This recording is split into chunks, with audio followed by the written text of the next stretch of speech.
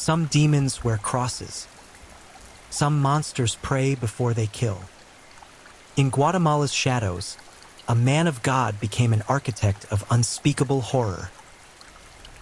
Welcome to True Crime Headquarters, where every story runs darker than the last, and the truth is always colder than fiction.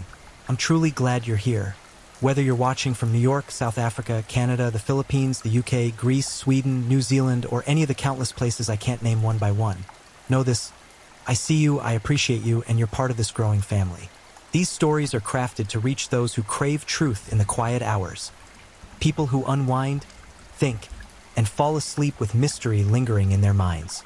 But when you only watch without subscribing, liking, or commenting, these stories don't travel far. They stay hidden when they should be heard. It costs nothing to hit subscribe, drop a like, or leave a thought below. But that small action keeps this channel alive and lets me keep sharing the dark, the true, and the untold. So, if these stories speak to you, please take a moment. It means everything, and it helps keep the truth alive. So, have you subscribed yet? I'm waiting. Done? Great. Thank you. I want you to know that every click and comment counts, and you are very important and highly welcomed heir. This is the story of Hugo Ernesto Osorio Chavez. We're about to descend into the twisted mind of a man who believed a saint of death gave him permission to kill. Marcelo Intello didn't just take lives. He offered them as sacrifices, convinced that with each murder, he was securing his own immortality. This is the story of a killer who prayed before he struck, who carved symbols into flesh, and who transformed the streets of Argentina into his own personal altar of blood. The San La Muerte killer didn't hunt randomly. He hunted with purpose, with ritual, with a terrifying conviction that every scream, every drop of blood, every final breath was a holy act. Tonight, we enter the darkness where faith becomes madness, and devotion becomes murder. I know you love falling asleep to these stories, and tonight you're in for something truly chilling. We'll be exploring 4 haunting true crime cases, each one darker than the last. So, get cozy, unwind, and let the day melt away. But before you drift off, please don't forget to like, subscribe, share, and comment, and tell us where you're watching from and what time it is where you are. Now, close your eyes, take a deep breath, and let's begin.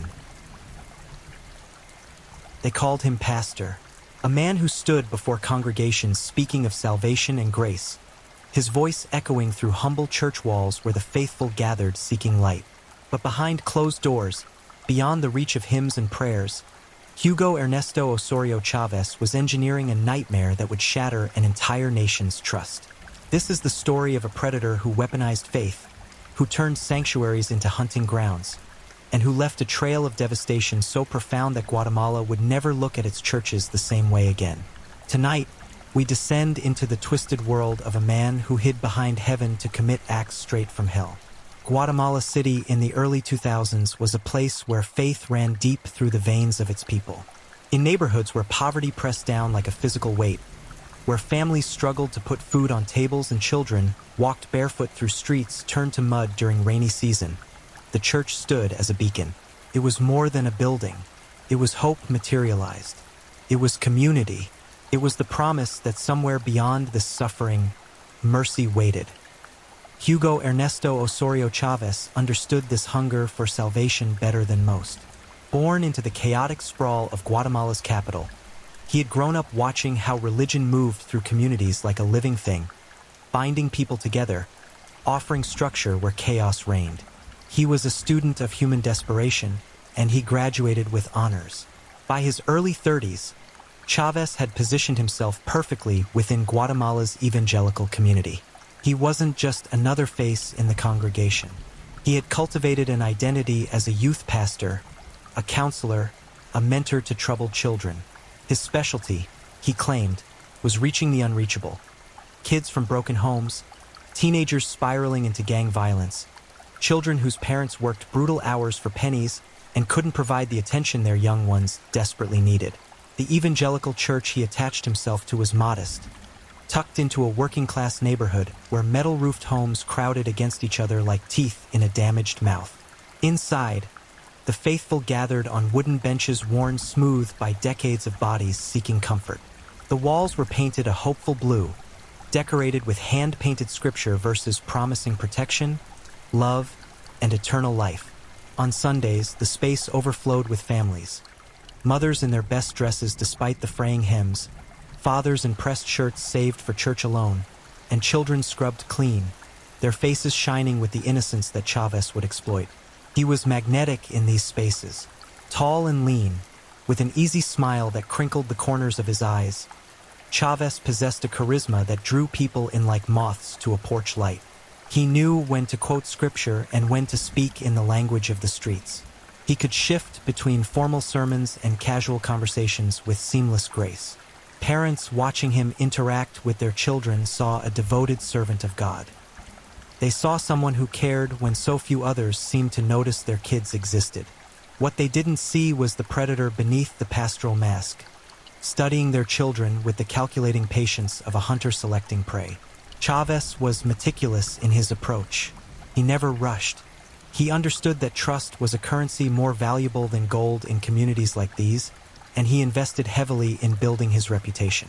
He volunteered for everything: youth camps, after-school programs, counseling sessions, home visits to struggling families.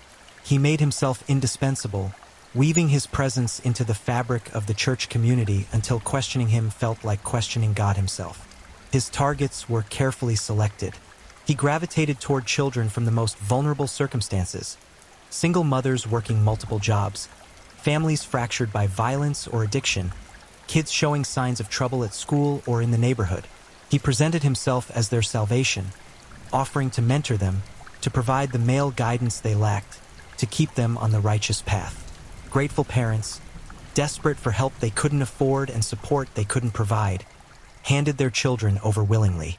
The grooming process was an art form Chavez had perfected. He started with attention, genuine seeming interest in a child's life, their problems, their dreams. He remembered details that even parents might forget, asked follow-up questions about school, friends, interests. He offered small gifts, nothing extravagant enough to raise suspicion, but meaningful enough to make a child feel special. A Bible with their name embossed on the cover, a football for a sports-loving boy, money for school supplies when families struggled. Then came the isolation, subtle at first, special one-on-one counseling sessions, invitations to help with church projects when other kids weren't available, rides home that took longer routes, conversations about secrets and trust, about how some things were too sacred to share with others, about the special bond between mentor and student that outsiders wouldn't understand. He preyed on children's natural desire for attention and belonging. In homes where parents worked dawn to dusk just to survive, where siblings competed for scraps of affection, Chavez offered undivided focus. He made his victims feel chosen, special, elevated above their peers. He used religious language to frame their relationship as divinely ordained, a connection blessed by God himself. The church became his perfect camouflage. Who would suspect a pastor? Who would question a man who spent his free time working with troubled youth, who volunteered at homeless shelters, who organized food drives for the poor? The collar he wore, metaphorically if not literally, was better than any disguise. It was armor against suspicion, a shield that deflected doubt before it could even form. But behind the righteous facade, Chavez was building a portfolio of victims. Children who initially basked in his attention found themselves trapped in situations that twisted from uncomfortable to nightmarish. The special counseling sessions became opportunities for abuse. The rides home turned into ordeals of manipulation and assault. The gifts came with prices that no child should ever have to pay. He wielded shame like a weapon. After assaulting his victims, he would frame their abuse in religious terms. They had sinned, they had tempted him, they were guilty before God. He convinced children that reporting him would mean admitting their own wickedness, that their families would be shamed, that the church community would turn against them. He was particularly effective with children from deeply religious families, where the idea of bringing scandal upon their household was unthinkable. Fear was his second weapon. He reminded victims that he was respected, trusted, beloved by the community. Who would believe a troubled kid over a pastor? He pointed to his position, his reputation, the trust parents had placed in him. He made children understand that speaking out would only hurt them, would mark them as liars and troublemakers, would destroy their families standing in the church and community. For years, this strategy worked perfectly. The children he abused carried their trauma in silence, their suffering invisible to the adults around them. Some tried to avoid him, making excuses not to attend his sessions, but parents, believing they were helping their children, would force the issue, unwittingly delivering their kids back into the predator's hands. Others changed in noticeable ways, becoming withdrawn or aggressive, but in communities dealing with poverty, violence, and instability, behavioral changes in children were often attributed to external factors rather than abuse within the church walls. Chavez's confidence grew with each successful manipulation.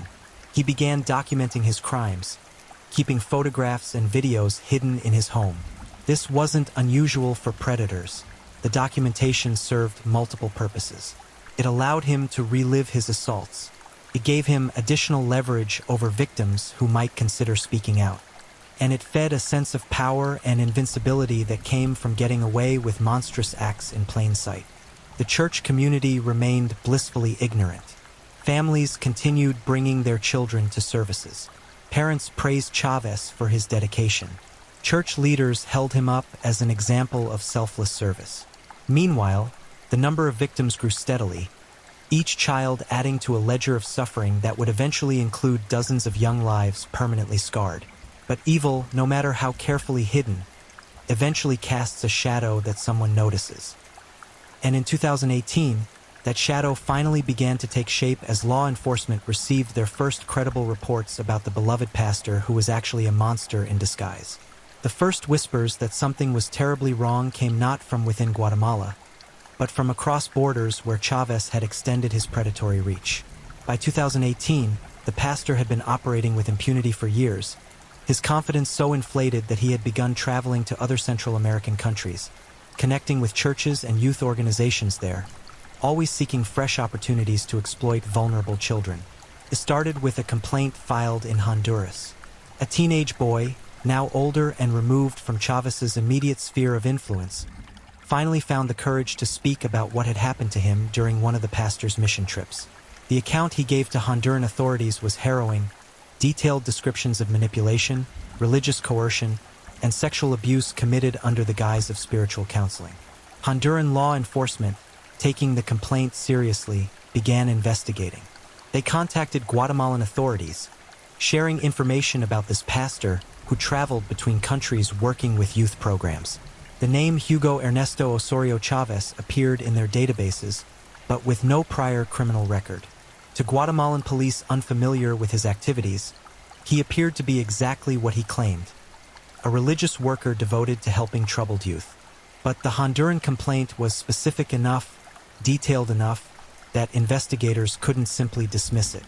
They began asking questions, making inquiries within the evangelical community. And once they started pulling at that thread, the entire tapestry of lies began to unravel. A second victim came forward, then a third. These were young people who had aged out of Chavez's immediate control, who had gained enough distance, physical or emotional, to begin processing what had happened to them. Some had left the church entirely, finding it impossible to maintain faith in an institution that had harbored their abuser. Others had moved away from Guatemala City, creating enough space to feel safe speaking out. The stories they told investigators were remarkably consistent, following patterns that sexual predators typically employ. Each victim described how Chavez had singled them out, made them feel special, gradually isolated them from peers and family, then exploited that isolation to commit abuse. Each described the religious manipulation, being told they were sinful, that they had tempted a man of God, that revealing what happened would bring shame and judgment upon them and their families. Guatemalan authorities, now taking the allegations seriously, began surveillance of Chavez. They watched his movements, documented his interactions, built a case methodically. What they discovered was chilling. Chavez continued operating openly, his schedule packed with youth activities, counseling sessions, and church events. He showed no signs of concern or caution. His brazenness spoke to years of successful deception, to a complete confidence that his position protected him from consequences. Investigators faced a delicate situation. Sexual abuse cases involving children are always complex, but when the accused is a religious figure, the complications multiply. The church community would likely rally around Chavez. Victims would face intense pressure to recant.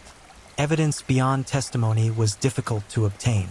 Moving too quickly could spook the suspect, leading him to destroy evidence or flee the country. Moving too slowly meant more children remained at risk. The decision was made to execute a search warrant on Chavez's home and obtain his electronic devices. In cases involving serial predators, computers and phones often contain evidence that proves invaluable. Communications with victims, searches that reveal intent, and frequently documentation of the crimes themselves. On a humid morning in late 2018, police descended on Chavez's modest home in a residential neighborhood. Neighbors emerged from their houses, confused and concerned, as officers entered the property. The pastor was home, and according to reports, his demeanor shifted dramatically when he realized this wasn't a friendly visit. The confidence drained from his face as officers informed him they had a warrant to search the premises and seize electronic devices. What they found inside exceeded their worst expectations. Chavez had been compulsively documenting his crimes. His computer contained hundreds of images and videos, a digital archive of abuse spanning years. The content was devastating, visual evidence of assaults against numerous children, many of whom appeared to be between the ages of 8 and 15. The material was organized into folders, categorized with a meticulous attention to detail that spoke to a predator who viewed his victims as collections rather than human beings. But the digital evidence was only part of the horror. Investigators also discovered detailed journals in which Chavez had written about his victims, describing his methods of manipulation, recounting specific incidents, even reflecting on which tactics worked best with different types of children. These writings provided a window into the mind of a calculating predator who viewed children as objects to be exploited, who felt no remorse for the suffering he caused, who took intellectual pride in his ability to deceive entire communities. The evidence was overwhelming and undeniable. Hugo Ernesto Osorio Chavez was arrested on the spot, charged with multiple counts of sexual abuse, exploitation of minors, and production of child sexual abuse material. The investigation into the full scope of his crimes was just beginning. News of the arrest spread through Guatemala City like wildfire. Within hours, the story dominated local media. A respected pastor, a man trusted with the spiritual and emotional well-being of children, had been arrested for unthinkable crimes. The evangelical community reeled in shock. Initial reactions split predictably. Some church members refused to believe the allegations, convinced this was a mistake or a conspiracy against a righteous man. They organized prayer vigils for Chavez, created social media campaigns proclaiming his innocence, and accused authorities of religious persecution. These defenders pointed to his years of service, his reputation, the good work he had done. How could someone who had helped so many children be guilty of harming them? But others, particularly those who had noticed troubling signs they had previously dismissed or rationalized, began speaking up. Youth program volunteers recalled moments that hadn't felt quite right. Chavez's insistence on being alone with certain children, his anger when parents tried to sit in on counseling sessions, his defensive reactions when anyone questioned his methods.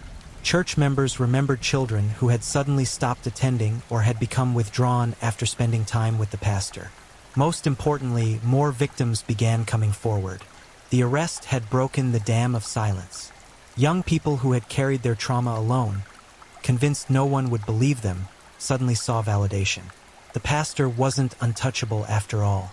The system was taking the allegations seriously. Speaking up became safer, or at least possible.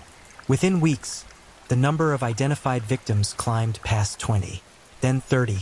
The investigation expanded beyond Guatemala City as authorities discovered Chavez had worked with churches and youth organizations throughout the country.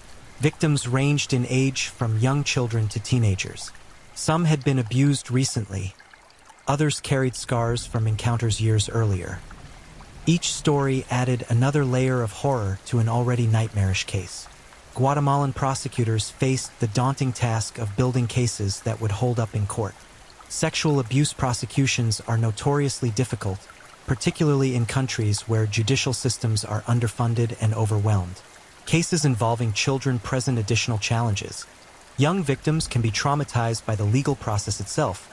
Their testimony can be picked apart by aggressive defense attorneys, and proving abuse beyond reasonable doubt requires navigating complex evidentiary standards. But this case was different. The digital evidence was damning and incontrovertible. Chavez had essentially documented his own crimes in meticulous detail. The sheer volume of victims telling consistent stories made the defense's job nearly impossible. And public outrage ensured that prosecutors couldn't let this case quietly disappear into the bureaucratic machinery. The church where Chavez had operated issued a statement expressing shock and promising cooperation with authorities. But behind the scenes, the institution struggled with catastrophic reputation damage.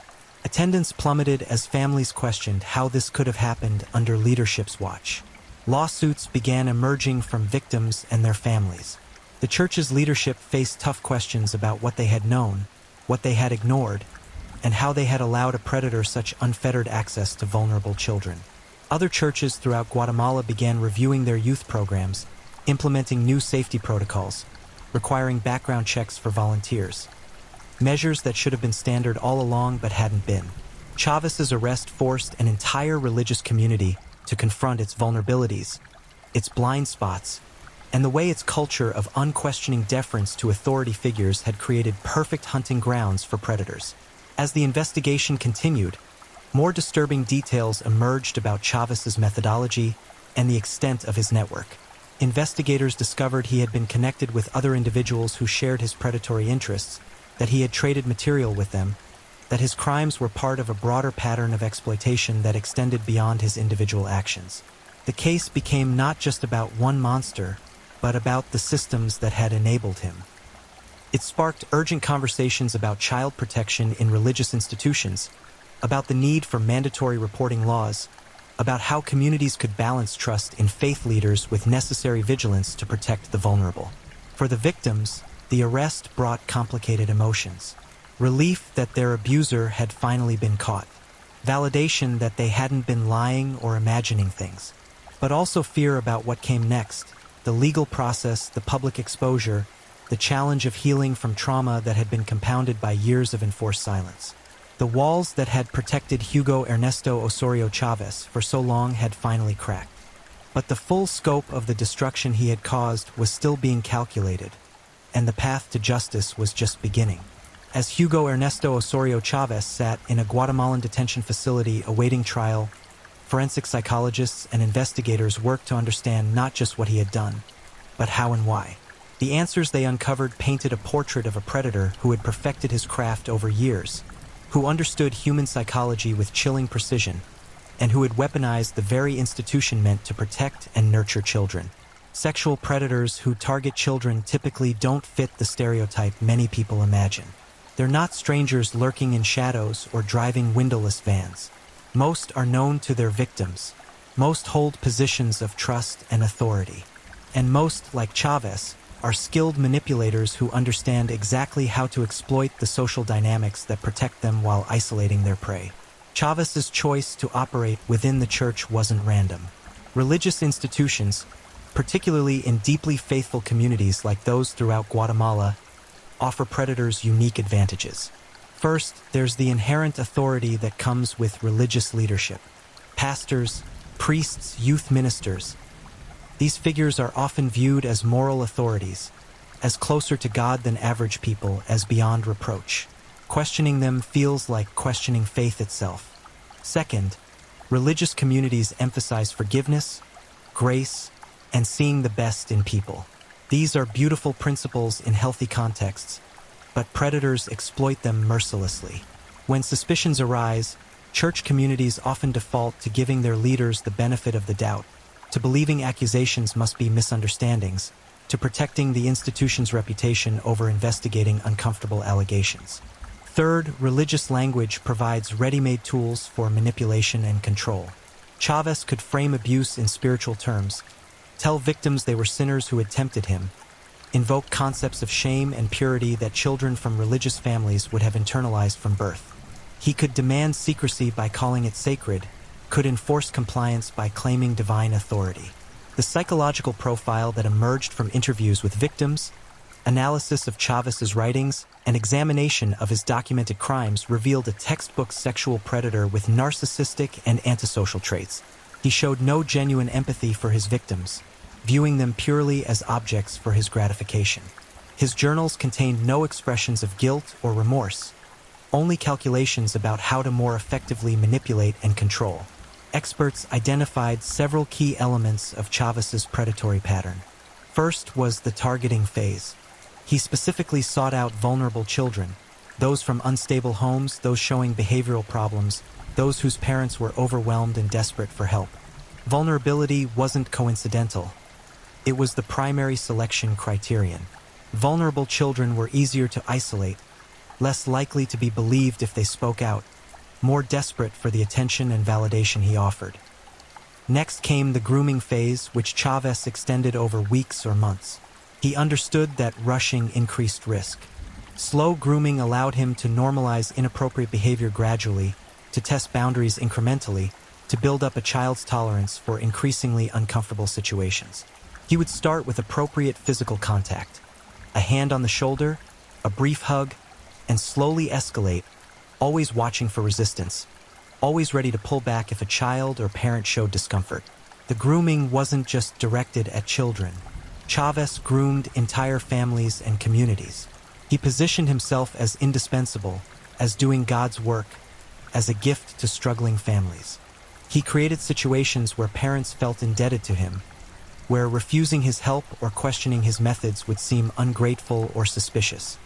He made himself so embedded in the community fabric that removing him would feel like tearing the whole thing apart. Sexual abuse, when it occurred, was carefully staged. Chavez created circumstances where he had privacy with victims and plausible explanations for being alone with them. Late-night counseling sessions, rides home when parents were working, help with church projects that required staying after everyone else left. Each scenario had a legitimate seeming justification that masked its true purpose. After committing abuse, Chavez employed sophisticated psychological tactics to ensure silence. He used shame, telling victims they were guilty of sin, that they had caused his actions, that revealing what happened would expose their wickedness to their families and God. He used fear, reminding them of his position and power, asking who would believe a troubled kid over a respected pastor. He used spiritual manipulation, framing the abuse as a test from God or claiming their suffering served a divine purpose. Perhaps most insidiously, he sometimes used positive reinforcement. After assaulting a victim, he might give them a gift, praise them, tell them they were special. This created cognitive dissonance that made it even harder for children to understand and articulate what was happening to them. If he was hurting them, why was he also being kind? If what happened was so bad, why did he still seem to care about them? These contradictions paralyzed many victims into confused silence. The compulsive documentation of his crimes served multiple purposes in Chavez's psychology.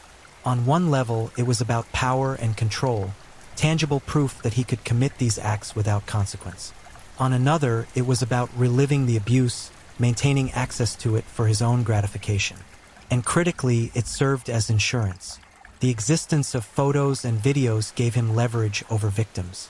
He could threaten to distribute the material, to show it to their families, to expose them to their communities. Forensic analysis of the seized material revealed Chavez had abused far more children than investigators initially knew. Some victims in the images and videos were never identified, either because they had moved away, because they were victimized during Chavez's travels to other regions, or because they never came forward despite his arrest. The journals provided even more disturbing insights. Chavez wrote about his victims with clinical detachment, describing their reactions to abuse as if recording scientific observations. He noted which manipulation tactics worked best on different personality types. He reflected on mistakes he'd made with victims who became suspicious or resistant, analyzing how to improve his approach next time. Reading these entries, investigators understood they were dealing with someone who had turned child abuse into a refined methodology, who had studied and perfected his predatory craft with the same dedication others might bring to any professional skill. Psychologists working on the case noted that Chavez displayed characteristics common among serial sexual predators. He showed evidence of cognitive distortions, thinking patterns that allowed him to justify his actions to himself. In his journals, he sometimes framed his abuse as educational, as preparing children for adult realities, as expressions of love they were too young to understand. These rationalizations weren't genuine beliefs so much as mental tools that allowed him to continue offending without experiencing inhibiting guilt. He also demonstrated high levels of entitlement. His writings suggested he believed his religious work earned him certain privileges, that his service to the community entitled him to take what he wanted. This sense of being owed something, of deserving special treatment, is common among predators in positions of authority who convince themselves their status places them above normal rules. Chavez's ability to compartmentalize was remarkable. He could deliver passionate sermons about God's love and protection of the innocent, then abuse a child hours later without apparent internal conflict. He maintained different personas, the caring pastor, the devoted youth worker, the friendly community member, and kept them separate from his identity as a predator. This compartmentalization allowed him to pass through his daily life without triggering suspicion, to genuinely seem like a good person to those who didn't see behind the mask. The investigation also revealed that Chavez had been escalating. Earlier documented crimes showed some restraint, some caution. Later material demonstrated increasing boldness, greater risk-taking, more extensive abuse. This pattern of escalation is typical among serial predators who go undetected. Each successful crime that goes unpunished increases confidence, decreases inhibition, and drives the predator to seek more intense experiences. Had he not been caught when he was, experts believed his crimes would have continued escalating in frequency and severity. Understanding Chavez's methodology wasn't just about prosecuting this one case. It provided crucial insights that could help protect other children from similar predators. His tactics, the systematic grooming, the exploitation of religious authority, the psychological manipulation were not unique to him. They represented patterns that predators in religious contexts commonly employ. Child protection advocates used the case to push for structural changes in how religious institutions operated. They called for mandatory background checks for anyone working with minors, for policies requiring multiple adults to be present during youth activities, for training programs that taught parents and children to recognize grooming behaviors, for reporting structures that didn't run through church leadership who might prioritize institutional reputation over child safety. For the victims, understanding that what happened to them followed calculated patterns helped some process their trauma. It wasn't their fault. They hadn't done anything to cause the abuse. They had been targeted by someone who had refined his predatory skills over years, who had exploited their natural trust and vulnerability with intentional precision. Nothing about what happened to them was accidental or deserved, but understanding didn't erase the damage. Each victim carried scars that would take years, perhaps lifetimes, to heal. Some struggled with depression and anxiety. Others developed trust issues that affected every relationship in their lives. Many grappled with their faith, unable to reconcile the God they'd been taught about with the fact that his supposed servant had done such evil things while claiming divine authority. The full anatomy of this predator revealed not just an individual monster, but a systematic exploitation of institutional vulnerabilities, cultural blind spots, and the very human tendency to trust those in positions of authority. Hugo Ernesto Osorio Chavez had built his house of horrors on foundations that existed throughout religious communities worldwide. Dismantling those foundations would require more than prosecuting one man. It would demand fundamental changes in how institutions protected children and how communities responded when the unthinkable happened within their midst. The trial of Hugo Ernesto Osorio Chavez began in 2019, and from the moment proceedings opened, it captured national attention throughout Guatemala and beyond. The courtroom was packed daily with journalists, victims' families, church members struggling to reconcile their faith with their pastor's crimes, and activists demanding justice for the children whose lives had been shattered. Chavez, brought into court in shackles, bore little resemblance to the charismatic pastor who had once commanded attention from pulpits. Prison had hollowed him out. His face showed the wear of months in custody, and his demeanor oscillated between defiant and withdrawn. He had retained lawyers who understood they faced an almost impossible task. The evidence against their client wasn't circumstantial or ambiguous. It was overwhelming, explicit, and devastating. The prosecution's case was methodical and brutal in its thoroughness. They began by presenting the digital evidence, walking the court through the seized computers and devices that contained hundreds of images and videos documenting abuse. Expert witnesses testified about the content, about what the material showed, about the ages of the children depicted. The courtroom sat in horrified silence as the scope of Chavez's documented crimes became clear. Then came the journals. Prosecutors read passages aloud, letting Chavez's own words paint the picture of a calculating predator. The entries removed any possibility of claiming the abuse had been impulsive, that he hadn't understood what he was doing, that he felt remorse. His writings demonstrated premeditation, awareness, and a chilling lack of empathy. When one particularly detailed entry was read describing how he had manipulated a specific victim, several people in the courtroom wept openly. The testimony from victims formed the emotional core of the prosecution's case. Over the course of weeks, young people took the stand to describe what Chavez had done to them. These testimonies were harrowing. Each victim recounted their story, how they had met the pastor, how he had groomed them, how the abuse had progressed, how they had been manipulated into silence. The defense attempted to discredit victim testimony, suggesting false memories, coaching by investigators, or motivations like attention-seeking or financial compensation from potential lawsuits.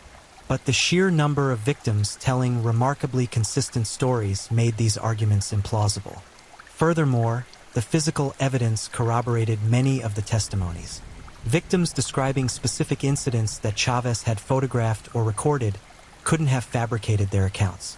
One particularly powerful moment came when a young man, now in his early 20s, testified about years of abuse that had begun when he was 11. He described how Chavez had identified him as troubled. His father had abandoned the family. His mother worked cleaning houses 16 hours a day. He was failing school and getting into fights. The pastor had offered to mentor him, had given him attention he desperately craved, had made him feel valued for the first time in his life. Then came the abuse, framed initially as lessons about becoming a man, later simply taken by force. The witness described years of suffering in silence, convinced no one would believe him over the beloved pastor. He spoke about attempting suicide at 15, about dropping out of school, about turning to drugs to numb memories he couldn't escape. When prosecutors asked how the abuse had affected his life, he simply said, "He killed who I could have been." The courtroom sat in absolute silence as this young man finished his testimony. Even Chavez's defense attorneys seemed shaken. The defendant himself stared at the table, refusing to look at the witness whose childhood he had destroyed. The defense's strategy essentially collapsed to arguing for leniency based on Chavez's otherwise clean record and his years of community service. They painted him as someone who had suffered a moral breakdown, who needed treatment rather than harsh punishment, who could still contribute to society if given rehabilitation. These arguments fell flat against the mountain of evidence showing calculated, sustained, unrepentant predatory behavior spanning years. Expert witnesses for the prosecution testified about the long-term effects of childhood sexual abuse, particularly when perpetrated by authority figures. Clinical psychologists described how such trauma could affect victims throughout their lives, disrupting their ability to form healthy relationships, increasing risks for depression and anxiety disorders, potentially leading to substance abuse as victims attempted to self-medicate their pain. They emphasized that Chavez hadn't just committed physical crimes. He had inflicted psychological wounds that would never fully heal. Throughout the trial, church members who had supported Chavez initially found their certainty wavering. Confronted with undeniable evidence, watching victims testify with obvious trauma, hearing Chavez's own words read in court, many who had defended him felt their convictions crumble. The cognitive dissonance became unsustainable. This was the man they had trusted with their children. How had they missed the signs? How had they allowed this to happen? Some former supporters approached victims or their families, offering tearful apologies. They had dismissed concerns, had chalked up behavioral changes to other factors, had prioritized protecting the church's reputation over investigating troubling allegations. Their remorse, while genuine, couldn't undo the damage their blind trust had enabled. After weeks of testimony and arguments, the case went to the judges. Guatemala's legal system didn't use juries for criminal trials. Instead, a panel of judges heard evidence and rendered verdicts. The wait for their decision was agonizing for everyone involved. When the verdict came, it was swift and unambiguous. Hugo Ernesto Osorio Chavez was found guilty on multiple counts of sexual abuse of minors, production of child sexual abuse material, and related charges. The judge's written decision was scathing, describing his crimes as particularly egregious due to his position of trust and his systematic exploitation of vulnerable children. Sentencing came shortly after. The judges handed down a sentence of over 100 years in prison. Guatemala's legal system allowed for consecutive sentences that could exceed a natural lifespan. The message was clear: Chavez would die behind bars. He would never again have the opportunity to harm a child. The courtroom erupted in mixed reactions: relief, vindication, tears of both grief and gratitude. But the trial's conclusion didn't mean the end of suffering for his victims. Many faced long roads to recovery. Some participated in trauma therapy, working through layers of psychological damage. Others struggled to engage with treatment, finding it too painful to confront what had happened to them. The abuse had occurred during critical developmental periods, shaping their understanding of trust, authority, relationships, and their own worth. Victims reported battling nightmares, flashbacks, and intrusive thoughts. Many developed hypervigilance around religious settings or authority figures.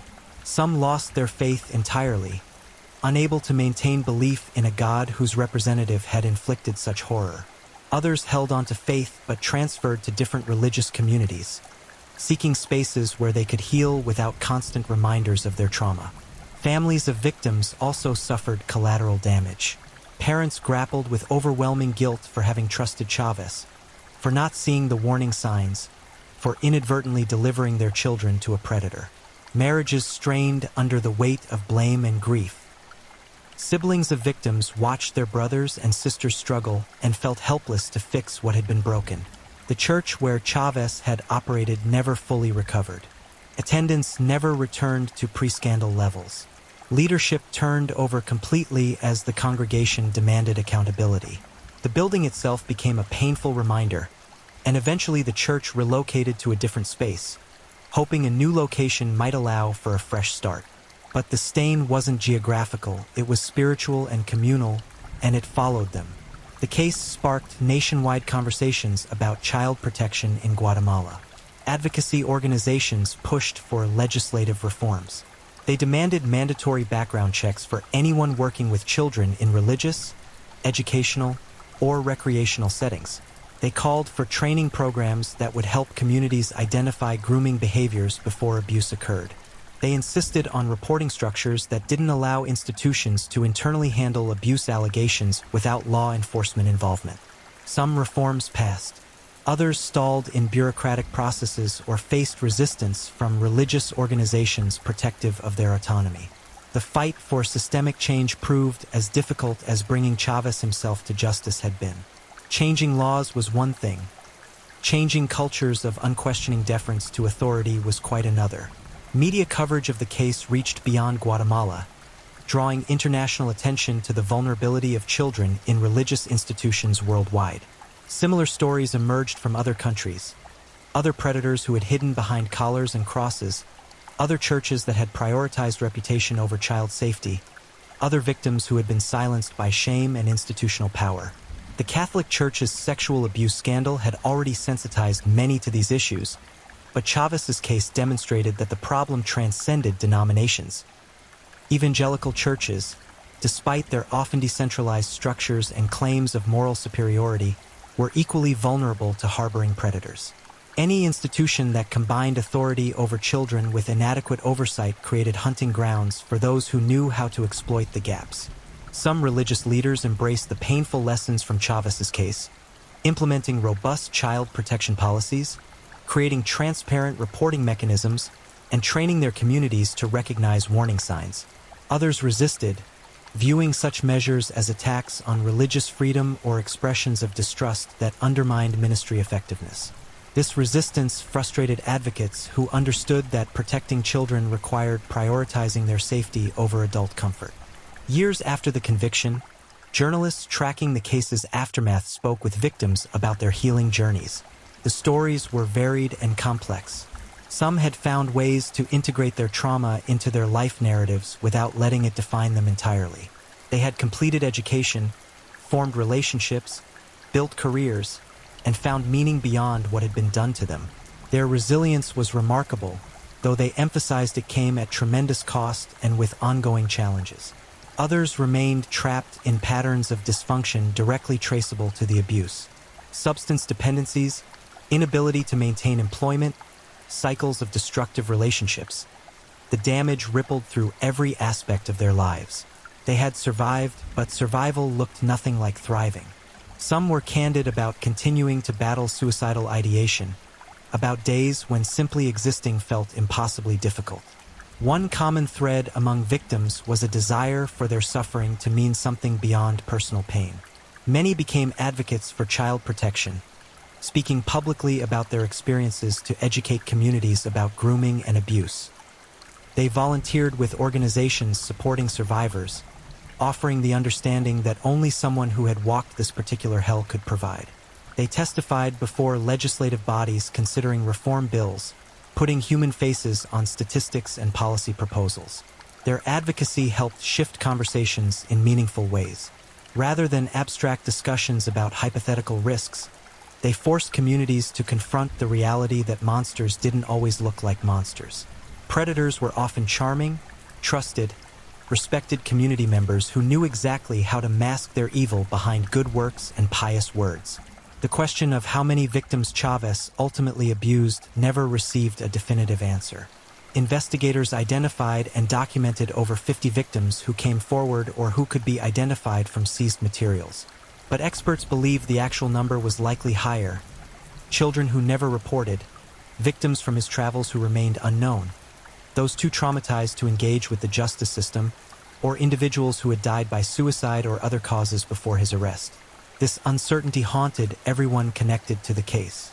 Somewhere out there were people carrying trauma inflicted by Hugo Ernesto Osorio Chavez, people who might not even know he had been caught and convicted, people who perhaps still blamed themselves for what had happened to them. The scope of his destruction extended beyond what could ever be fully measured. Inside prison, Chavez became just another inmate in Guatemala's overcrowded correctional system. Reports filtered out occasionally about his circumstances. He was housed in a facility where child abusers occupied a precarious position in the prison hierarchy, despised by other inmates at constant risk of violence. Whether this represented justice or simply more brutality in a brutal system remained a matter of perspective. Some victims expressed satisfaction knowing Chavez was suffering. They wanted him to experience fear, powerlessness, and violation, to feel even a fraction of what he had inflicted on them. Others felt nothing, having expended their emotional energy on healing rather than on their abuser's fate. Still others opposed prison violence on principle, believing that even monsters deserved to be held accountable through legitimate systems rather than through inmate justice. Chavez himself reportedly maintained a shell of denial and minimization. According to occasional reports from corrections officials and his attorneys, he framed himself as a victim of misunderstanding, claimed his actions had been misinterpreted, suggested that cultural differences or translation issues had distorted innocent interactions. This continued denial was consistent with his psychological profile. Predators rarely accept full responsibility for their actions, instead constructing elaborate rationalizations that protect their self-image. The evangelical community in Guatemala continued grappling with Chavez's legacy years after his conviction. Churches struggled with how to address the scandal in their teaching and practice. Should they discuss it explicitly, using it as a case study in the importance of vigilance and accountability? Or would doing so traumatize congregants and unfairly taint all religious leaders with one man's crimes? Some churches chose transparency, incorporating child safety training into their regular programming, openly discussing how predators operated and what red flags communities should watch for. They created cultures where questioning authority was acceptable, where children were taught that no adult, regardless of position, had the right to touch them inappropriately or demand secrecy about interactions. Other churches opted for silence, treating the Chavez case as an aberration best forgotten, a dark chapter to turn past rather than study. This approach frustrated advocates who understood that denial and avoidance were precisely what allowed predators to flourish. Evil thrived in silence, in the discomfort that made people look away rather than confront ugly truths. Mental health professionals working with Chavez's victims emphasized that healing wasn't linear. Survivors might feel they had processed their trauma, then encounter a trigger, a smell, a sound, a news story about similar abuse, that sent them spiraling back into acute distress. Anniversaries of abuse could be particularly difficult. So could developmental milestones, when victims had children of their own and suddenly understood viscerally how young and vulnerable they had been when Chavez had violated them. The intergenerational effects of childhood sexual abuse also became apparent. Some victims struggled with parenting, finding themselves either overprotective to the point of dysfunction or emotionally distant, unable to provide the nurturing they had never received. Others became exceptional parents precisely because of their trauma, fiercely determined to give their children the protection and support they had lacked. But even these resilient parents bore invisible scars that shaped their families in subtle, lasting ways. Guatemala's inadequate mental health infrastructure made recovery particularly challenging. Trauma therapy wasn't widely available or affordable. Many victims lived in communities where mental health care carried stigma, where admitting to psychological struggles could mark someone as weak or faithless. Some turned to traditional healers or relied on family support networks rather than professional treatment, approaches that sometimes helped but couldn't replace specialized trauma intervention. International organizations working in Guatemala on child protection issues used the Chavez case as a catalyst for program development. They created curricula teaching children about bodily autonomy, appropriate versus inappropriate touch, and the right to say no to adults. They trained teachers, social workers, and community leaders to recognize signs of abuse and respond appropriately. They established hotlines where people could report suspected abuse anonymously. These initiatives faced resistance from conservative sectors of society who viewed comprehensive child protection education as inappropriate, who feared that teaching children about sexual abuse would rob them of innocence, who believed such matters should remain private family business. Advocates countered that silence and ignorance were weapons predators wielded against children, that knowledge was protective, that the innocence worth preserving wasn't ignorance but rather childhood itself, which required active protection. The economic dimensions of Chavez's crimes also emerged in aftermath analyses. Victims who developed mental health disorders, substance dependencies, or chronic physical health problems, trauma often manifests somatically, faced reduced economic prospects. Time lost to therapy appointments, hospitalizations, or simply being too traumatized to function represented measurable economic damage beyond the incalculable psychological harm. Some victims pursued civil suits against the church, arguing that institutional negligence had enabled the abuse. These cases proved difficult to win, establishing that the church knew or should have known about Chavez's behavior required evidence that was often circumstantial. But the suits forced uncomfortable questions about institutional responsibility, about whether ignorance constituted culpable negligence when basic safety protocols could have prevented years of abuse.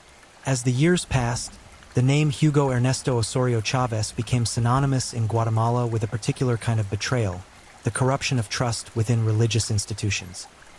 Parents used his case as a cautionary tale, teaching children that not all adults in authority were safe, that instincts about uncomfortable situations should be honored regardless of an adult's position. For those who had known Chavez before his arrest, the cognitive dissonance never entirely resolved. How could someone who had seemed so genuinely devoted to helping children have been capable of such monstrous cruelty? The contradiction haunted them, forcing uncomfortable questions about human nature, about the masks people wore, about whether evil was always recognizable or whether it could smile and shake hands and quote scripture while planning devastation. The case also sparked academic interest. Criminologists, Psychologists and religious studies scholars examined it as a case study in institutional failure, predatory methodology, and community response to revelations of abuse by trusted figures. Papers and presentations dissected various aspects: the grooming process, the role of religious authority in enabling abuse, the long-term effects on victims, the challenges of prosecution, the community healing process. This academic attention served practical purposes. Each analysis contributed to understanding how to better protect children, how to structure institutions more safely, how to support survivors more effectively. The suffering Chavez had inflicted couldn't be undone, but it could inform efforts to prevent similar suffering elsewhere. Ultimately, the story of Hugo Ernesto Osorio Chavez was not just about one predator's crimes. It was about the systems and cultures that enabled those crimes, about the courage of survivors who broke silence despite tremendous personal cost, about communities forced to confront comfortable illusions about safety and trust, and about the ongoing challenge of protecting the most vulnerable among us from those who would exploit positions of authority to cause harm. His conviction represented justice, but justice was only one element of a much larger picture. The real measure of society's response wasn't just that Chavez had been caught and imprisoned, but whether the lessons from his case translated into meaningful changes that protected children going forward. Years after the trial, on quiet nights in neighborhoods throughout Guatemala City, some of Chavez's victims still startled awake from nightmares. Some still avoided churches, unable to separate faith from the trauma inflicted in faith's name. Some still carried shame they intellectually knew was undeserved but couldn't fully shake emotionally. But they also carried something else: survival. Against tremendous odds, having been betrayed by systems meant to protect them, they had endured. They had spoken truth when silence would have been easier. They had pursued justice when giving up would have been understandable. They had begun the slow, painful, ongoing work of healing. Their strength didn't erase what had been done to them. Nothing could. But it stood as testament that even when monsters wear masks of righteousness, even when institutions fail their most vulnerable members, even when evil operates with impunity for years, it can still be defeated. Not easily, not without tremendous cost, but it can be defeated. And in that hard-won victory, in those lives continuing despite everything, there existed a kind of hope. Battered, scarred, and hard-earned, but hope nonetheless. The monster who had hunted in the shadows of Guatemala's churches would die in a prison cell, his name forever synonymous with the worst kind of betrayal.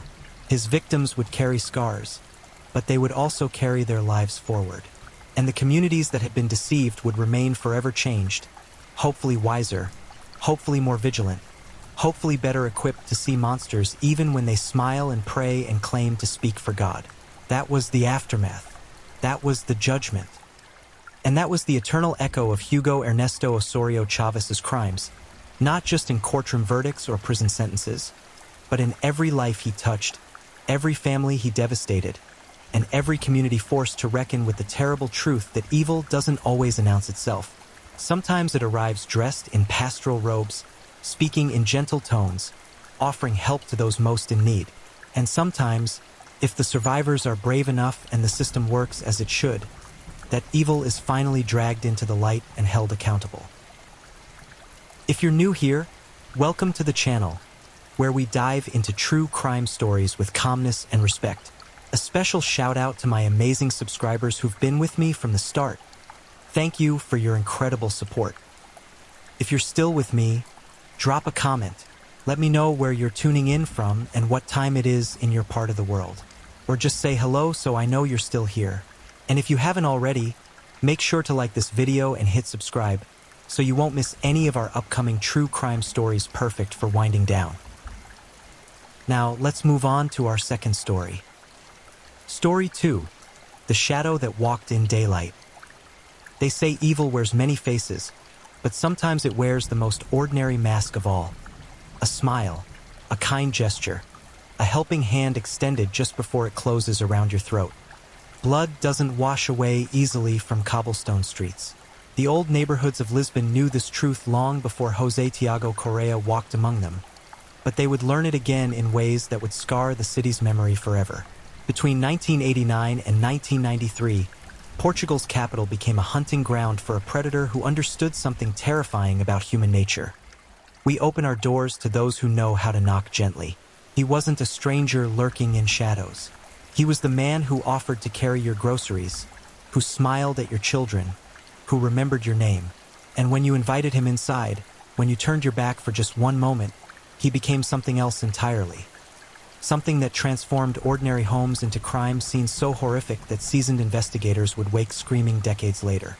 This is the story of the man they called the Lisbon Ripper, a serial killer whose brutality carved itself into Portugal's consciousness and refused to let go.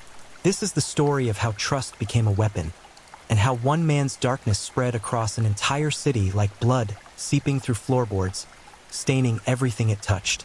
Lisbon in the late 1980s carried the weight of transition. Portugal had emerged from decades of dictatorship. Democracy still felt new and fragile, and the city's ancient streets hummed with the nervous energy of change.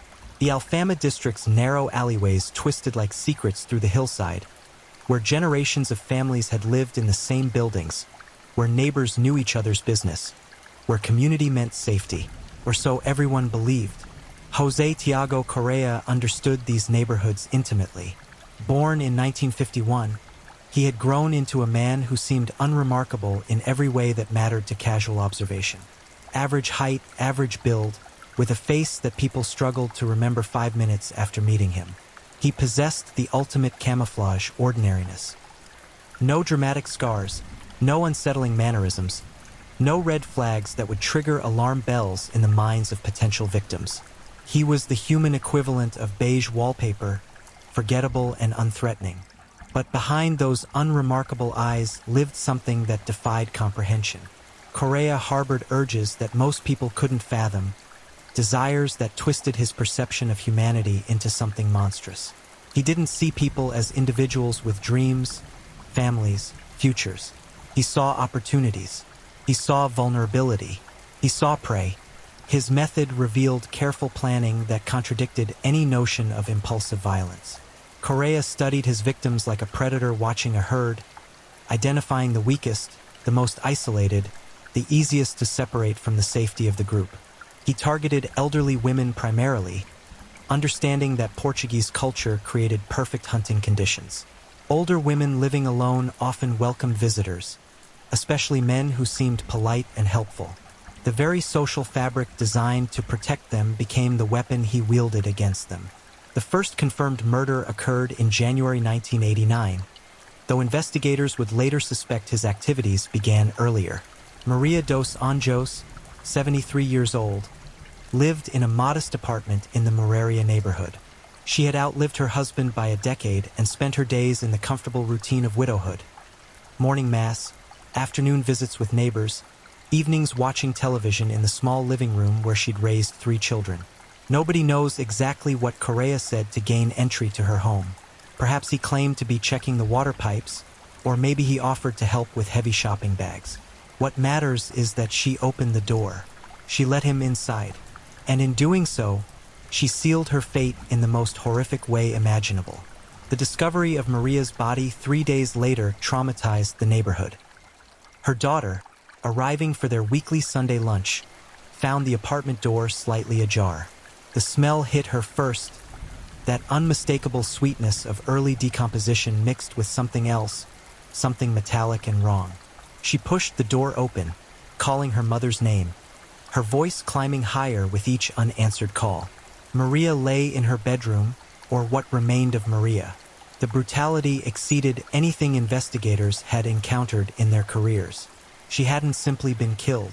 She had been destroyed with a level of violence that spoke to rage beyond rational understanding. Multiple stab wounds covered her torso, concentrated around the chest and abdomen with such ferocity that the blade had chipped bone in several places. Her throat had been slashed so deeply that the head was nearly severed from the body. But the wounds inflicted before death told only part of the story. Correa had continued his assault after Maria's heart stopped beating. He mutilated her corpse with deliberate precision, removing organs, arranging them around the body in patterns that suggested ritualistic significance. The amount of blood defied belief. Splattered across walls, soaked into carpets, pooled in dark lakes on the floor. Crime scene technicians would later estimate that processing the scene required removing nearly 600 pounds of contaminated materials.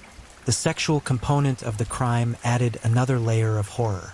Maria had been violated both before and after death, her body positioned in degrading poses that demonstrated Correa's complete dehumanization of his victim. He saw her not as a person but as an object to be used, destroyed, and discarded. The psychological profile that would later emerge suggested that Correa derived pleasure not just from the act of killing but from the total domination and desecration of his victims. For the Lisbon police, Maria's murder represented a turning point. Portugal had relatively low rates of violent crime, and serial killers remained theoretical concepts from American criminology textbooks rather than immediate threats. The investigators who responded to the scene found themselves unprepared for the sheer brutality they encountered. Several officers required counseling after processing the crime scene. One detective, a 20-year veteran who had seen his share of death, vomited in the hallway and later requested a transfer to a different department. The investigation proceeded with all the urgency appropriate to such a heinous crime, but leads remained frustratingly scarce. Neighbors reported seeing various people coming and going from the building, but nobody remembered anyone suspicious. Correa's gift for appearing harmless served him perfectly. He existed in that psychological blind spot that allowed him to move through society unnoticed, unremembered, unremarkable. While police worked the case, Correa returned to his normal life. He maintained employment at various odd jobs, nothing permanent or particularly notable. He interacted with people daily, sharing cigarettes, making small talk, laughing at jokes. None of his acquaintances suspected that the man who borrowed their lighter might have murdered someone days earlier. The compartmentalization required for such a double life suggested sophisticated psychological mechanisms that allowed him to function in society while harboring monstrous urges. But the urges grew stronger. The satisfaction from Maria's murder faded like a drug wearing off, leaving him craving another fix. The violence had awakened something in Correa that demanded feeding. 3 months after Maria's death, he struck again.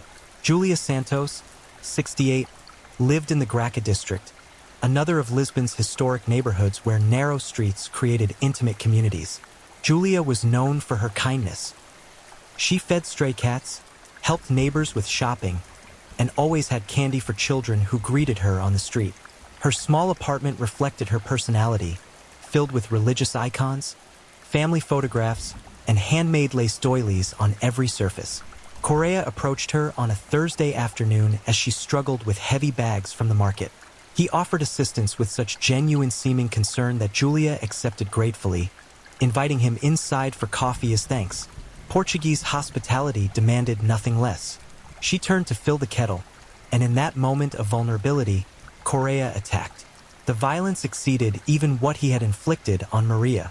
Julia's murder scene demonstrated escalation, a worsening of his brutality that suggested increasing confidence and decreasing control. He stabbed her 47 times, each wound delivered with such force that the blade penetrated completely through her body in several instances. He carved into her flesh while she still lived, deriving pleasure from her suffering, feeding on her fear. The positioning of Julia's body indicated that Correa had taken his time. He hadn't rushed away immediately after the murder. Instead, he stayed with the corpse for hours, continuing his mutilation, experimenting with different forms of desecration. He arranged her body parts in specific configurations, posed her remains in deliberately shocking positions, and left evidence suggesting he had consumed food from her kitchen while sitting near her mutilated corpse. This detail, the casual consumption of food in the presence of death, revealed something profoundly disturbing about Correa's psychology. Most killers, even violent ones, experience some level of stress or emotional aftermath from their crimes. The body's natural fight or flight response should make activities like eating impossible in such circumstances. But Correa felt comfortable enough to raid Julia's refrigerator, to sit at her kitchen table, to help himself to her food while her blood dried on the floor a few feet away. He existed beyond normal human emotional responses. Julia's body was discovered by her son 2 days later. The discovery traumatized him so severely that he required hospitalization for psychological trauma. The image of his mother's mutilated remains, arranged in such deliberately degrading positions, destroyed something fundamental in his psyche. He would never fully recover, spending the rest of his life haunted by those final moments when he saw what had been done to the woman who raised him. The connection between Maria's murder and Julia's couldn't be ignored. The methods showed too many similarities: the extreme violence, the post-mortem mutilation, the sexual component, the evidence of extended time spent with the corpse. Lisbon police realized they faced something unprecedented in Portuguese criminal history: an active serial killer operating in their city. The media seized on the story with predictable intensity. Headlines screamed warnings about a madman stalking Lisbon streets. Newspapers published frightening details that kept readers simultaneously horrified and fascinated. The case became the subject of endless speculation. Who was this monster? How many victims might there be? When would he strike again? Fear settled over Lisbon's elderly population like fog. Women who had lived independently for decades suddenly felt vulnerable in their own homes. Hardware stores reported unprecedented demand for additional locks and security systems. Community groups organized neighborhood watch programs. The social fabric that had allowed people to live with open doors and casual trust began to fray under the weight of fear. And Correa continued hunting. The attention thrilled him rather than frightening him away. He enjoyed the fear he created, the power he wielded over an entire city. Every news report about the murders fed his ego, confirming his significance, validating the terrible importance of his actions. He wasn't just killing individuals anymore. He was terrorizing a population. The scope of his impact excited him in ways that simple murder couldn't match.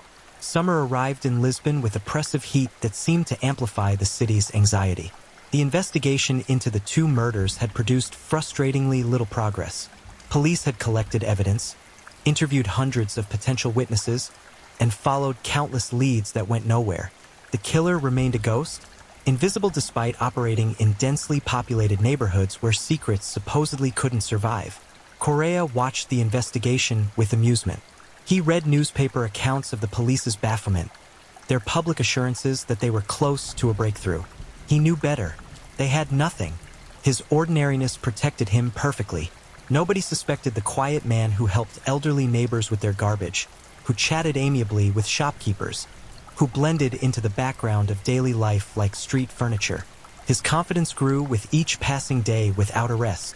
The fear that initially accompanied his crimes, the worry about being caught, about leaving evidence, about witnesses, gradually transformed into something approaching invincibility. He began to believe he was smarter than everyone else, that he possessed special gifts that allowed him to operate beyond normal human constraints. This escalating narcissism would drive him to increasingly reckless behavior, but it also fueled his darkest urges. In August 1989, he killed again. Teresa Goncalves, 75, lived in the Barro Alto district, an area known for its nightlife and artistic community. Teresa represented an anomaly in that neighborhood, a longtime resident who predated the bars and restaurants, who remembered when the area housed working-class families rather than tourists and bohemians. Her apartment occupied the top floor of a building that had stood for 200 years, its thick stone walls holding centuries of stories. Correa targeted Teresa with particular calculation. He had observed her for weeks, learning her routine, understanding her vulnerabilities. She lived alone, rarely received visitors, and had difficulty with the steep stairs to her apartment. Her isolation made her perfect prey. More importantly, her fourth-floor residence provided additional security for Correa, fewer neighbors to hear disturbances, more time to indulge his violent fantasies without interruption. He gained entry by claiming to represent the building management, citing concerns about water damage that needed immediate inspection. Teresa, trusting and worried about potential problems with her apartment, let him inside without hesitation. She even apologized for the clutter, offering him coffee while he pretended to examine her ceiling for water stains. The attack, when it came, was swift and overwhelming. Correa struck her from behind with a heavy object, probably a hammer he had brought specifically for this purpose. Teresa collapsed immediately, stunned but still conscious. And then began the true horror. A prolonged assault that lasted hours, during which Correa inflicted unimaginable suffering. He stabbed her repeatedly with a knife taken from her own kitchen, finding dark symbolism in using her possessions as instruments of her destruction. Each wound was calculated to cause maximum pain while avoiding immediate fatality. He wanted her conscious, wanted her aware of what was happening to her. The terror in her eyes fed something deep in his twisted psychology, providing satisfaction that mere death couldn't deliver. The mutilation following Teresa's eventual death reached new extremes of brutality. Correa dismembered her partially, removing body parts that he arranged around the apartment in patterns that suggested ritualistic significance. He carved symbols into her flesh, markings that investigators would later struggle to interpret. Were they meaningful, or simply the random cruelty of a diseased mind expressing itself through violence? The sexual assault component of Teresa's murder showed disturbing progression. Correa's actions demonstrated increasing depravity, a descent into darkness that seemed to have no bottom. He violated her corpse in ways that crime scene investigators found almost impossible to document professionally, their clinical language inadequate to describe the depths of degradation inflicted on this elderly woman's remains. What set Teresa's murder apart from the previous crimes was the extended timeline. Evidence suggested Correa remained in her apartment for more than 12 hours after killing her. He made himself at home, eating her food, drinking her wine, watching her television while her mutilated corpse lay nearby. He rifled through her personal belongings, reading her letters, examining her photographs, learning about the life he had just ended with the casual curiosity of someone browsing in a stranger's home. This behavior revealed something profoundly disturbing about Correa's psychological state. He felt no urgency to flee, no fear of discovery, no remorse or anxiety about his actions. Instead, he enjoyed the aftermath, savoring his crime scene like a connoisseur appreciating fine art. The apartment became his temporary domain, a place where he could fully express his darkest self without constraint or consequence. Teresa's body wasn't discovered for 5 days. The smell finally alerted neighbors that something was wrong, but even then, people hesitated to intervene. Urban isolation meant that elderly people sometimes died alone and went undiscovered for days or weeks. The tragedy of modern life created perfect conditions for predators like Correa to operate with impunity. When police finally entered Teresa's apartment, they found a scene that traumatized even the most experienced investigators. The level of violence exceeded comprehension. Blood covered nearly every surface, sprayed across walls in arterial patterns, pooled in depressions in the floor, soaked into furniture until the fabric could hold no more. The smell, decomposition mixed with blood, excrement, and something else, something like copper and sweetness combined, clung to everyone who entered, impossible to wash away. The crime scene photographs from Teresa's murder would become some of the most disturbing images in Portuguese criminal justice history. Even decades later, investigators who worked the case refused to discuss the specific details, the nightmares they caused, the way those images burned themselves into memory and refused to fade. One detective, interviewed years after Correa's arrest, said simply, "Some things shouldn't be seen. Some things break something in you that can't be fixed." The investigation took on new urgency. 3 murders with obvious connections meant a serial killer was definitely active in Lisbon. The police task force expanded, drawing resources from across Portugal's law enforcement agencies. Criminal psychologists developed profiles of the killer, attempting to understand his psychology, predict his next move, identify potential victims before he struck again.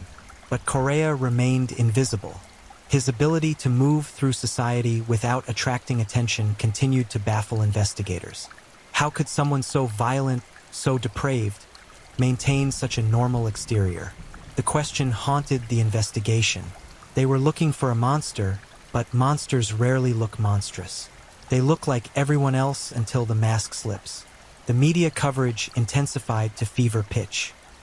Newspapers ran daily updates, often with speculation that exceeded the facts.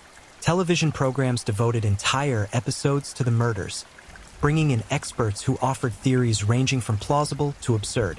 The killer acquired a nickname, the Lisbon Ripper, a reference to Jack the Ripper that felt both apt and insufficient. Jack had killed 5 women in Victorian London. Korea was only getting started. Public fear reached unprecedented levels. Women stopped opening their doors to strangers regardless of circumstances. Sales of security systems and guard dogs skyrocketed. Some elderly residents left Lisbon entirely, fleeing to the countryside or moving in with relatives rather than risk becoming the next victim. The city's social fabric continued deteriorating, trust replaced by suspicion, community replaced by isolation. Korea thrived in this atmosphere of fear. Every news report that mentioned his crimes validated his significance, confirmed his power over others.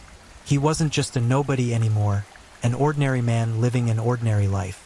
He was someone important, someone who mattered, someone whose actions affected an entire city.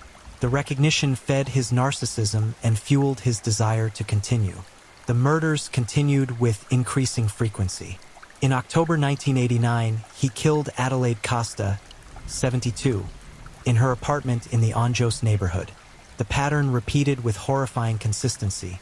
The gaining of trust, the brutal attack, the extended mutilation, the sexual desecration. Adelaide's murder showed further escalation in violence, with post-mortem injuries so extensive that identifying all the wounds required multiple examinations. December brought another victim. Rosa Martins, 69, died in her small apartment in the Penha de Franca district. The winter murder added a macabre element to the investigation. Rosa's body had been partially preserved by the cold, allowing forensic examiners to document injuries that might have been obscured by decomposition in warmer weather. The detailed examination revealed the full extent of Korea's brutality, the systematic way he inflicted suffering, the calculated nature of his violence. Each murder produced the same frustrating result for investigators. Abundant evidence of the crime itself, but nothing that pointed clearly to the perpetrator. Korea left traces at every scene: fingerprints, hair, bodily fluids. But without a suspect to compare them to, the evidence provided no leads. The investigation became an exercise in documenting horror while remaining unable to prevent its continuation. The psychological toll on everyone involved, investigators, medical examiners, family members of victims, mounted with each new murder. Exposure to such extreme violence changed people, eroding their faith in humanity, haunting their dreams, altering their fundamental perception of the world. The ripples of trauma spread outward from each crime scene, touching hundreds of lives, leaving invisible scars that would never fully heal. As 1989 drew to a close, Lisbon found itself gripped by a terror unlike anything in the city's long history. Wars, plagues, disasters, the city had survived them all. But this felt different. This was intimate violence, targeted at the vulnerable, perpetrated by someone who walked among them undetected. The monster wasn't invading from outside. He was already inside, woven into the fabric of daily life, impossible to identify until the moment he struck. And Korea, watching the fear he created, felt a satisfaction that transcended simple pleasure. He had found his purpose, his calling. The murders weren't just crimes. They were expressions of his true self, the only honest interactions he had with the world. Everything else, his job, his casual friendships, his daily routine, was performance. But when he killed, when he inflicted pain and death on helpless victims, he felt authentic. He felt alive. The darkness was only beginning. The new decade brought no relief to Lisbon's nightmare. If anything, Korea's violence intensified as he entered the 1990s with a killing spree that would define him as one of Portugal's most prolific serial killers. The restraints that might have limited earlier crimes disappeared entirely, replaced by a descent into depravity that seemed to have no floor, no limit, no point beyond which he wouldn't venture. January 1990 began with the murder of Filomena Silva, 74, found dead in her apartment in the Arroyos district.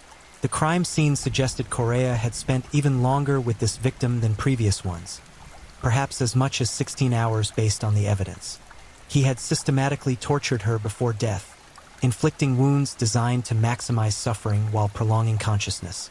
Burn marks on her body indicated he had used cigarettes and possibly heated implements. Ligature marks showed she had been restrained during her ordeal, forced to endure hours of agony before Korea finally granted the mercy of death. But death brought no end to Philomena's suffering, at least not to the indignities inflicted on her body. Korea's post-mortem mutilation reached new extremes. He effectively dismantled her corpse, separating limbs, removing organs, arranging the pieces around her apartment in patterns that suggested increasing sophistication in his ritualistic behavior. Criminal psychologists analyzing the scene noted that the arrangements appeared meaningful to Korea, following internal logic that made sense within his diseased psychology, even if incomprehensible to normal minds. The sexual violence inflicted on Philomena's corpse demonstrated Korea's complete detachment from human empathy. He violated her remains in ways that defied description, actions so depraved that investigators struggled to maintain professional composure while documenting the evidence. The scene photographs would be sealed permanently, deemed too disturbing for any purpose beyond the immediate investigation. Even hardened homicide detectives found themselves unable to view the images without experiencing profound psychological distress. February brought another victim before investigators had finished processing Philomena's murder. Conceição Rodriguez, 71, died in her home in the Campo de Urique neighborhood.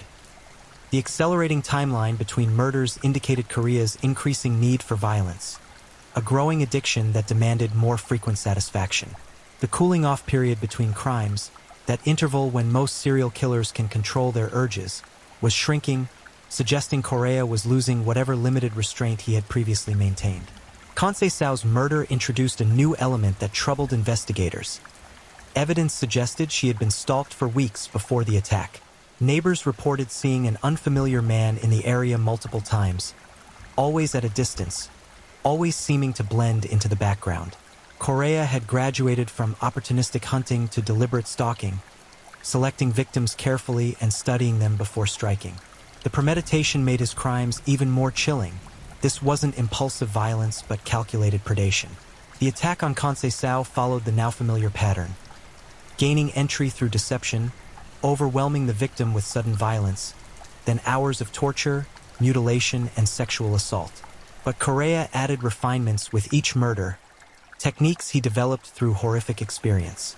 He had learned how to prolong consciousness, how to inflict maximum pain without causing immediate death, how to position bodies for maximum shock value when discovered. The knife work on Conceição's corpse demonstrated disturbing skill. Korea made precise cuts that suggested either medical knowledge or extensive practice on previous victims. He removed organs with near-surgical precision, though the arrangement of them around the apartment revealed his purpose had nothing to do with medical curiosity. He positioned body parts to create the maximum psychological impact on whoever discovered the scene, staging the crime to traumatize as many people as possible beyond just the primary victim. The investigation struggled with the sheer volume of crime scenes to process.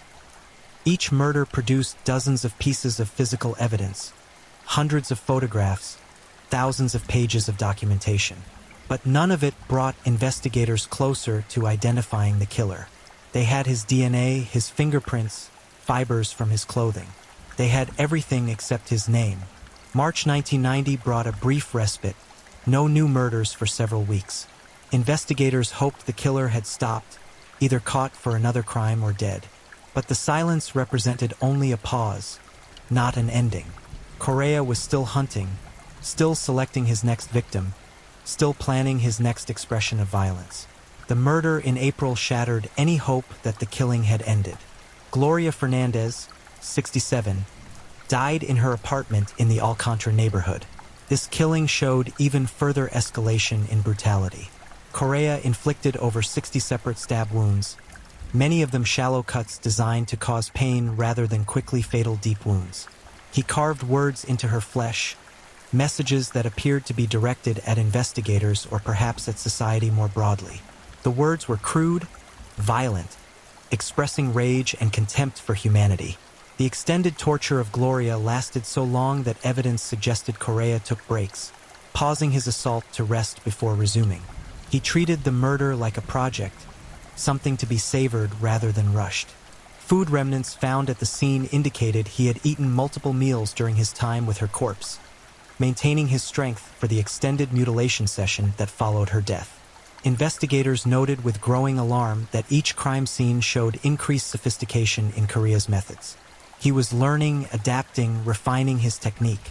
The murders weren't devolving into chaotic frenzies, but rather becoming more controlled, more calculated.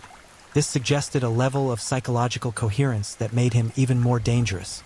He wasn't spiraling into madness, but rather perfecting his craft. The pattern continued through the spring and summer of 1990. Every few weeks brought another victim, another horror, another trauma rippling through Lisbon's communities. The names became a litany of loss. Arminda Santos in May, Herminia Lopez in June, Lucilia Pereira in July. Each woman elderly, each living alone, each becoming prey for a predator who moved through the city like death itself, invisible until the moment he struck.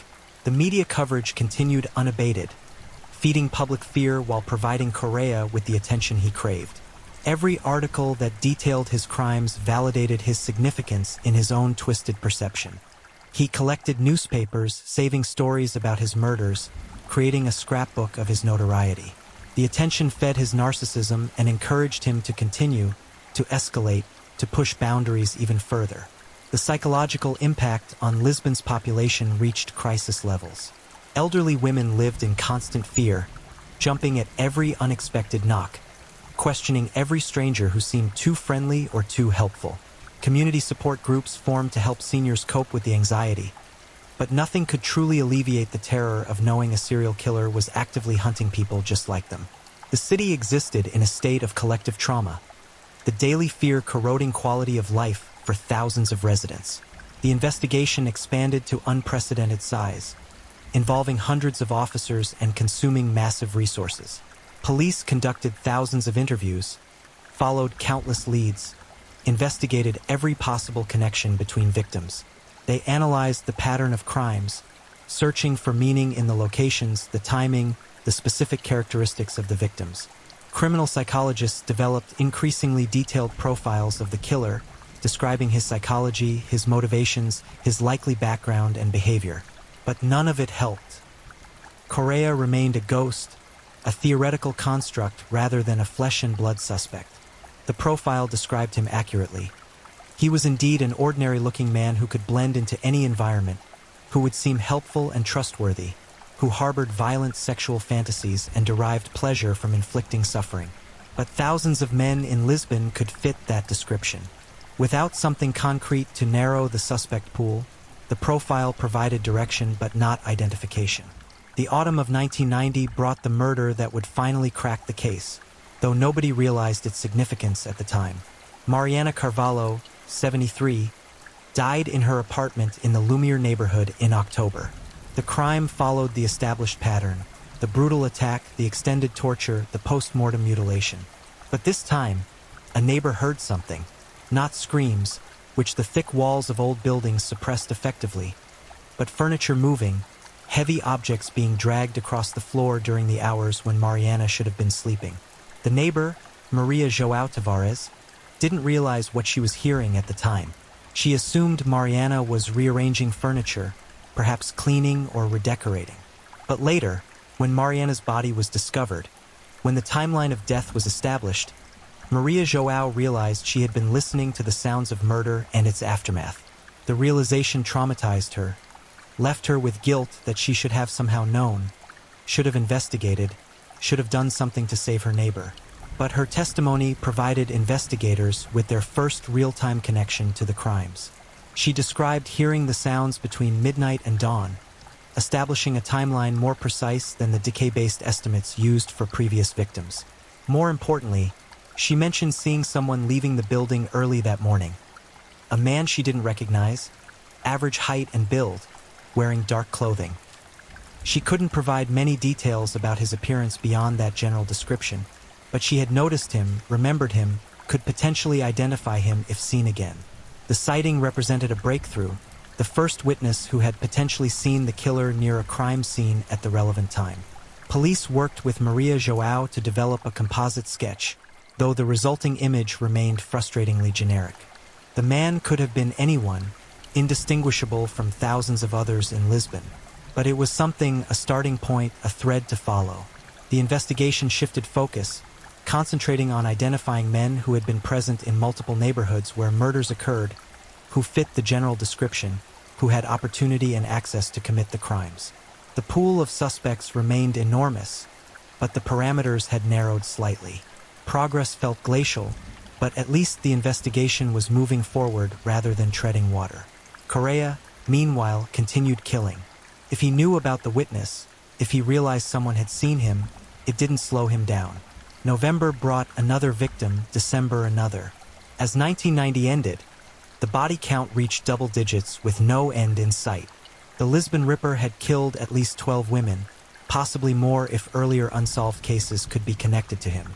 He had terrorized a city of over 1 million people, fundamentally altered how an entire population interacted with the world, and remained frustratingly free to continue his reign of terror. The new year would bring fresh horrors before justice finally caught up with José Tiago Correa. But the scars he inflicted on his victims, their families, the investigators who hunted him, and the city itself would prove permanent, wounds that time could never fully heal. The year 1991 began with Lisbon still gripped by fear, but subtle shifts in the investigation suggested change was coming. The witness statement from Maria João Tavares had energized the task force, providing a direction even if not yet a destination. Investigators began systematic canvassing of neighborhoods where murders had occurred, seeking connections, looking for the ordinary man who kept appearing in extraordinary circumstances. January brought 2 more murders in quick succession, the accelerating timeline suggesting Korea's control was slipping. The urge to kill had become overwhelming, the gaps between crimes shrinking from weeks to days. Inés Correa, no relation, died on January 14th in the Beato district. 8 days later, Eduardo Costa was murdered in nearby Marvila. The geographic clustering caught investigators' attention. Correa seemed to be operating in a specific area, either because he lived there or had some other connection to the neighborhood.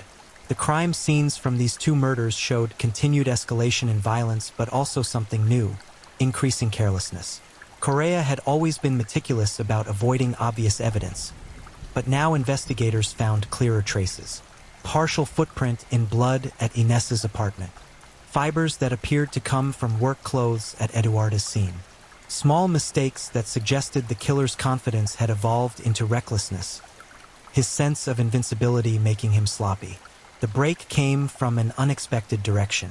A patrol officer responding to a noise complaint in the Marvila neighborhood encountered a man acting suspiciously near an apartment building at 3 o'clock in the morning. The man claimed to be visiting a friend, but something about his demeanor triggered the officer's instincts. The way he avoided eye contact, the nervous energy despite his casual words, the fact that he couldn't specify which apartment he was supposedly visiting, all of it felt wrong. The officer, following procedure, requested identification. The man produced documents identifying him as José Tiago Correa, born 1951, currently employed as a handyman and general laborer.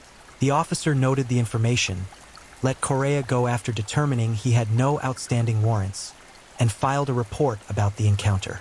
The report sat in a stack of routine paperwork until a detective, working late, noticed the date and location. The encounter had occurred just blocks from Eduardo Costa's apartment, hours before her body was discovered. The connection seemed tenuous, but tenuous leads were all the investigation had. Detectives began looking into Correa's background, searching for any connections to the victims or the neighborhoods where murders had occurred. What they found sent ice through their veins.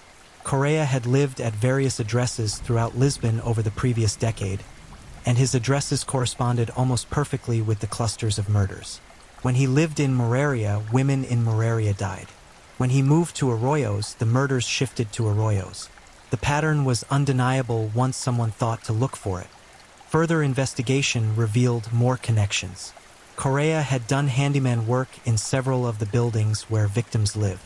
Neighbors identified him from photographs as someone who had been in the area, offering to help with heavy bags or repairs, being generally friendly and helpful.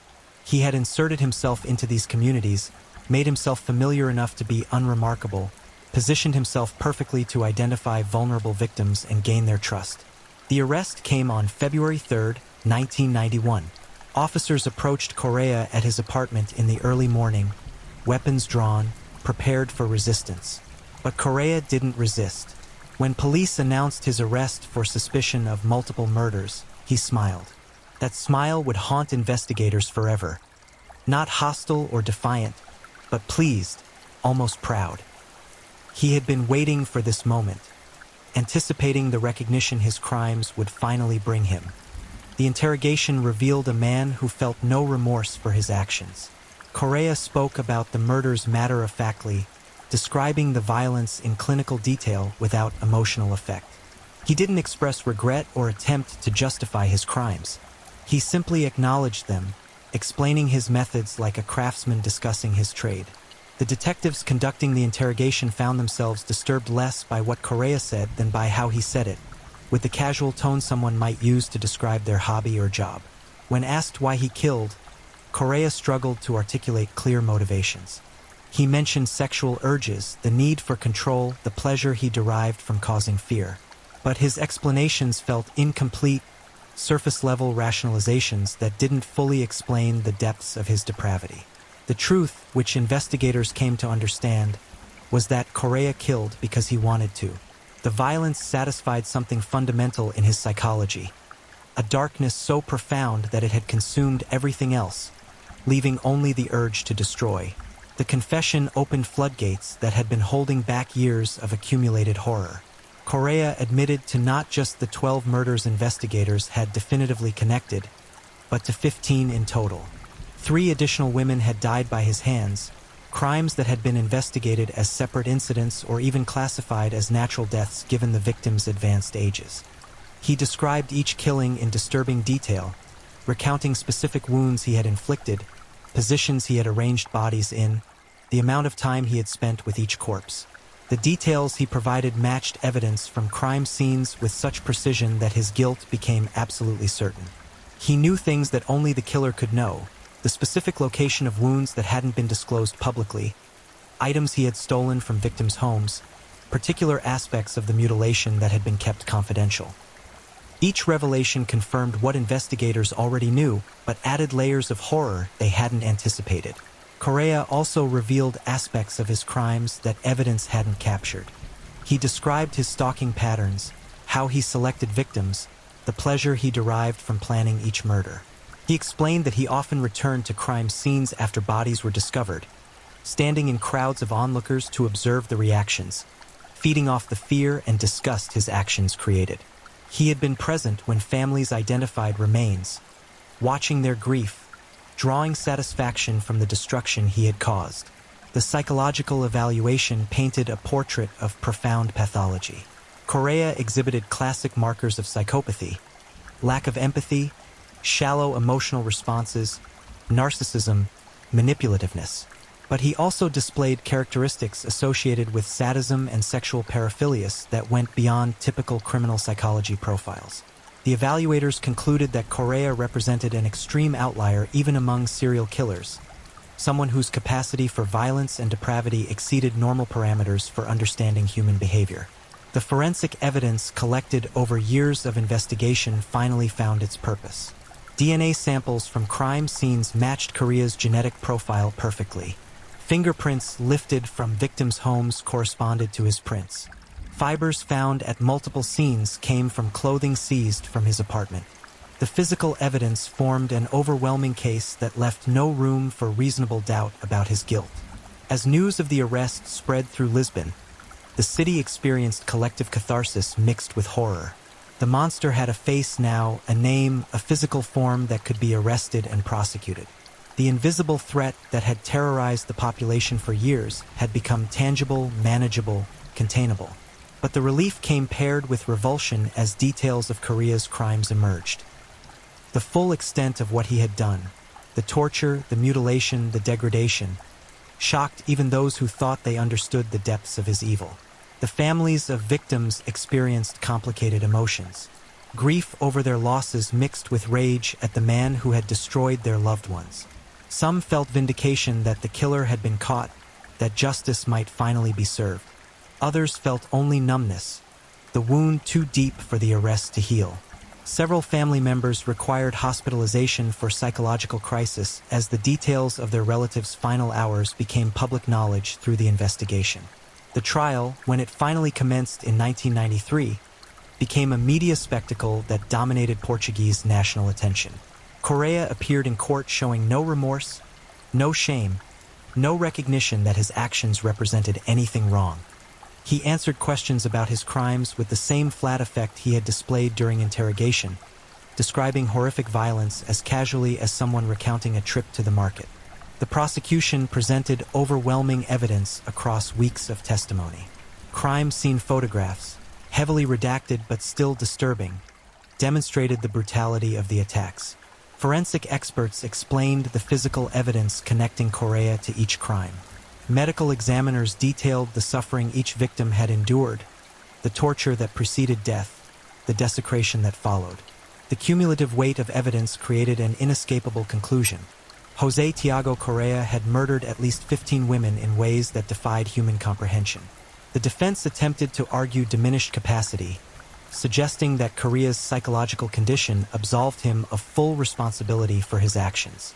Expert witnesses testified about his mental state, describing the pathology that drove his violence. But the prosecution countered effectively, demonstrating that Correa had planned his crimes carefully, taken steps to avoid detection, and shown clear understanding that his actions were wrong even as he chose to commit them anyway. His mental illness, however profound, didn't eliminate his culpability. The victim impact statements provided some of the trial's most powerful moments. Family members spoke about the women who had been killed, describing lives that had been full and meaningful before Correa destroyed them. They talked about mothers, grandmothers, sisters, aunts, real people with histories and relationships and futures that should have extended decades longer. They described the holes left in families, the grief that would never fully heal, the nightmares that haunted them still. Several family members directed their statements at Correa himself, demanding he look at them as they spoke about the women he had murdered. He complied with unsettling calm, meeting their eyes without flinching, showing no emotional response to their pain. His indifference proved more disturbing than overt hostility would have been. He simply didn't care. Their suffering meant nothing to him beyond the intellectual observation that he had caused it. The verdict came as no surprise. The jury found Correa guilty on all 15 counts of murder, along with numerous additional charges related to sexual assault, kidnapping, and mutilation of corpses. The evidence had been too overwhelming, the confession too detailed, the forensic proof too conclusive for any other outcome. Correa showed no reaction as the verdicts were read, maintaining the same flat effect that had characterized his entire trial appearance. The sentencing phase focused on appropriate punishment for crimes of such magnitude. Portugal had abolished the death penalty decades earlier, making life imprisonment the maximum available sentence. The prosecution argued for the harshest possible terms. 15 consecutive life sentences without possibility of parole, ensuring Correa would die in prison regardless of how long he lived. The judge, delivering the sentence, spoke at length about the nature of Correa's crimes. He described them as representing evil in its purest form, violence without purpose beyond the satisfaction it brought the perpetrator. He noted that the court had rarely encountered crimes of such calculated brutality, such complete disregard for human life and dignity. The sentence reflected both punishment and protection. Society needed to be permanently shielded from someone so fundamentally dangerous. José Tiago Correa received 15 consecutive life sentences totaling over 300 years in prison. The mathematics were symbolic. He would die long before serving even a fraction of the sentence, but the symbolism mattered. Each life sentence represented a life he had taken, acknowledging that his crimes deserved punishment far exceeding the span of a single human lifetime. Correa was transferred to a maximum security facility where he would spend the remainder of his days in effective isolation. Prison officials deemed him too dangerous to be integrated into the general population, even among other violent offenders. He lived in solitary confinement, allowed minimal contact with other humans, his world reduced to a small cell where he would remain until death. Reports from prison staff over the years painted a disturbing picture. Correa never expressed remorse for his crimes. He spoke about the murders when questioned, providing the same clinical descriptions he had given during interrogation and trial. He showed no emotional evolution, no development of empathy or conscience. The darkness that had driven him to kill remained unchanged, contained only by the physical barriers of his imprisonment. Psychological evaluations conducted during his incarceration concluded that Correa would kill again if given opportunity. The urges that had driven his crimes hadn't diminished with time or punishment. He remained fundamentally dangerous, a predator whose nature couldn't be changed through therapy, medication, or the passing years. The only effective treatment for his condition was permanent physical restraint, preventing him from accessing potential victims. The impact of Correa's crimes extended far beyond his 15 confirmed victims. Families suffered generational trauma, children and grandchildren of victims growing up haunted by what had happened to their relatives. The neighborhoods where murders occurred never fully recovered, the events leaving permanent scars on communities. Property values declined in buildings where killings had taken place. Some apartments remained vacant for years because nobody wanted to live where such horror had occurred. The investigators who worked the case carried their own lasting trauma. Many required extensive therapy to process what they had witnessed. The crime scenes that invaded their dreams, the details that couldn't be forgotten no matter how much they wished to forget. Several retired early, unable to continue in law enforcement after exposure to such extreme violence. Others developed drinking problems or depression, the psychological weight of the investigation proving too heavy to carry indefinitely. The media coverage of the case created lasting cultural impact in Portugal. The Lisbon Ripper became a cautionary tale, a reminder that evil could wear ordinary faces, that monsters didn't always look monstrous. Parents warned children to be careful of strangers. Communities developed new awareness about the vulnerability of elderly residents living alone. The social fabric that had been damaged during Correa's active years slowly repaired itself, but the repairs remained visible, the trust never quite returning to pre-1989 levels. True crime enthusiasts and criminal psychology researchers continue studying the case decades later. Correa represents an extreme example of serial killer psychology. His combination of planning and violence unusual even in a field populated by unusual cases. Academic papers analyze his methods, his victim selection, his psychological profile. The case appears in textbooks as an example of how serial killers can operate undetected for years in plain sight, hiding their darkness behind masks of normalcy. José Tiago Correa died in prison in 2009 at the age of 58. The cause of death was officially listed as natural causes, though the specifics were never publicly disclosed. He had served 18 years of his multiple life sentences, dying relatively young but having spent the last 2 decades of his life in the isolation he deserved.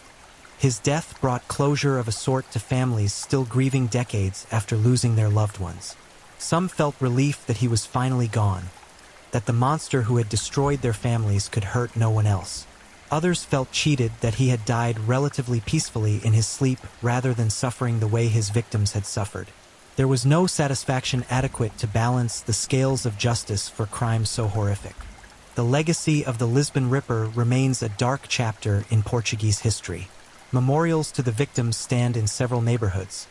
Simple plaques acknowledging the women who died and ensuring their names are remembered beyond just their manner of death. Annual remembrance services bring together survivors, families, and community members to honor the victims and reflect on the importance of protecting the vulnerable. The case transformed Portuguese law enforcement procedures, leading to improved coordination between jurisdictions, better systems for tracking unsolved violent crimes, and enhanced training for recognizing patterns that might indicate serial offenses. The mistakes made during the investigation, the failure to connect crimes quickly enough, the lack of public warnings in the early stages, became teaching examples for how not to handle serial murder investigations.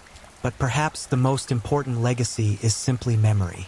The 15 women who died deserve to be remembered not just as victims, but as people who lived full lives before Correa destroyed them. They were mothers and grandmothers, friends and neighbors, women who contributed to their communities and families, who had value far beyond the circumstances of their deaths. Maria dos Anjos loved gardening and made the best fig preserves in her neighborhood. Julia Santos rescued stray cats and never turned away a child asking for help. Teresa Goncalves had survived World War II and emigration, only to fall prey to a monster in her adopted home. Adelaide Costa sang in her church choir every Sunday. Rosa Martins knitted blankets for newborns at the local hospital. Each of the 15 women had stories, had lives that mattered, had people who loved them and mourned their loss. Reducing them to mere statistics or crime scene photographs dishonors their memory. They were human beings who deserved to live out their natural lives in peace and dignity. Jose Tiago Correa robbed them of that future, but he cannot rob them of the past they lived before encountering him. The city of Lisbon has moved forward, as cities must, but the scars remain. The neighborhoods where Correa hunted have been repopulated by new generations who may not know the history of the buildings they inhabit. But the older residents remember. They remember the fear, the grief, the sense that evil had invaded their safe spaces and rendered them unsafe. The case of Jose Tiago Correa stands as a reminder that human capacity for violence and depravity knows few bounds. It demonstrates that monsters exist not just in fiction but in reality, walking among us disguised as ordinary people. It proves that the price of safety is vigilance, that protecting the vulnerable requires constant attention and communal care. The darkness that lived inside Jose Tiago Correa has been extinguished, buried with him in an unmarked grave that receives no visitors and will eventually be forgotten entirely. But the light that lived in his 15 victims continues to shine in the memories of those who loved them, in the families that survived them, in the communities that refuse to let their stories be reduced to mere cautionary tales. Evil may wear an ordinary face, but goodness lives in the memory of those who refuse to let the darkness win. The women who died deserve better than to be remembered only in connection with their killer. They deserve to be honored for the lives they lived, the love they gave, the contributions they made to the world before it was stolen from them. The Lisbon Ripper is dead, but the women he murdered live on in memory, not as victims but as people. And in that remembrance lies the only justice that can be achieved for crimes beyond justice, the only peace possible after violence that shattered peace forever. Their names matter, their lives matter, and they will be remembered long after Jose Tiago Correa's name fades into the obscurity he always deserved. If you're enjoying these stories, don't forget to leave a comment. I'd love to hear where you're tuning in from and what time it is in your part of the world. And if you haven't already, be sure to like this video and subscribe so you don't miss the next true crime story to help you drift off to sleep. Now, let's move on to our third story. Story 3. The Midwife of Death. They trusted her with their most precious gift, their children's first breath. She gave them their last. In post-war Tokyo, behind the sterile walls of a maternity hospital, a woman in white moved through darkened corridors with the efficiency of a surgeon and the conscience of an executioner. Miyuki Ishikawa didn't wield a blade. She didn't need to. Her weapon was silence, the deliberate, calculated absence of care that transformed cradles into coffins. Between 1944 and 1948, this distinguished midwife and hospital administrator orchestrated what would become one of the most horrifying serial killing sprees in Japanese history, though the law would struggle to call it murder. Her victims numbered somewhere between 103 and 169, possibly more. Tiny bodies that never learned to crawl, infants whose cries were deliberately ignored until they faded into permanent silence. This is not a story about mercy. This is not a tale of desperation. This is the methodical chronicle of a woman who transformed motherhood's sanctuary into an abattoir, who commercialized infant death, and who believed, even as investigators unearthed the evidence of her atrocities, that she had done nothing wrong. The horror of Miyuki Ishikawa lies not in sudden violence, but in premeditated neglect, in the systematic extinguishing of life's most vulnerable flames, one preventable death at a time. What you're about to discover will disturb you, because evil doesn't always announce itself with thunder. Sometimes it arrives wearing a nurse's uniform, speaking in measured tones, and promising to help. Tokyo, 1944. The city groaned under the weight of war's brutality, its streets cracked and bleeding with rubble, its people hollowed out by grief and starvation. American bombers painted the night sky with fire, transforming neighborhoods into crematoriums, leaving behind skeletal remains of what had once been homes, dreams, lives. In this landscape of ash and desperation, where death had become as common as breathing, Miyuki Ishikawa found her calling. Not as a healer, but as something far more sinister. She was 40 years old when she accepted the position of director at the Kotobuki Maternity Hospital, a woman whose credentials spoke of dedication and expertise. Ishikawa had studied midwifery at the University of Tokyo, a prestigious accomplishment for any woman in pre-war Japan, particularly one from her background. Her education had been rigorous, her training thorough. She understood the delicate mechanisms of childbirth, the vulnerability of newborn life, the critical interventions required to shepherd infants through those perilous first days of existence. She knew exactly what babies needed to survive, which made her subsequent actions not ignorant negligence, but calculated annihilation. The hospital itself sat in a district where poverty had sunk its teeth deep into the community's flesh. Women arrived there pregnant, desperate, their bodies swollen with children they couldn't afford to feed. Post-war Tokyo offered no safety nets, no social services, no governmental support for struggling mothers. The economy had collapsed like a building with its foundation ripped away. Families that had once been middle class now scavenged for scraps. Fathers who had marched off to war returned as broken ghosts, if they returned at all. Many didn't, and the women, exhausted and terrified, found themselves carrying children conceived in better times, now gestating in an era of impossible hardship. Ishikawa observed these women with cold assessment. She watched them labor, heard their screams echo through corridors that reeked of disinfectant and despair. She saw the fear in their eyes when their infants were placed in their arms. Not the fear of motherhood itself, but the terror of knowing they couldn't provide food, shelter, safety.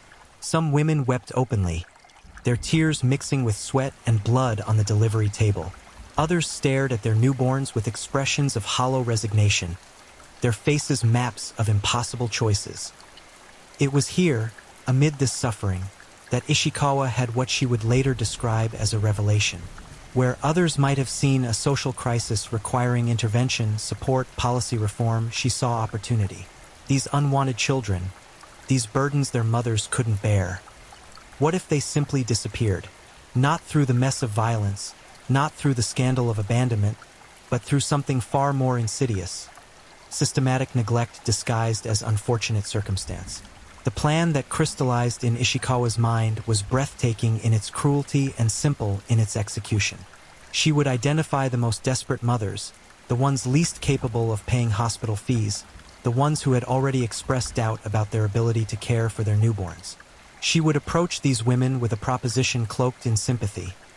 Leave the child in the hospital's care for a time, just until circumstances improved. The mothers, drowning in poverty and hopelessness, often agreed. They signed papers. They left their infants behind, believing the hospital would provide the care they themselves couldn't offer. They believed their children would be safe. They were catastrophically wrong. Once the mothers departed, Ishikawa implemented her methodology with chilling precision. The infants would receive no food, no water, no medical attention, no comfort. They would be placed in isolated areas of the hospital, away from the main wards, where their cries couldn't disturb other patients or alert visiting family members. Some were left in cold storage rooms. Others were placed in administrative areas, tucked into corners where staff had been instructed not to venture. The babies were treated not as living beings, but as problems awaiting disposal. The death process was agonizing. Newborns have powerful survival instincts. They wail when hungry, their cries designed by evolution to summon help, to trigger the caregiving response hardwired into human consciousness. But in Ishikawa's hospital, those cries met only silence. The infants screamed themselves hoarse, their tiny voices growing weaker as hours stretched into days. Their bodies, designed for rapid growth, began consuming themselves. Dehydration set in first, their mouths becoming dry, their skin losing elasticity, their fontanelles, those soft spots on their skulls, sinking inward as fluid depleted. Their eyes, still learning to focus on the world they just entered, grew dull and unfocused. Starvation followed. Without colostrum, without milk, their blood sugar plummeted. Their bodies, desperate for energy, began breaking down fat reserves, then muscle tissue. Their metabolism slowed to conserve resources that weren't coming. Hypothermia often accompanied the starvation. Newborns can't regulate their body temperature effectively, and the cold rooms where they were abandoned offered no warmth. Their core temperatures dropped. Their breathing became shallow and irregular. Their hearts, those tiny engines that had just begun their lifelong labor, started to falter. The timeline varied, but death usually arrived within 3 to 7 days. Some infants, stronger or more resilient, lasted longer. Their suffering extended across weeks, their bodies fighting desperately against the inevitable. Others, premature or weakened by difficult births, succumbed more quickly. But regardless of the timeline, the endpoint remained the same. Small bodies growing cold, their struggles finally ceasing, their brief existence erased. Ishikawa documented nothing accurately. Hospital records were falsified with practiced efficiency. When an infant died, the cause of death was listed as natural complications, congenital defects, respiratory failure, infection, any diagnosis that would deflect scrutiny. The bodies were then disposed of through arrangements Ishikawa made with local crematoriums and graveyards. This is where the operation's commercial aspect emerged fully formed and utterly reprehensible. Japanese funeral traditions required proper burial rites, even for infants. Families needed death certificates to obtain burial plots. But many of the mothers whose children died in Ishikawa's care had already abandoned them, had signed away their responsibilities, had fled back to their difficult lives trying to survive. They never returned to claim their children's bodies. This created a supply of infant corpses with no one to oversee their disposal, and Ishikawa recognized the monetary value of this grim inventory. She contacted a doctor named Shiro Nakayama and a midwife named Ritsuko Miyata. Together, they established a network that commodified infant death. The scheme worked with disturbing simplicity. Ishikawa would provide the bodies. Nakayama, as a licensed physician, would create false death certificates that attributed the deaths to natural causes, providing legal documentation. These certificates could then be sold to other families who needed them for various purposes: insurance claims, official records, burial arrangements for stillbirths or miscarriages they'd hidden. The trio charged fees for these services, profiting from the deaths they'd orchestrated. But the certificates themselves became another revenue stream through a darker avenue. Some families, having lost legitimate children to illness or accident, couldn't afford traditional funeral expenses. Ishikawa's group offered a solution. They would provide death certificates and sometimes even bodies for burial, allowing families to hold funerals without the full expense of legitimate hospital and mortuary fees. The bodies of the murdered infants were thus scattered across Tokyo's graveyards, buried under names that weren't theirs, mourned by families who'd never met them, their true identities erased as thoroughly as their lives had been extinguished. The operation's scope expanded with horrifying efficiency. What began as opportunistic killing metastasized into systematic extermination. Ishikawa didn't limit her activities to infants whose mothers had explicitly abandoned them. She began selecting babies based on financial criteria alone. Mothers who couldn't pay the full hospital fees would return to find their children dead, the hospital staff offering condolences and vague explanations about sudden complications. The women, devastated and impoverished, had no resources to investigate, no power to demand answers. They grieved, they suffered, and they left, never knowing their children had been murdered for profit. The hospital staff existed in various states of complicity. Some nurses surely suspected the truth. The pattern of deaths among poor families' children was too consistent, too predictable. But post-war Japan operated under strict hierarchical structures. Questioning a superior, particularly one as educated and authoritative as Ishikawa, wasn't merely discouraged. It was culturally unthinkable. The nurses who noticed irregularities likely rationalized them, convinced themselves that the deaths were tragic coincidences, or simply looked away because confronting the truth would have shattered their understanding of their profession and their superior. Others participated more actively. Ishikawa required assistance to maintain the operation's secrecy and efficiency. Certain staff members were instructed specifically to isolate particular infants, to ensure they received no care, to ignore their cries. These individuals became accessories to mass murder, whether motivated by fear of losing their positions, misguided loyalty to Ishikawa, or their own moral corruption. The psychological dimensions of Ishikawa's crimes reveal depths of depravity that transcend ordinary criminality. She wasn't acting in hot-blooded rage or temporary insanity. She wasn't suffering from delusions or psychotic breaks. Every death was planned, considered, executed with the same dispassionate efficiency one might apply to accounting or inventory management. She heard those infants screaming. She walked past rooms where they were dying. She saw their bodies growing weaker, watched the life drain from their eyes, and felt nothing, or worse, felt satisfaction at the profitable resolution of another problem.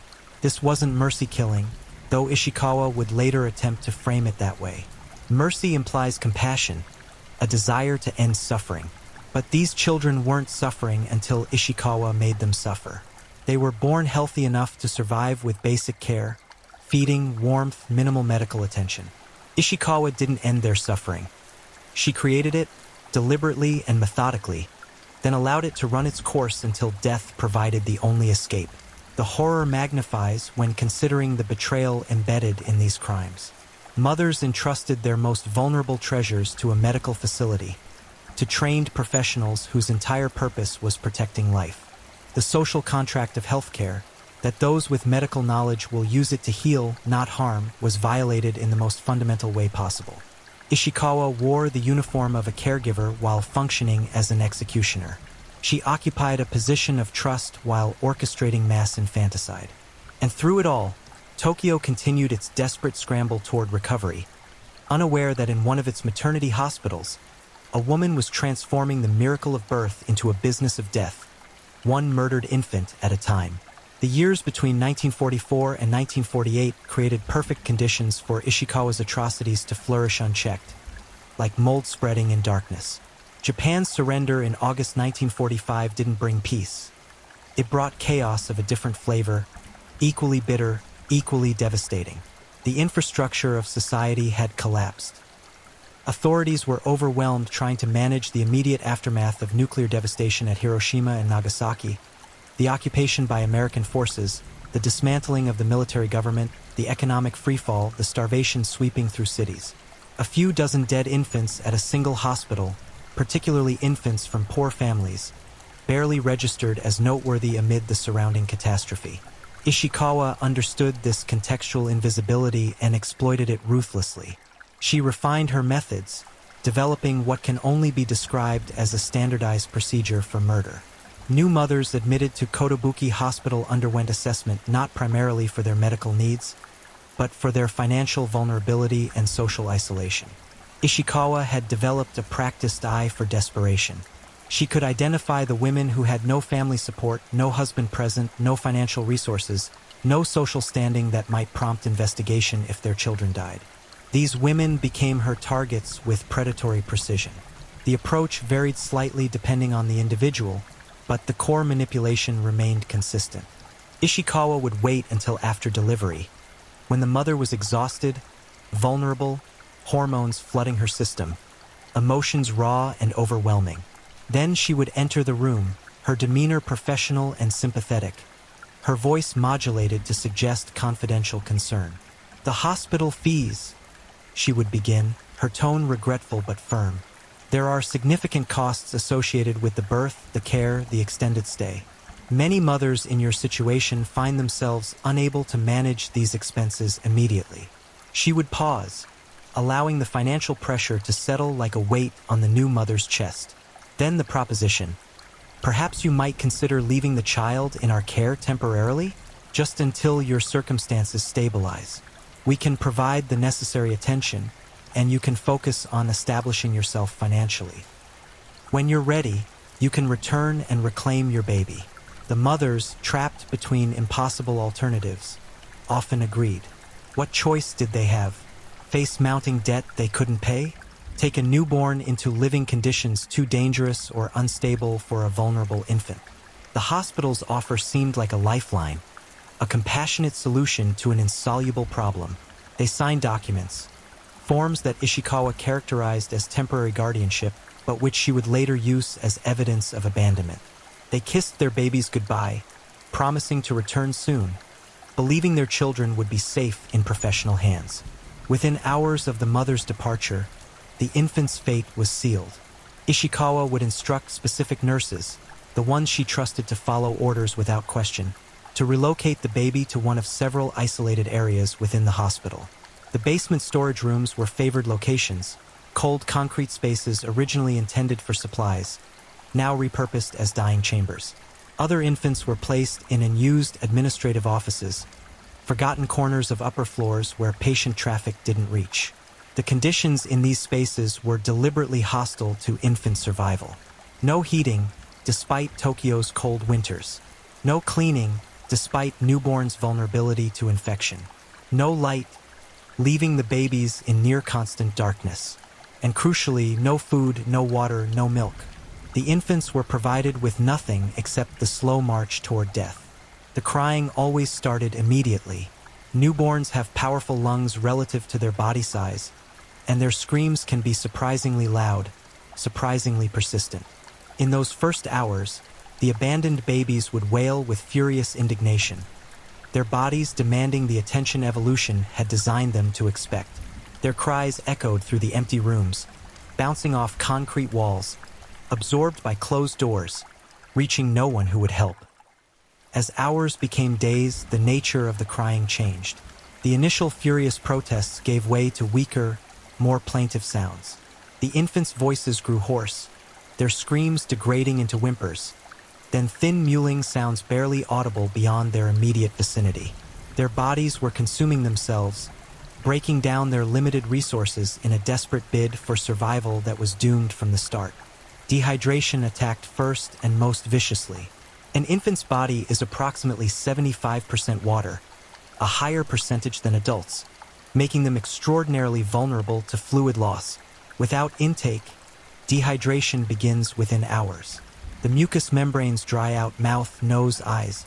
The infant's lips would crack and bleed.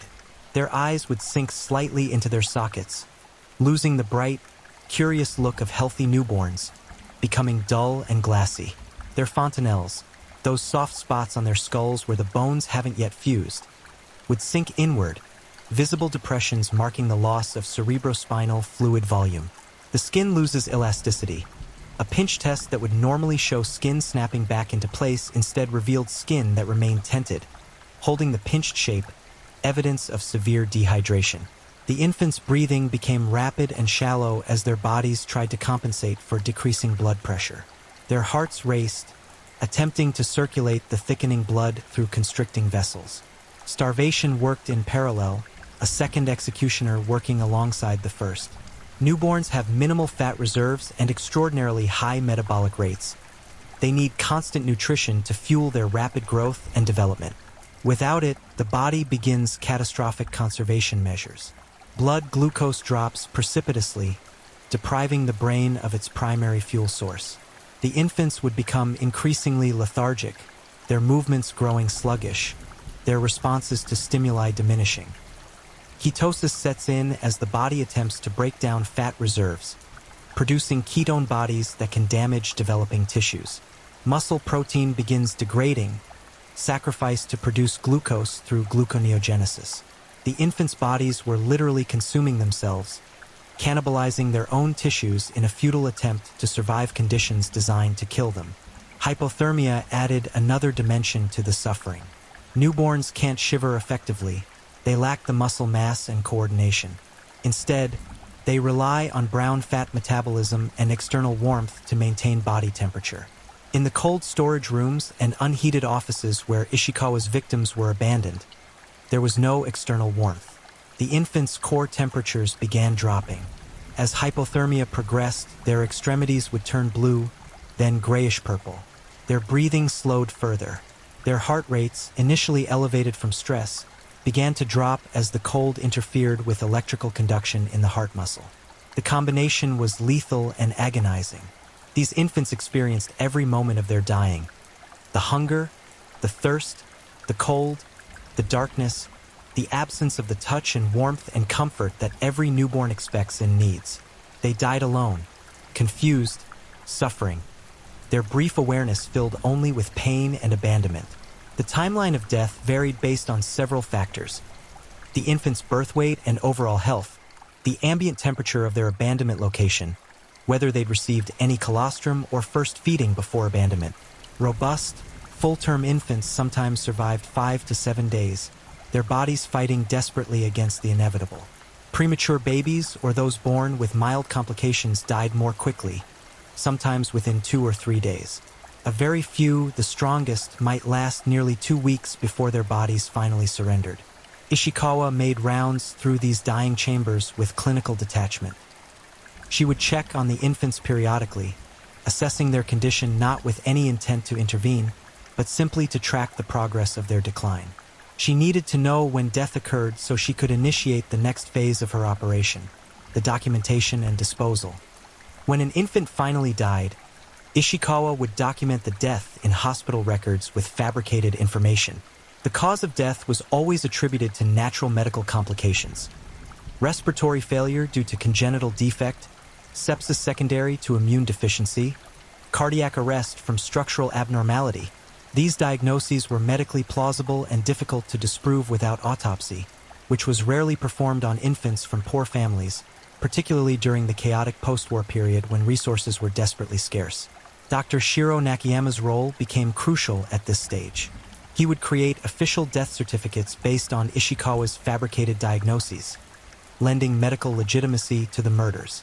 These certificates were essential for the broader operation. Without them, the bodies couldn't be legally disposed of, and the profiteering scheme couldn't function. The bodies themselves became commodities in Ishikawa's cold calculus. Some were provided to families who needed death certificates for insurance purposes or to document stillbirths they'd hidden from authorities. Others were sold to families who wanted to hold funeral ceremonies but couldn't afford legitimate hospital and mortuary fees. The going rate varied depending on the situation, but Ishikawa typically charged between 4,000 and 8,000 yen per body, substantial sums in post-war Japan, equivalent to several months' wages for working-class families. The logistics of body disposal required additional conspirators. Ishikawa employed several individuals who managed the physical transport of corpses from the hospital to crematoriums and burial sites. These men operated discreetly using unmarked vehicles, conducting their work during evening hours when visibility was low. They delivered infant bodies to crematoriums across Tokyo, providing falsified documentation, collecting ashes that were then either given to paying families or scattered anonymously. Some bodies were buried directly without cremation, placed in graves at various cemeteries under false names. Ishikawa maintained relationships with cemetery administrators who asked few questions about the steady stream of infant burials from her hospital. In post-war Tokyo, child mortality remained tragically common, so the volume of infant deaths from a single hospital didn't immediately raise alarms. The scale of the operation was staggering. Conservative estimates, based on documentation eventually recovered by investigators, suggest at least 103 infants were murdered. However, many researchers and historians believe the actual number was significantly higher, potentially 169 or more. Hospital records had been systematically falsified, destroyed, or lost amid the chaos of the post-war period. Many deaths likely went entirely undocumented, the victims erased so thoroughly that even the fact of their existence became uncertain. Ishikawa's psychological profile during this period reveals a woman operating with complete moral disengagement. She showed no signs of guilt, no hesitation, no emotional distress over the mounting body count. To colleagues and acquaintances, she appeared professional, competent, even compassionate in her public interactions. She maintained the facade of a dedicated healthcare administrator working under difficult circumstances. But behind that facade operated a mind capable of extraordinary cruelty. Ishikawa had rationalized her actions through a twisted logic that blamed the victims and their families rather than acknowledging her own monstrosity. In her worldview, she was solving a social problem, removing unwanted children who would have suffered poverty, providing a service to mothers who couldn't afford to care for their babies, offering families affordable funeral options. She had reframed systematic murder as pragmatic social work, convinced herself that her actions were justified by the desperate circumstances of post-war Japan. This rationalization allowed her to continue the killings without psychological breakdown. Each dead infant reinforced her ideology rather than challenging it. She saw their deaths not as tragedies she'd caused, but as inevitable outcomes she'd merely facilitated. The mothers who'd abandoned their children bore the real responsibility in her mind. She was simply managing the consequences of their decisions. The hospital staff who knew or suspected the truth remained silent through a combination of fear, hierarchy, and willful ignorance. Challenging Ishikawa meant risking their positions during a period when employment was precious. It meant confronting a superior who wielded significant authority and who could destroy their careers with accusations of incompetence or insubordination. It meant acknowledging their own complicity in atrocities they'd witnessed but failed to stop. So, the machinery of murder continued grinding forward, powered by greed, rationalization, institutional hierarchy, and social chaos. Month after month, year after year, infants arrived at Kotobuki Hospital, and a calculated percentage of them never left alive. Their tiny bodies fed a profitable enterprise built on their suffering and death, while their murderer moved through hospital corridors wearing white, trusted, respected, killing. The first crack in Miyuki Ishikawa's carefully constructed facade appeared not through aggressive investigation or whistleblower revelation, but through the slow accumulation of bodies that eventually exceeded even post-war Tokyo's capacity to ignore. By 1948, 4 years into her killing spree, the sheer volume of infant deaths linked to Kotobuki Hospital had begun generating quiet concern among mortuary workers, cemetery administrators, and crematorium operators who processed the steady stream of tiny corpses flowing from Ishikawa's operation. A crematorium worker named Yasuke Hoshino became the unwitting catalyst for the investigation that would finally expose the horror. Hoshino had processed infant remains from various hospitals throughout his career, but the volume coming from Kotobuki Hospital struck him as statistically aberrant. During a routine accounting of records in early 1948, he noticed that over a 6-month period, his facility had cremated 37 infants whose death certificates all originated from the same source, Ishikawa's hospital, and all bore Dr. Nakayama's signature. 37 infant deaths from a single facility in 6 months seemed improbable, even given the hardships of post-war life. Hoshino mentioned the pattern to colleagues, and a quiet conversation with a cemetery administrator revealed similar concerns. That administrator had noticed an unusual number of infant burials linked to the same hospital, many of them occurring under circumstances that seemed irregular. Bodies delivered by men who weren't family members, paperwork that appeared rushed or incomplete, burial plots purchased by people who showed no signs of grief. These concerns percolated slowly through Tokyo's administrative infrastructure until they reached the desk of a police inspector named Kenzo Aoki. Inspector Aoki was a methodical investigator, a man who'd survived the war and its aftermath with his dedication to procedure intact. When presented with the crematorium workers' concerns, he didn't dismiss them as statistical anomaly or wartime tragedy. Instead, he began a careful review of death certificates filed by Dr. Nakayama over the previous 2 years. The pattern emerged with damning clarity. Dr. Nakayama had signed death certificates for 152 infants over a 24-month period, nearly all of them listing Kotobuki Hospital as the place of death. The causes of death varied: respiratory failure, cardiac abnormalities, infections, congenital defects. But the rate was astronomically high compared to other Tokyo hospitals of similar size and patient demographics. Inspector Aoki expanded his investigation, interviewing families whose infants had died at Kotobuki Hospital.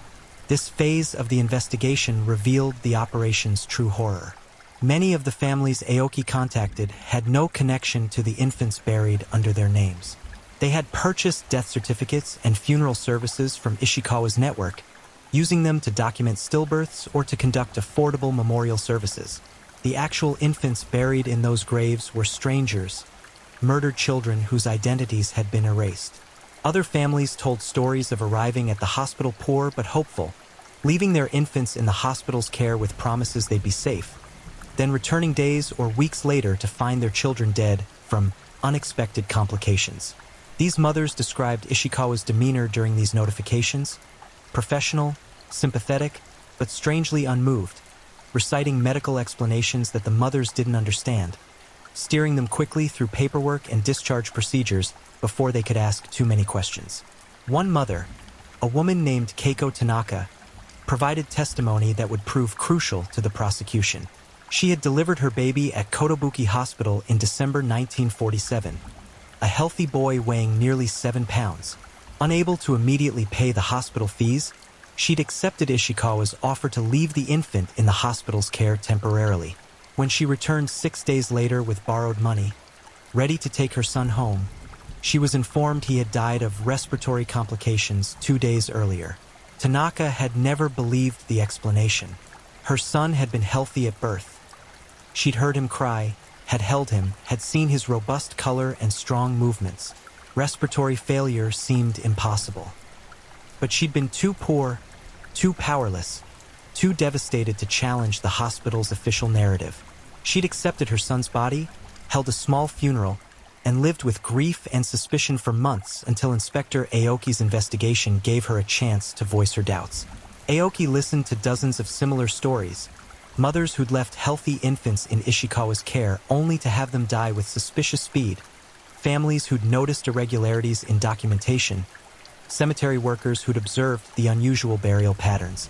The accumulated testimony painted a picture of systematic killing disguised as unfortunate medical outcomes. Armed with this evidence, Inspector Aoki obtained warrants to search Kotobuki Hospital and Dr. Nakayama's office. The raids occurred simultaneously on January 15, 1948, coordinated to prevent evidence destruction. What investigators found exceeded even their darkest suspicions.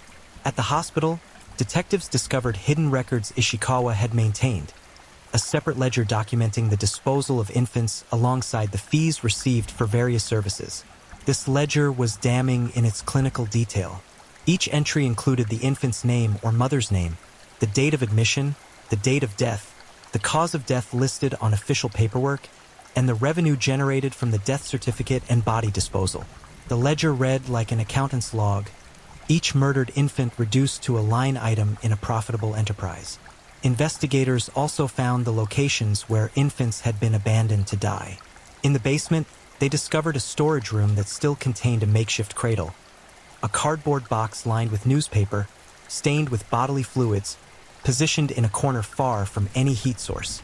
In an unused third-floor office, detectives found similar evidence, areas where infants had clearly been left for extended periods without care, the traces of their suffering still visible in the dried remnants of urine, feces, and vomit that marked their final days. The hospital staff, when interviewed, provided varying levels of cooperation.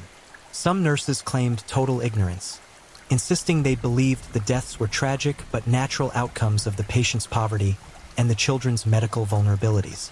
Others, confronted with the evidence and the moral weight of the investigation, broke down and admitted they'd known something was wrong but had been too afraid to speak up, too afraid of losing their jobs, too afraid of Ishikawa's authority. 2 nurses, however, provided testimony that confirmed the operation's systematic nature. They described receiving explicit instructions from Ishikawa to place specific infants in isolated locations and to provide them with no care. They recounted Ishikawa's cold directives. "Don't waste resources on that one.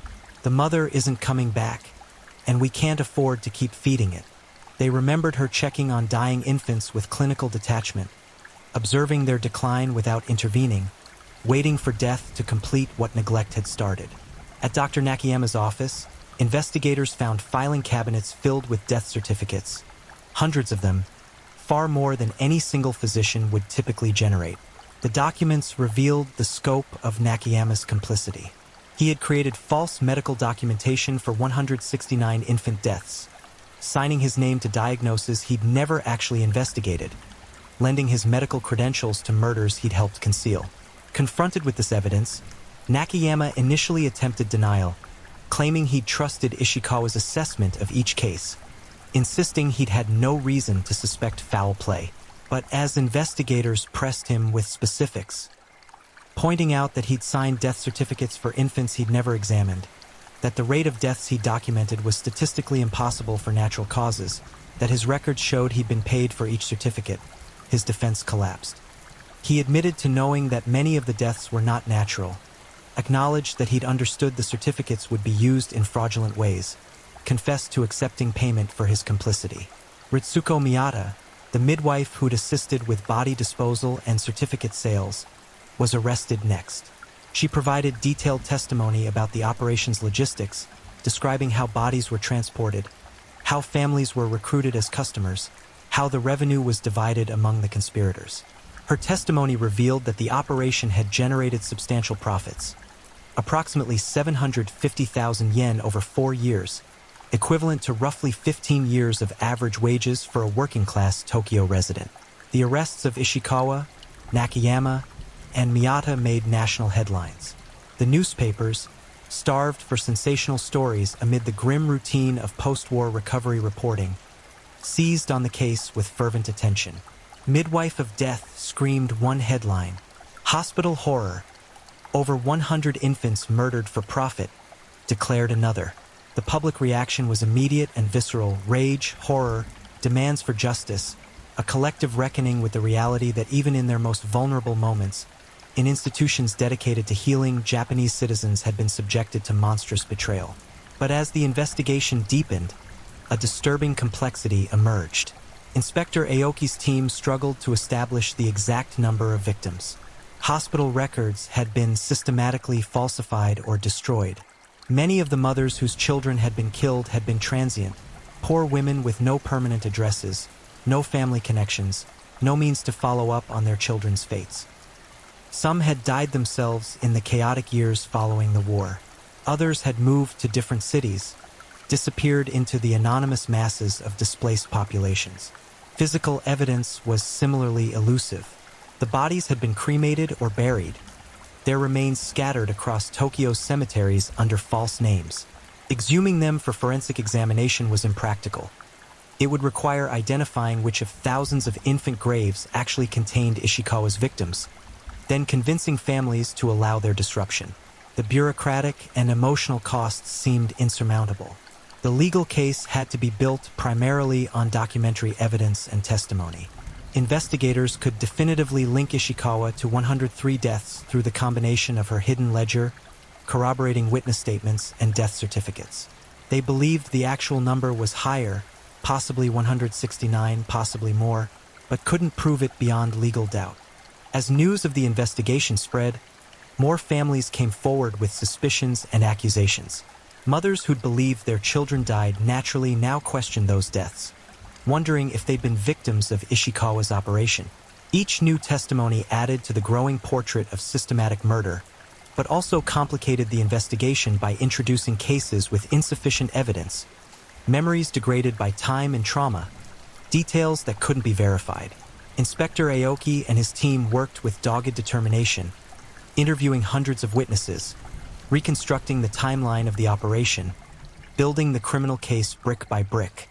They documented every payment, every falsified record, every infant whose death could be definitively linked to Ishikawa's actions. The investigation consumed months, the evidence files growing into dozens of volumes, the weight of murdered children's stories pressing down on everyone involved. Throughout this process, Miyuki Ishikawa remained largely silent. When initially arrested, she'd been calm, almost serene, showing none of the panic or remorse investigators expected. During interrogations, she answered questions with clinical precision, confirming facts but offering no apologies, expressing no regret. Her demeanor was that of someone inconvenienced by bureaucratic misunderstanding, not a mass murderer confronting justice. As the evidence mounted, however, Ishikawa began articulating a defense that would prove as chilling as her crimes. She didn't deny the deaths. She didn't claim ignorance or accident. Instead, she argued justification. In her view, she hadn't committed murder. She'd provided a necessary service to desperate mothers and society itself. The infants were unwanted, she insisted. Their mothers had abandoned them. They would have suffered lives of poverty and deprivation. By allowing them to die, she'd spared them future misery and relieved their families of impossible burdens. This rationalization appalled investigators, but it also revealed the depth of Ishikawa's moral corruption. She had convinced herself so thoroughly of her righteousness that even facing prosecution, even confronted with the evidence of 103 murdered infants, she maintained she'd done nothing wrong. She was the victim of misunderstanding, she suggested.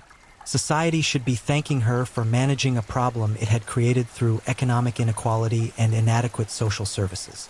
The investigation's final phase focused on building an airtight prosecution case. Forensic accountants traced the money flow, documenting how profits from infant deaths had been divided among the conspirators. Legal experts worked to classify the crimes appropriately. Was this murder or manslaughter or negligent homicide? The deliberate nature of the acts argued for murder, but Japanese legal code of the era didn't perfectly accommodate cases of death by systematic neglect. By July 1948, 6 months after the initial raids, prosecutors were ready to proceed. The charges were filed. Miyuki Ishikawa faced 103 counts of murder through neglect. Dr. Shiro Nakayama faced charges of falsifying medical documents and accessory to murder. Ritsuko Miyata faced similar accessory charges. Several other hospital staff members were charged with lesser offenses related to their complicity in the operation. The trial that would follow promised to be sensational, a reckoning not just with individual criminals but with the broader questions their crimes raised about society, poverty, maternal care, and the value placed on vulnerable lives. Japan, still rebuilding from war's devastation, would have to confront the horror that had flourished in the shadows of one of its maternity hospitals, and grapple with how such monstrous evil could have operated undetected for 4 years. The trial of Miyuki Ishikawa began in October 1948, in a Tokyo courtroom packed with journalists, curious citizens, and grieving families desperate for answers and accountability. The proceedings would stretch across months, becoming one of post-war Japan's most closely watched criminal cases, not merely for the body count, though 103 confirmed murdered infants was staggering, but for the fundamental questions it raised about morality, legality, and society's obligations to its most vulnerable members. The prosecution's case was methodical and damning. Lead prosecutor Takashi Yamamoto presented the evidence with systematic precision, building his argument death by death, document by document, witness by witness. He introduced Ishikawa's hidden ledger, that clinical accounting of murdered infants and profits earned. He called mothers to the stand, women who testified through tears about leaving healthy babies in the hospital's care only to have them die with suspicious rapidity. He presented testimony from nurses who'd witnessed Ishikawa's cold directives, who'd seen infants abandoned in cold rooms, who'd heard their cries ignored. Forensic accountants testified about the money trail, 750,000 yen generated through the systematic murder of infants, funds distributed among Ishikawa, Nakayama, and Miyata. Medical experts explained how easily the deaths could have been prevented with basic care: feeding, warmth, minimal attention. They described the suffering these infants would have experienced as they died from dehydration and starvation, making clear that these weren't peaceful passings but agonizing deteriorations. The prosecution's core argument was straightforward. Ishikawa and her conspirators had deliberately killed infants for financial gain. They had identified vulnerable victims, isolated them, withheld essential care, and allowed them to die in suffering, then profited from disposing of their bodies. This was premeditated murder, systematic and commercial, deserving the harshest penalties available under Japanese law. But the defense, led by attorney Masao Fujita, presented a counter-narrative that exploited the social chaos of post-war Japan and the ambiguities surrounding infant abandonment. Fujita didn't deny that infants had died at Kotobuki Hospital. He didn't dispute that Ishikawa had failed to provide care. Instead, he reframed the narrative entirely, arguing that Ishikawa's actions, while perhaps technically illegal, were understandable responses to impossible social circumstances created by governmental failure. Fujita portrayed Ishikawa not as a murderer but as a pragmatic administrator overwhelmed by poverty-stricken mothers abandoning children they couldn't support. The hospital, he argued, had limited resources, couldn't indefinitely care for abandoned infants without compensation. The mothers who'd left their children had effectively terminated their parental responsibilities. They'd signed documents, they'd stopped paying fees, they'd made no attempts to reclaim their babies. These infants were, in his framing, already abandoned, already doomed by their mother's decisions and society's failures. Ishikawa, Fujita continued, had simply managed the inevitable outcomes of these abandonments. She hadn't actively killed anyone. She'd merely declined to expend hospital resources on infants with no prospects, no families, no futures. If anyone bore responsibility for these deaths, it was the mothers who'd abandoned their children, the government that had failed to provide social services, the economic system that had impoverished so many families that they couldn't afford to care for their own babies. This defense was morally repugnant, but it found some traction in post-war Japanese society. The courtroom audience included people who'd lived through desperate poverty, who'd faced impossible choices, who'd seen children starve because there simply wasn't enough food. The defense's argument that Ishikawa was a scapegoat for broader social failures resonated with some observers who preferred to blame systemic problems rather than individual evil. Fujita bolstered this argument by calling his own witnesses, social workers who testified about the overwhelming number of abandoned children in post-war Tokyo, economists who described the collapse of social safety nets, hospital administrators who spoke about impossible financial pressures. He painted a picture of a society in crisis, implying that Ishikawa's actions, while extreme, were understandable responses to extraordinary circumstances. Most controversially, Fujita called several mothers whose children had died at Kotobuki Hospital, but rather than treating them as victims, he questioned them aggressively about their decisions to leave their infants in the hospital's care. Why had they abandoned their children? What had they expected would happen? Had they truly believed they would return, or had they simply wanted to escape the burden of another mouth to feed? These cross-examinations were brutal, reducing grieving mothers to tears, forcing them to defend decisions made in desperation, implying they shared culpability for their children's deaths. The tactic was ethically questionable, but it created ambiguity where the prosecution wanted clarity, introducing questions about parental responsibility and abandonment that complicated the straightforward narrative of murder. Throughout the trial, Miyuki Ishikawa herself remained eerily composed. When called to testify, she spoke with clinical detachment, showing no remorse, no emotion, no acknowledgement of wrongdoing. She described her actions as necessary responses to practical problems. The infants were abandoned, she stated flatly. Their mothers didn't want them. The hospital couldn't afford to care for them indefinitely. What was she supposed to do? When questioned about specific cases, the healthy baby boy who died within 6 days, the infant girl whose mother had returned with money only to find her child already dead, Ishikawa showed no recognition of these children as individual human beings. They were problems she'd solved, administrative complications she'd managed efficiently. She spoke about them the way someone might discuss filing paperwork or balancing accounts. This chilling testimony should have sealed her conviction, but it also revealed something the court found difficult to categorize legally. Ishikawa clearly lacked normal human empathy, but was she insane? Was she suffering from some psychiatric condition that diminished her criminal responsibility? Or was she simply evil, possessing a moral void where conscience should exist? The court ordered psychiatric evaluation. Multiple experts examined Ishikawa, conducting interviews, administering tests, analyzing her behavior and statements. Their conclusions were remarkably consistent. Ishikawa was not insane by any clinical definition. She understood reality accurately, comprehended the consequences of her actions, could distinguish right from wrong according to legal and social standards. She simply didn't care. She had developed a personal moral framework that justified her actions, and she operated within that framework with complete rational coherence. This diagnosis posed a challenge for the defense's implicit suggestion that Ishikawa deserved leniency due to mental impairment. She was demonstrably sane, just monstrously lacking in empathy and normal human feeling. But it also complicated prosecution arguments that she'd acted with the kind of malicious intent typically required for first-degree murder convictions. Her actions were systematic and deliberate, but motivated by financial pragmatism and warped moral philosophy rather than sadistic pleasure or hot-blooded violence. As the trial progressed through late 1948 and into 1949, public opinion remained divided. Many Japanese citizens were horrified by Ishikawa's crimes and demanded severe punishment, execution, life imprisonment, justice for the murdered infants.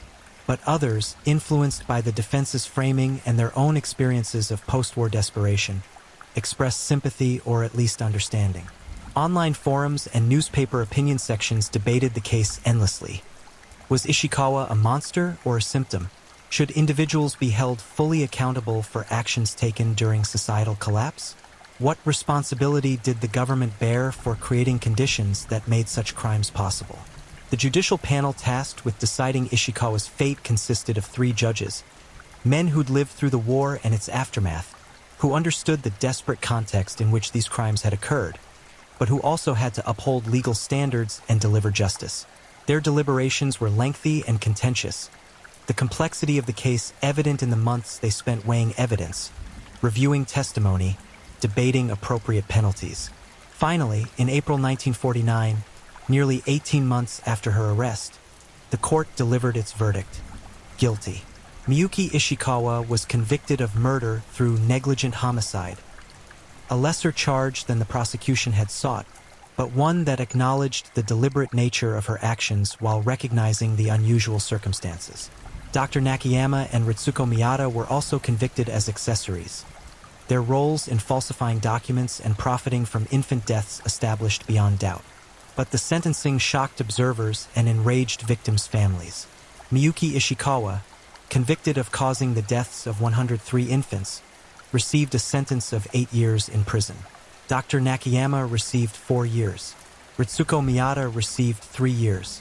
These sentences were extraordinarily lenient given the magnitude of the crimes, the number of victims, the premeditated nature of the killings, and the commercial motivations.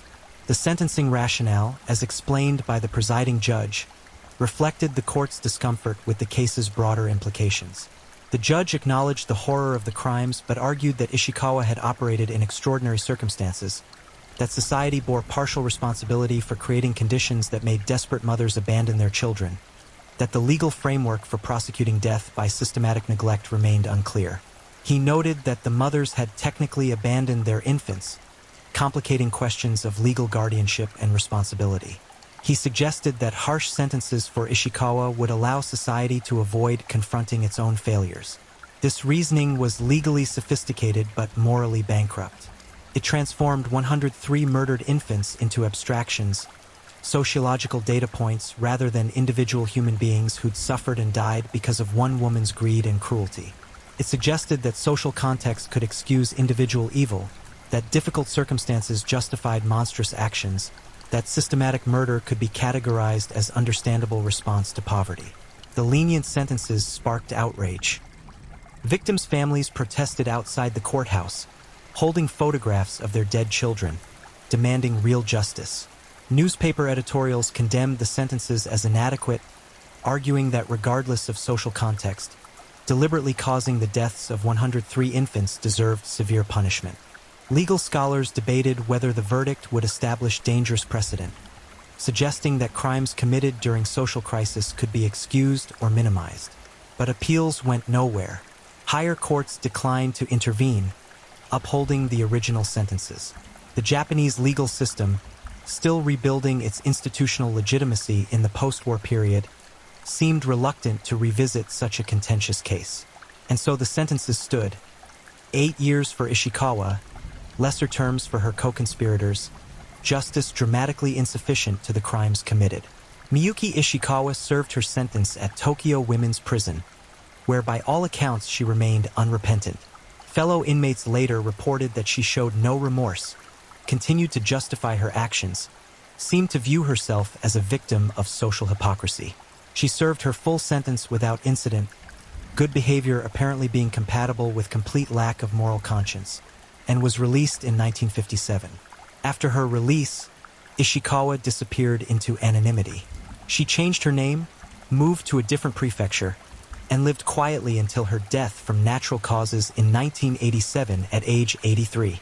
She gave no interviews, made no public statements, offered no apologies. She died as she'd lived after her release, silent, unrepentant, seemingly unburdened by the memory of 103 infants she'd murdered. Dr. Nakayama also served his sentence and subsequently lost his medical license.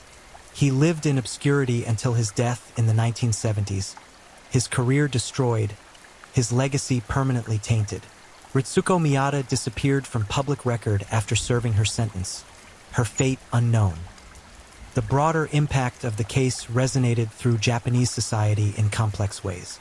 The trial prompted some legal reforms, tighter oversight of maternity hospitals, clearer regulations about infant care and abandonment, improved documentation requirements for infant deaths. The case also contributed to growing awareness about the need for social services to support struggling mothers, eventually influencing post-war welfare policy development. But the case also revealed disturbing truths about how society valued vulnerable lives. The lenient sentences suggested that infant lives, particularly infants from poor families, carried less weight in the justice system than the lives of older children or adults. The court's sympathy for Ishikawa's difficult circumstances implied that poverty could excuse murder, that social crisis absolved individual responsibility. Criminologists and psychologists studied the Ishikawa case extensively, trying to understand how an educated medical professional could commit such systematic atrocities without apparent remorse. The case became a touchstone for discussions about moral disengagement, the banality of evil, the ways individuals rationalize monstrous actions. Ishikawa's ability to categorize infants as problems rather than human beings, to view their deaths as administrative solutions, illustrated how dehumanization enables mass killing. The case also raised uncomfortable questions about medical ethics and hierarchical institutional structures. How had Ishikawa operated for 4 years without intervention? Why had nurses who suspected wrongdoing remained silent? What cultural and professional factors allowed systematic murder to occur within a healthcare facility? These questions prompted reforms in medical training and institutional oversight, but they also exposed vulnerabilities in systems designed to protect the vulnerable. For the families of victims, justice was never truly achieved. 8 years in prison couldn't resurrect their murdered children, couldn't erase the trauma of discovering that infants they'd entrusted to professional care had been deliberately left to die in suffering. Many families never received confirmation about whether their specific children had been among Ishikawa's victims.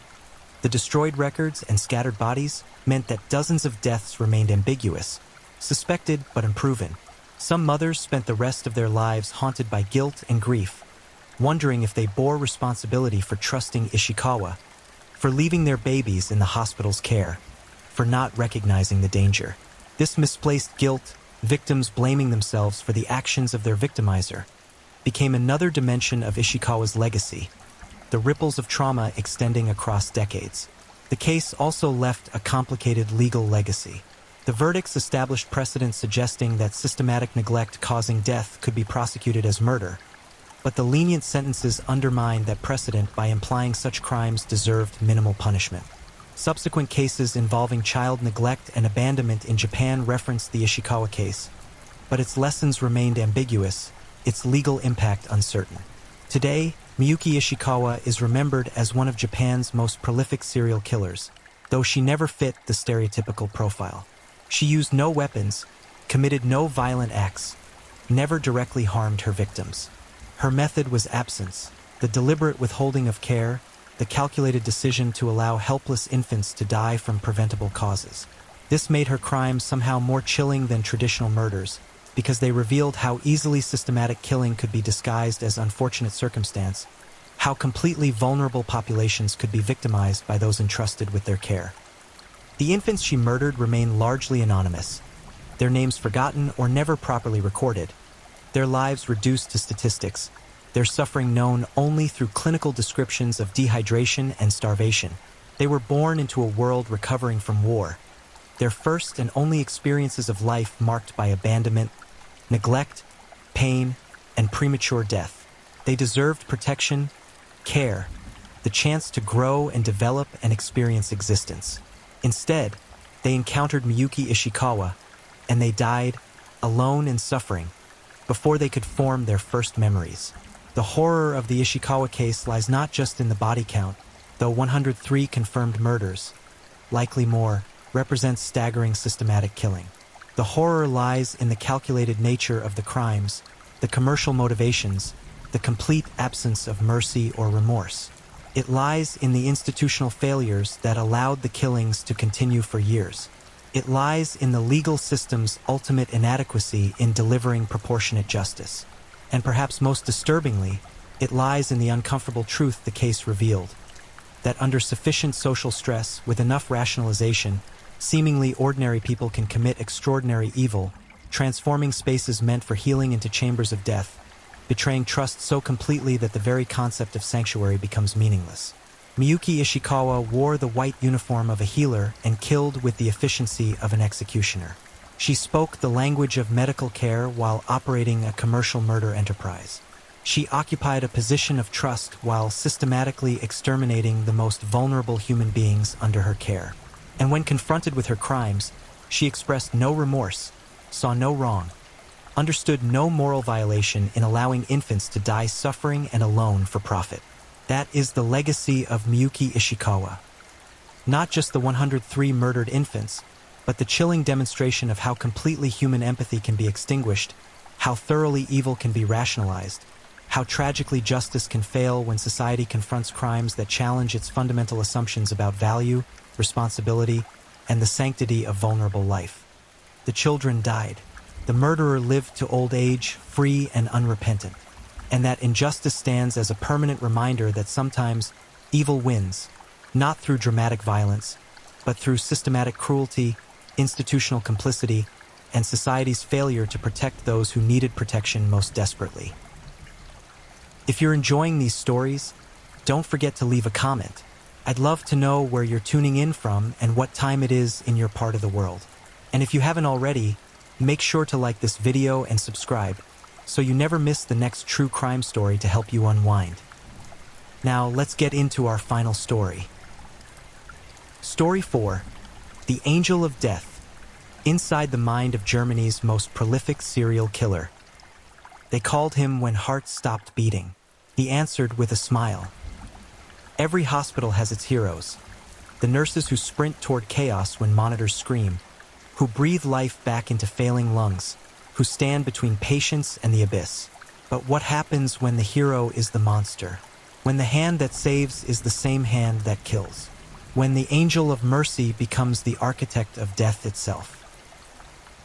Niels Hogel didn't lurk in shadows or stalk dark alleyways. He wore scrubs. He carried a stethoscope. He walked the sterile white corridors of trust, where the sick and dying placed their final hopes in capable hands. For over 15 years, this soft-spoken German nurse moved through 2 hospitals like a phantom, selecting victims with chilling calculation, injecting poison into their veins, and then, here's the twisted part, rushing to save them. He craved the applause, the recognition, the intoxicating rush of playing God. But when resuscitation failed, when hearts refused to restart, when families wept over bodies still warm, Hogel simply moved on to his next victim. By the time investigators finally connected the dots, the body count had climbed beyond comprehension. 85 confirmed murders, possibly 200 more. 1 man, 1 needle, an ocean of grief.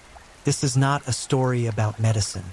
This is a story about evil wearing a name tag, about trust weaponized, about how one human being systematically extinguished lives for nothing more than the thrill of resurrection. Welcome to the horrifying true story of Niels Hogel, the nurse who became Germany's most prolific serial killer. Wilhelmshaven, Germany, a coastal city where North Sea winds carry salt and secrets. This is where Niels Hogel entered the world on December 30th, 1976. An unremarkable birth that would lead to remarkable horror. Nothing in his early years suggested the carnage to come. His childhood was ordinary, almost forgettable. Middle-class family, adequate education, no obvious trauma, no dramatic warning signs that psychologists love to point to when explaining how killers are made. But ordinariness can be deceiving. Behind closed doors, young Niels struggled with something more insidious than poverty or abuse. He struggled with invisibility. Teachers barely noticed him. Classmates forgot his name. He was the boy who occupied space without leaving an impression, the shadow in the corner that nobody bothered to illuminate. And in that neglect, something dark began to germinate. Not violence, not yet. First came the hunger. the desperate, gnawing need to be seen, to be significant, to matter in a world that treated him like background noise. By the time Hogel reached his 20s, he'd found his calling, nursing. Or perhaps nursing found him. The profession offered everything he craved: access to vulnerable people, authority in crisis situations, and most importantly, opportunities to be the hero. He completed his training with unremarkable grades and secured a position at a hospital in Oldenburg. His supervisors noted his punctuality, his willingness to take extra shifts, his eagerness to assist during emergencies. Patients found him polite, attentive, sometimes overly so. He had a habit of lingering at bedsides, watching monitors with unsettling intensity, asking questions about their conditions with curiosity that seemed to exceed professional interest. Nobody suspected that behind those gentle eyes, a terrible transformation was taking place. The first murder happened in 1999 or 2000. The exact date remains lost to time and Hogel's selective memory. The victim was elderly, already weakened by illness, alone in a hospital room in Oldenburg. Hogel entered during the quiet hours when corridors emptied and supervision thinned. He carried a syringe filled with a drug that would prove to become his weapon of choice. A cardiovascular medication that, in the wrong dose, could stop a heart within minutes. His hands were steady as he injected the poison into the foreline. No hesitation, no trembling, just cold, methodical precision. Then he stepped back and watched. The patient's body responded exactly as medical textbooks predicted. Racing pulse, plummeting blood pressure, the desperate cascade of systems shutting down. The monitors erupted in shrill alarms that pierced the hospital's nighttime quiet, and Niels Hogel, as if on cue, transformed into the hero. He burst from the room shouting for help. His voice carried perfectly pitched panic. Colleagues came running. Resuscitation began. Chest compressions, defibrillator paddles, adrenaline injections. Hogel worked with visible intensity, his face a mask of concentration and concern. He barked orders, adjusted equipment, played his role flawlessly. Sometimes the patient survived these initial efforts. Sometimes the heart restarted, lungs resumed their rhythm, and life returned, temporarily. Other times, death claimed its prize immediately, and Hogel would step back, shoulders slumping with theatrical defeat, accepting condolences for a battle lost. But whether they lived or died in that moment, Hogel had tasted something intoxicating. The rush of adrenaline during resuscitation attempts, the focused attention of colleagues who suddenly saw him as competent, capable, crucial, the gratitude from families who mistook his murderous intervention for heroic effort. He'd discovered a drug more powerful than anything in the pharmacy, the high of being important. And like any addict, he needed more. The killings escalated with terrifying speed. One patient became two. Two became five. Five became weekly occurrences. Hogel developed a pattern, a modus operandi that revealed both sophistication and depravity. He targeted patients during night shifts when fewer witnesses roamed the halls. He selected victims who were already ill but stable, sick enough that unexpected complications wouldn't immediately raise suspicions, but healthy enough that dramatic rescue attempts would seem warranted and potentially successful. His weapon of choice varied, but certain drugs appeared repeatedly. Adrenaline, an antiarrhythmic medication that could cause complete cardiac arrest. Gileuritmal, another heart medication with lethal potential in overdose. Potassium chloride, which stopped hearts so efficiently it earned the nickname the Stone Maker among murderers who understood pharmacology. Hogel knew these drugs intimately, understood their mechanisms, their timelines, their traces. He knew which medications would cause swift collapse and which would create prolonged suffering. He knew which victims would be most dramatic in their dying, providing the best stage for his rescue performances. The hospital in Oldenburg became his hunting ground. Rooms on the intensive care unit and cardiac ward transformed into killing floors. He moved between beds with the casual confidence of a predator in familiar territory, selecting victims with criteria known only to him. An elderly man recovering from pneumonia, injected. A middle-aged woman stabilizing after heart surgery, poisoned. A frail patient with kidney problems, targeted. Age, gender, specific diagnosis, none of these mattered to Hogel. The only qualification for death was opportunity and the promise of a good resuscitation scene. What made these murders particularly monstrous was their performative nature. Hogel didn't kill for traditional motives, not revenge, not financial gain, not even sadistic pleasure in suffering itself. He killed for the aftermath. The resuscitation attempt was his stage, the dying patient his prop, the panicked medical response his applause. He choreographed death so he could dance in its wake, soaking up attention like sunlight, feeding his starving ego on the recognition that came from being the nurse who fought hardest to save lives. Colleagues began noticing patterns, though they didn't yet recognize them as sinister. Hogel seemed to always be present during cardiac emergencies.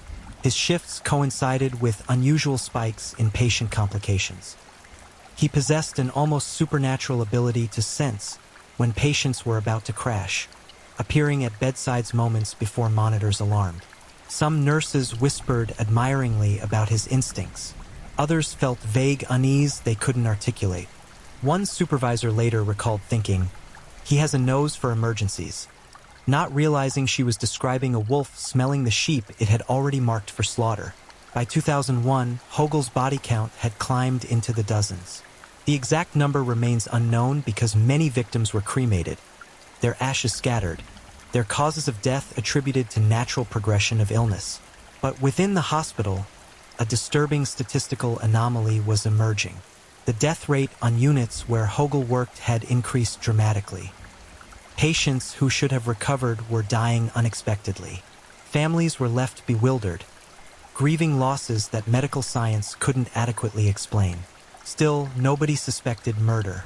Hospitals are places where people die.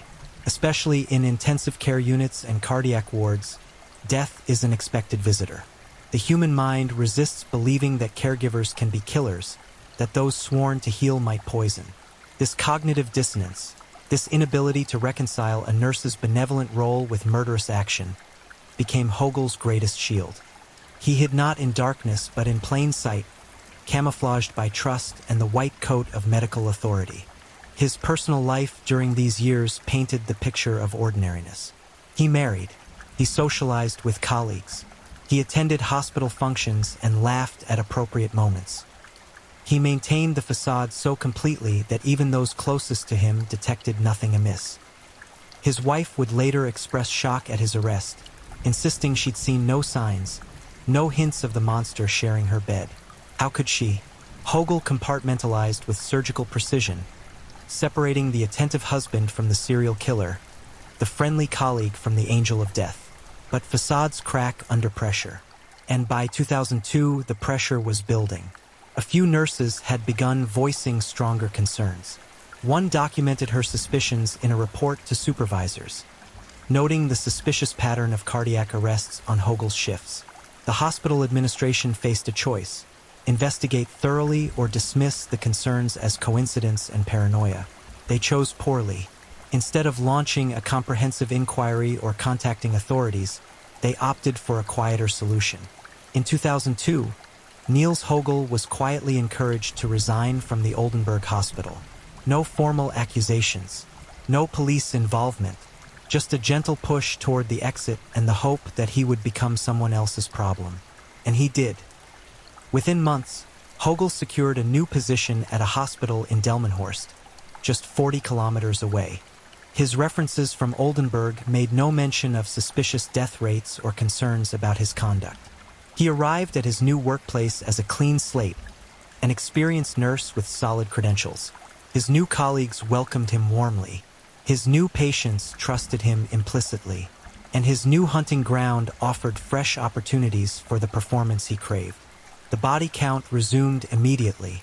If anything, Hogel's killing accelerated in Delmenhorst. He'd refined his technique, learned from close calls in Oldenburg, grown bolder in his methods. The drugs flowed more freely. The victims accumulated more rapidly. Entire families would later discover that their loved ones had died not from disease but from deliberate poisoning, that their grief was manufactured by a man who viewed human life as nothing more than fuel for his narcissistic hunger. Between 2003 and 2005, The death rate in Delmenhorst's intensive care unit climbed to levels that defied statistical probability. Yet still, the murders continued undetected, hidden in plain sight within the chaos of hospital life, disguised as the natural outcome of critical illness. Hogel moved through the wards like a ghost, leaving behind a trail of bodies and shattered families, collecting moments of recognition and praise like trophies, feeding an appetite that could never be satisfied. Because that's the truth about monsters like Niels Hogel. They cannot stop. The addiction to attention, to significance, to playing God overrides every other human impulse, including self-preservation. Even as the net began to tighten around him, even as more colleagues whispered suspicions and more families questioned their loved ones' unexpected deaths, Hogel couldn't resist reaching for the syringe one more time. The rush was too powerful, the need too consuming, the performance too intoxicating. By the time someone finally said, "Enough," by the time a single brave colleague decided to risk her career by demanding a real investigation, Hogel had been killing for over a decade. The conservative estimate of his victims stood at dozens. The true number, buried in cremated remains and misattributed death certificates, might never be known. But the killing spree that began in a quiet Oldenburg hospital room in 1999 had metastasized into one of history's most prolific murder campaigns, carried out not in darkness but under fluorescent lights, not with obvious weapons but with healing drugs perverted into poison, not by a shadowy stranger but by a trusted nurse with gentle hands and a smile. The monster was about to be unmasked, but the price of that unmasking would be measured in bodies, dozens of confirmed corpses, and possibly hundreds more forever lost to time and ashes. Delmenhorst Hospital, 2003. The night shift settled into its familiar rhythm, hushed conversations at nursing stations, the steady beep of monitors, the occasional groan from patients fighting sleep and pain. Niels Hogel moved through the cardiac intensive care unit with practiced efficiency, checking charts, adjusting for drips, offering reassuring words to those awake enough to hear them. To any observer, he was exactly what a nurse should be: attentive, competent, present. But Hogel wasn't working. He was hunting. His eyes scanned the ward with predatory focus, evaluating each patient not as a human being but as a potential opportunity. Room 12, elderly male, post-cardiac surgery, stable vitals. Possible. Room 15, middle-aged woman with arrhythmia, family visiting regularly. Too risky. Room 18, frail man in his 70s, breathing supported by machine, alone. Perfect. The selection process revealed the calculated nature of his crimes. Hogel didn't kill impulsively or in fits of rage. Each murder was a planned event, carefully orchestrated for maximum dramatic effect with minimum risk of detection. He considered factors like patient visibility, family presence, shift staffing levels, and the likelihood of successful resuscitation. He wanted victims sick enough to die convincingly but viable enough to require prolonged rescue efforts. The sweet spot, that was his target. The place where death seemed possible but not inevitable, where his heroic intervention would appear most crucial and impressive. Once selected, the victim's fate was sealed. Hogel would wait for the optimal moment, usually deep into the night shift when exhaustion dulled colleagues' alertness and fewer eyes monitored the halls. He'd enter the room with purposeful calm, greeting the patient if conscious, checking equipment with theatrical thoroughness. Then, in a movement practiced thousands of times, he'd produce a syringe and inject poison directly into the foreline. The drugs worked quickly. Within minutes, sometimes seconds, the patient's cardiovascular system would begin its catastrophic collapse. Heart rhythms destabilized into dangerous patterns: ventricular tachycardia, ventricular fibrillation, complete asystole. Blood pressure plummeted. Oxygen saturation dropped. The body's desperate attempt to survive triggered violent responses: gasping, convulsing, the wide-eyed terror of someone feeling their own death approaching without understanding why. Hogel watched this transformation with clinical detachment. Former colleagues would later describe how he'd stand by the bedside during these initial moments of crisis, his face expressionless, observing the body's response as though conducting a scientific experiment. Only when the monitors erupted in alarm would his demeanor shift. Suddenly, he became animated, concerned, urgent. The performance began. Code Blue, Code Blue. His voice carried perfectly through corridors, summoned help with convincing panic. Within seconds, the resuscitation team would converge on the room. Doctors, nurses, technicians all responding to save a life that Hogel himself had just tried to end. And there, in the center of the chaos, was Hogel, transformed from killer to hero in the span of a breath. He thrived in these moments. The resuscitation room became his theater, and he played his role with disturbing skill. He delivered chest compressions with visible intensity, sweat beading on his forehead from exertion. He anticipated doctors' orders, having medications ready before they were requested. He spoke to the dying patient with urgent encouragement. "Stay with us.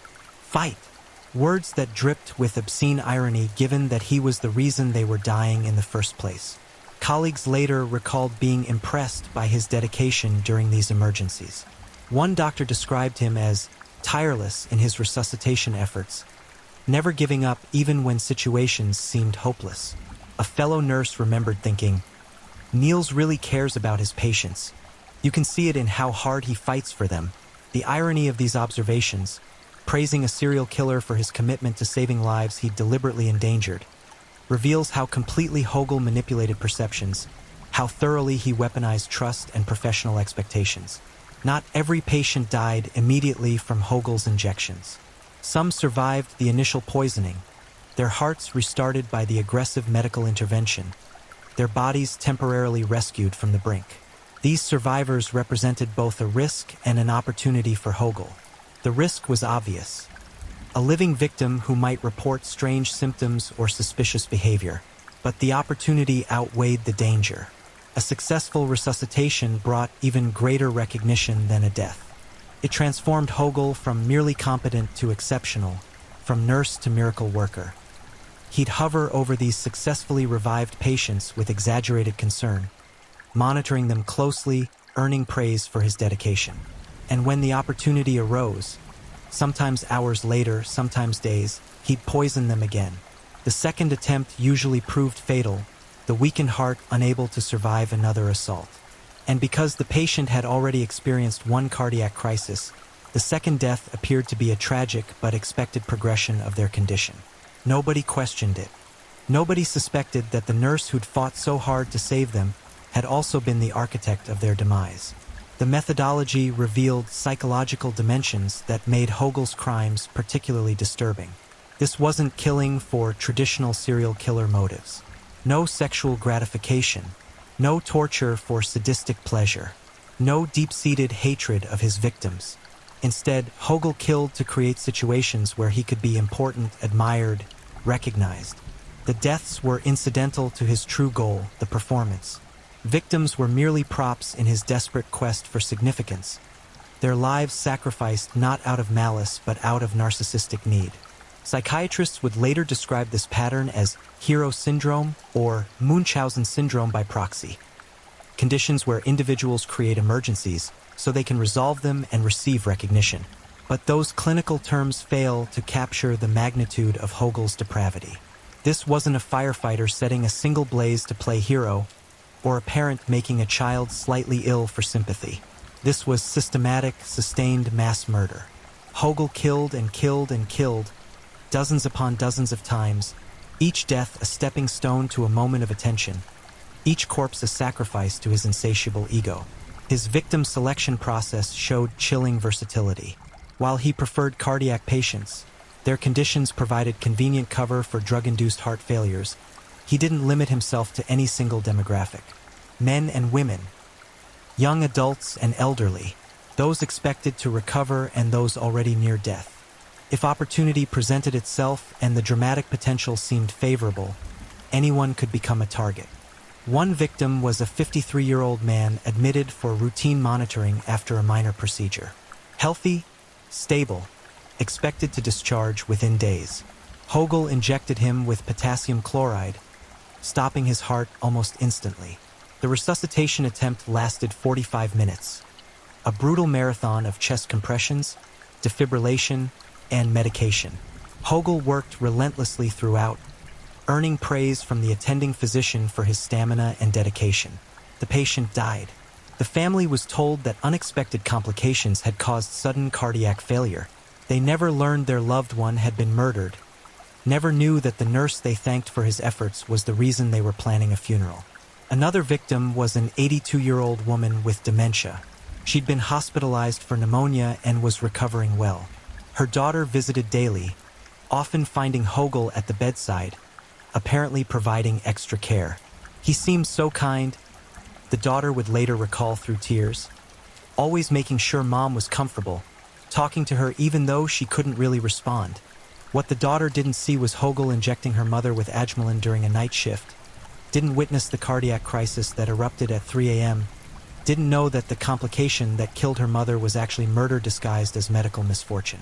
The variety of victims demolished any theory that Hogel killed for mercy or to end suffering. Some of his victims were in pain, yes, but others were comfortable, stable, even improving. Some were elderly and near the natural end of their lives, but others were middle-aged with years ahead of them. The only common denominator was opportunity and Hogel's need for a resuscitation performance. He was Death's casting director, selecting actors for a play nobody had consented to join. By 2004, the death rate at Delmenhorst Hospital had reached statistically impossible levels. The cardiac ward's mortality rate exceeded comparable units across Germany by dramatic margins. Hospital administrators noticed the numbers but struggled to explain them. Some suggested the facility was receiving sicker patients. Others proposed that documentation practices made deaths appear more frequent than they were. Nobody wanted to consider the darkest possibility, that someone was deliberately killing patients. But whispers persisted among nursing staff. More colleagues noticed the pattern. Cardiac arrests concentrated on Hogel's shifts, patients who'd been stable suddenly crashing after he'd attended them, the suspicious frequency of medical emergencies in his vicinity. Some nurses began quietly refusing to work with him, requesting schedule changes, finding excuses to avoid shifts where he'd be present. The unofficial avoidance spoke to intuitive recognition that something was deeply wrong, even if conscious minds couldn't yet articulate what. One nurse, whom we'll call Anna to protect her identity, grew particularly suspicious. She'd worked in cardiac care for 2 decades and had never seen patterns like those surrounding Hogel.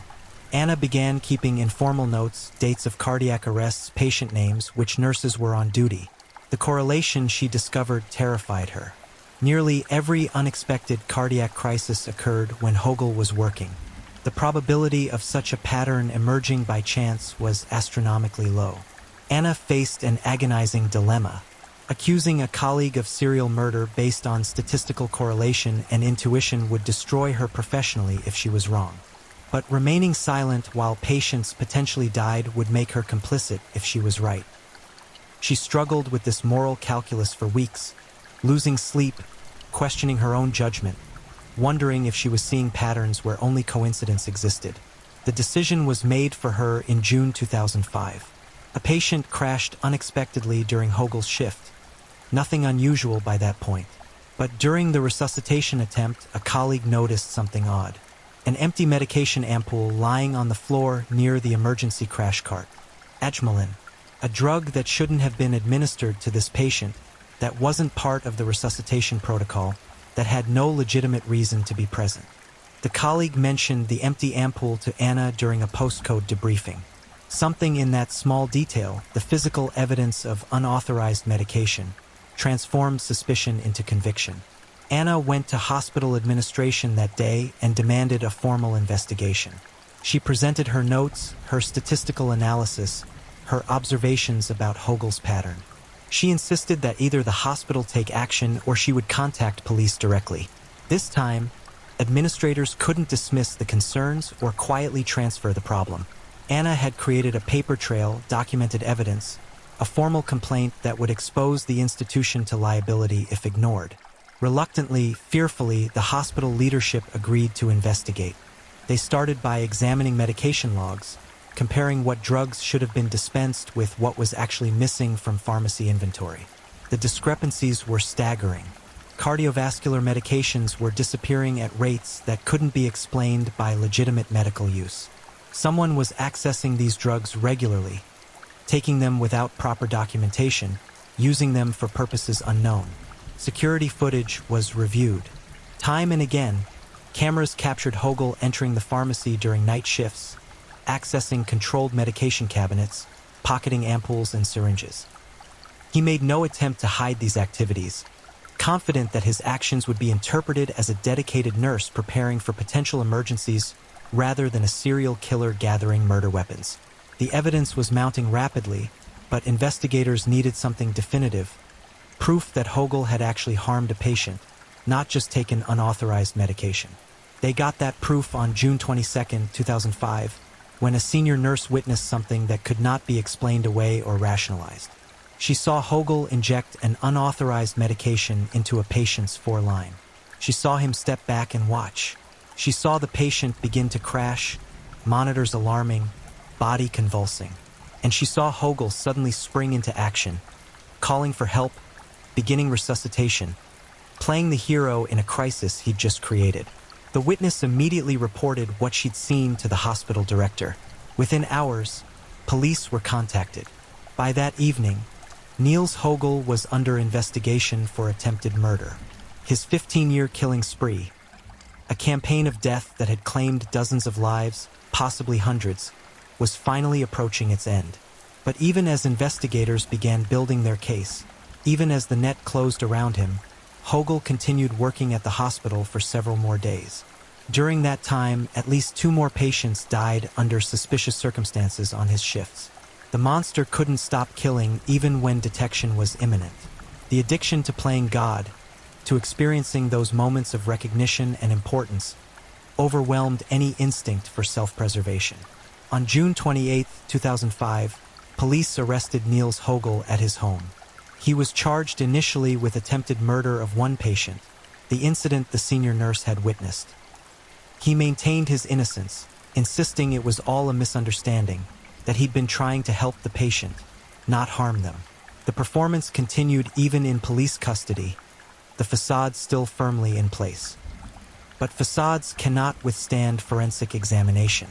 And as investigators began exhuming bodies, analyzing tissue samples, interviewing colleagues, and reconstructing timelines, the full magnitude of Hogel's crimes began to emerge from the shadows.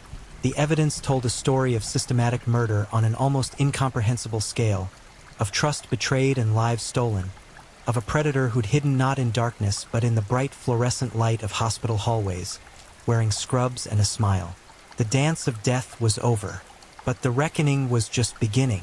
The investigation into Niels Hogel transformed from a single attempted murder case into something far darker within weeks of his arrest. As police detectives and medical examiners began examining death records from both Delmenhorst and Oldenburg hospitals, a pattern emerged that chilled even seasoned investigators to their core. The deaths didn't number in the handful as initially suspected. They weren't even limited to dozens. The body count climbed with horrifying speed as authorities cross-referenced mortality rates, work schedules, and toxicology possibilities.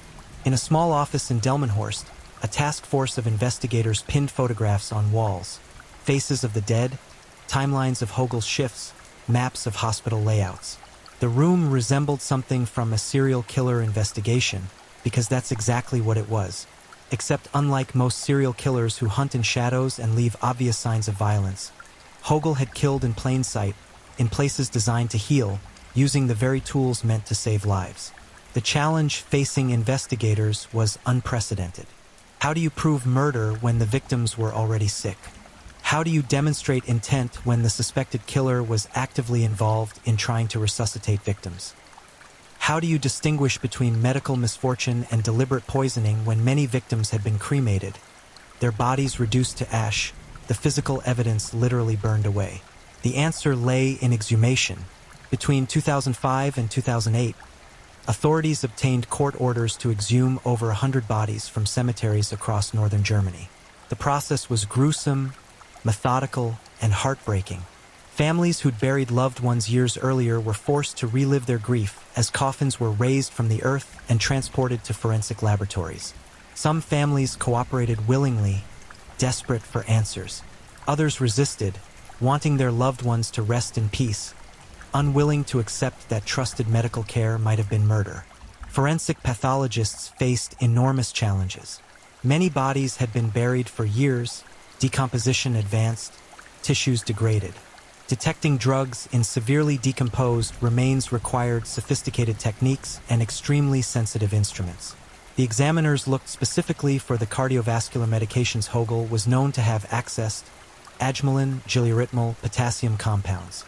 They examined tissue samples from hearts, livers, kidneys, anywhere trace amounts might linger.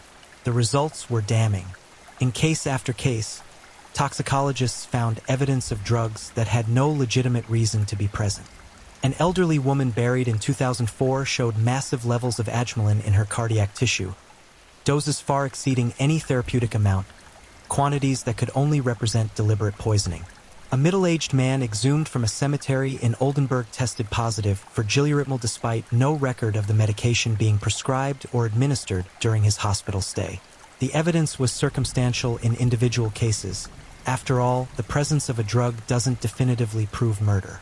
But the pattern across dozens of victims created a statistical picture that couldn't be explained by coincidence or medical error. While forensic teams analyzed bodies, detectives focused on the living, interviewing hundreds of hospital staff members, reconstructing Hogel's movements over 15 years, documenting every shift he worked and every unexpected patient death that occurred during those shifts. They discovered that hospital records were incomplete, that documentation practices were inconsistent, that the chaos of busy medical wards created gaps where a killer could operate undetected. They found that Hogel had worked over 1,500 shifts during his career, and that cardiac arrests occurred at dramatically elevated rates during those specific shifts compared to when he was absent. The statistical analysis proved devastating. One researcher calculated that the probability of so many cardiac arrests randomly occurring during Hogel's shifts was less than 1 in several trillion. The numbers removed any possibility of coincidence. Something was causing patients to crash when Niels Hogel was nearby, and the only common denominator was Hogel himself. As the investigation progressed, investigators made another disturbing discovery. Hogel's crimes could have been stopped years earlier. Multiple nurses from the Oldenburg hospital had reported concerns about suspicious death rates as early as 2001. One supervisor had documented these concerns in writing, specifically noting that unusual numbers of cardiac emergencies occurred when Hogel was working. Yet hospital administration had responded not by investigating, but by quietly pushing Hogel to resign and providing neutral references that allowed him to secure employment at Delmenhorst. This institutional failure represented a second tragedy layered atop the murders themselves. How many lives could have been saved if administrators had contacted police in 2002 instead of simply transferring the problem? How many victims in Delmenhorst might still be alive if Hogel's references had included warnings about the suspicious patterns at his previous workplace? The calculation was impossible and unbearable.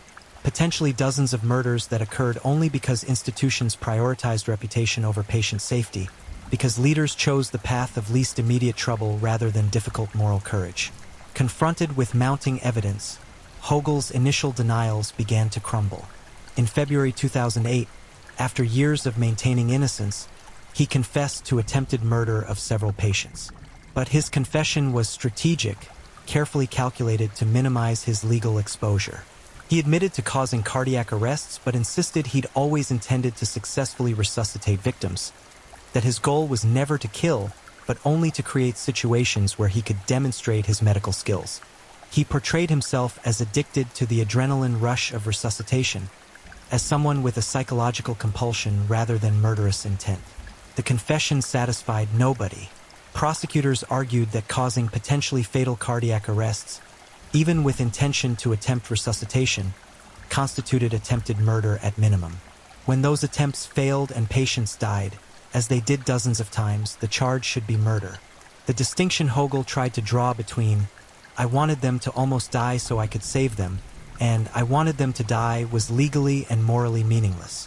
He'd injected poison into vulnerable patients, causing their deaths, and his claimed intention to resuscitate them didn't negate the murderous nature of his actions.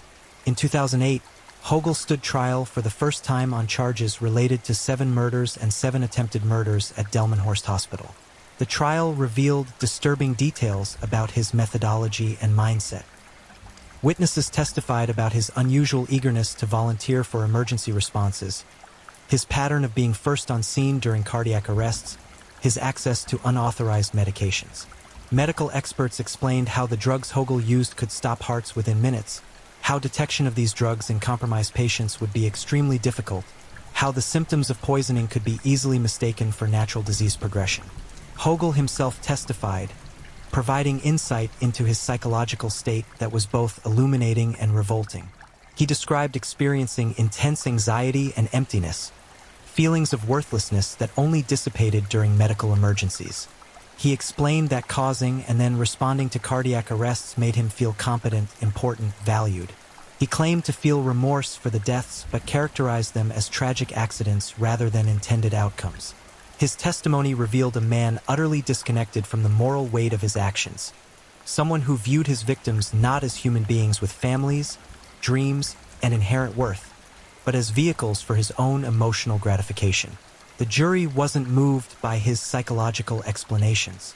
On February 12, 2009, Niels Hogel was convicted of 6 counts of murder and 7 counts of attempted murder.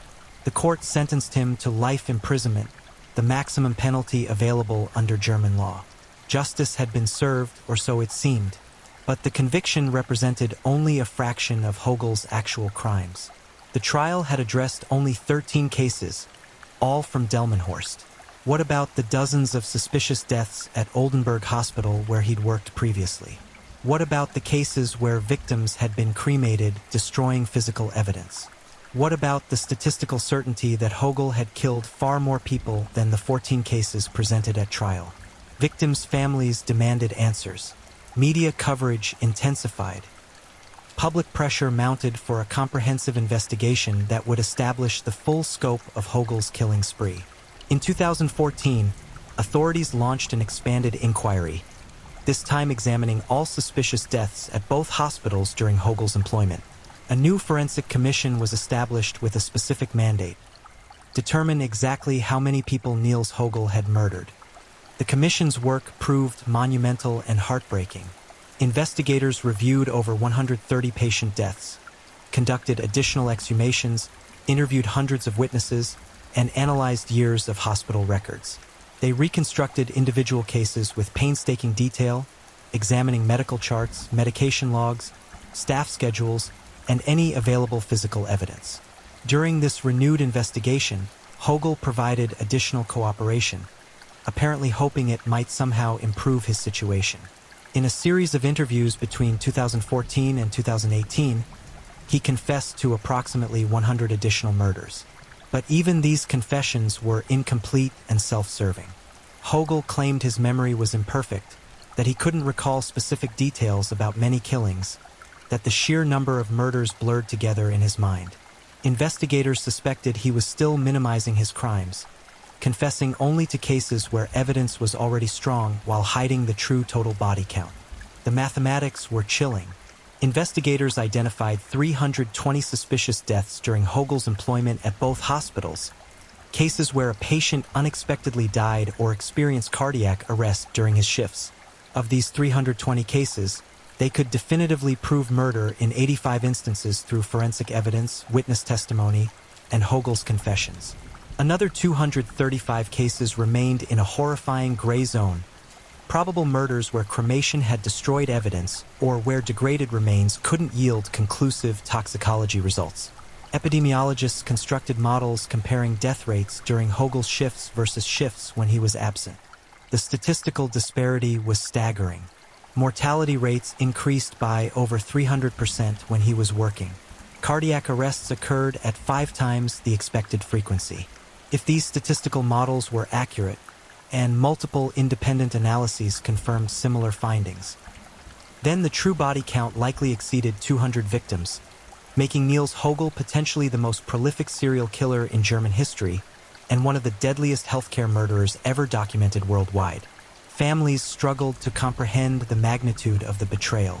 A woman named Petra discovered through the investigation that her father, who died in 2003 supposedly from complications of heart disease, had actually been murdered. She'd spent years grieving what she believed was a natural death. finding some comfort in the idea that her father had received good care in his final days. Learning the truth shattered that narrative completely. The nurse we thanked, the man we believed fought to save Dad, was actually the one who killed him, she told reporters through tears. How do you process that? How do you live with that knowledge? Another family learned their mother had been poisoned not once but twice by Hogel, first in an attempted murder where resuscitation succeeded, then 3 days later in a second poisoning that proved fatal. Hospital records showed Hogel had been involved in both incidents, had been present at her bedside extensively during the days between attacks, had received praise from doctors for his attentiveness to the patient.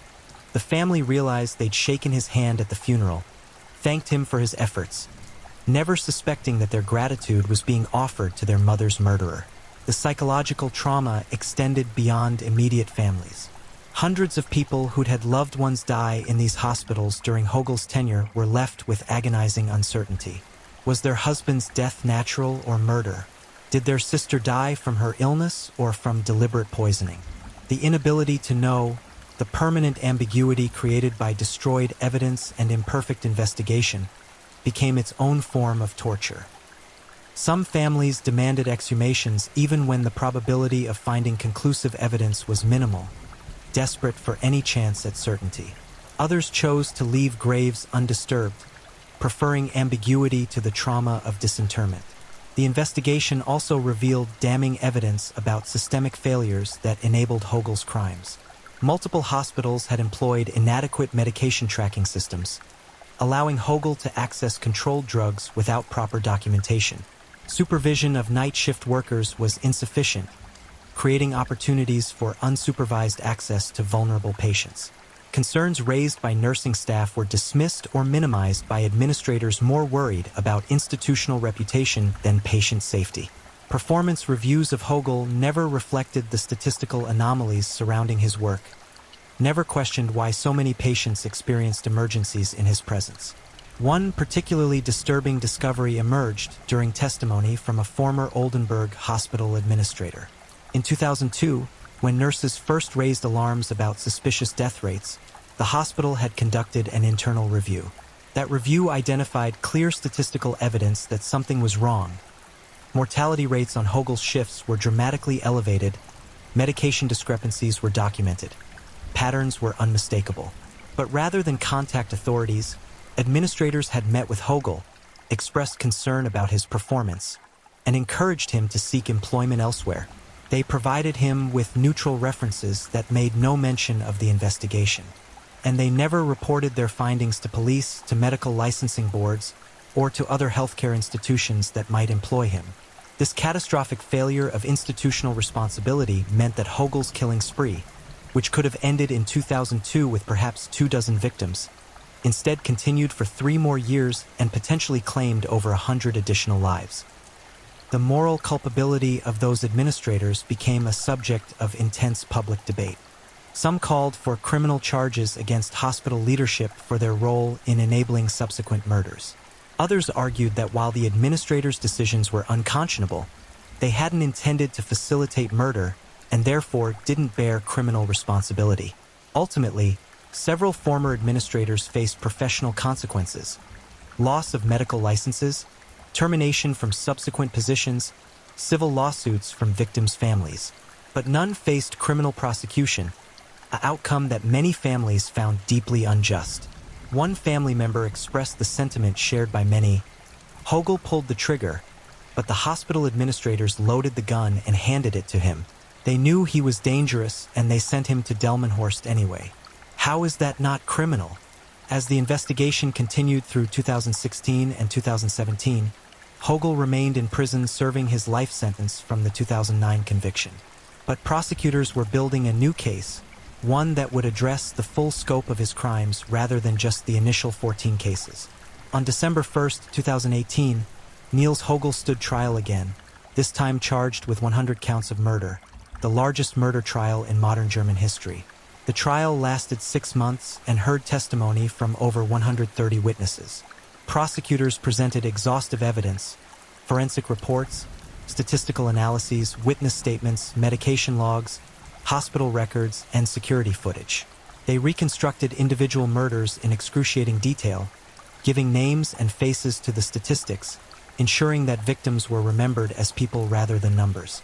Family members delivered impact statements describing the loved ones they'd lost, the holes left in their lives, the betrayal of trust that compounded their grief. Hogel attended the trial but rarely spoke. When he did address the court, his statements were characterized by detachment and deflection. He expressed general remorse, acknowledged causing deaths, but continued to minimize his culpability by emphasizing his psychological compulsion and his belief that he was actually trying to save patients. "I didn't want them to die," he repeated multiple times. "I wanted to be the one who saved them." This distinction, which no one besides Hogel considered meaningful, became his central defense. Psychiatric experts testified about Hogel's mental state, diagnosing him with narcissistic personality disorder and what they termed rescue fantasies. They explained that his need for recognition and validation had become pathological, overriding normal empathy and moral constraints.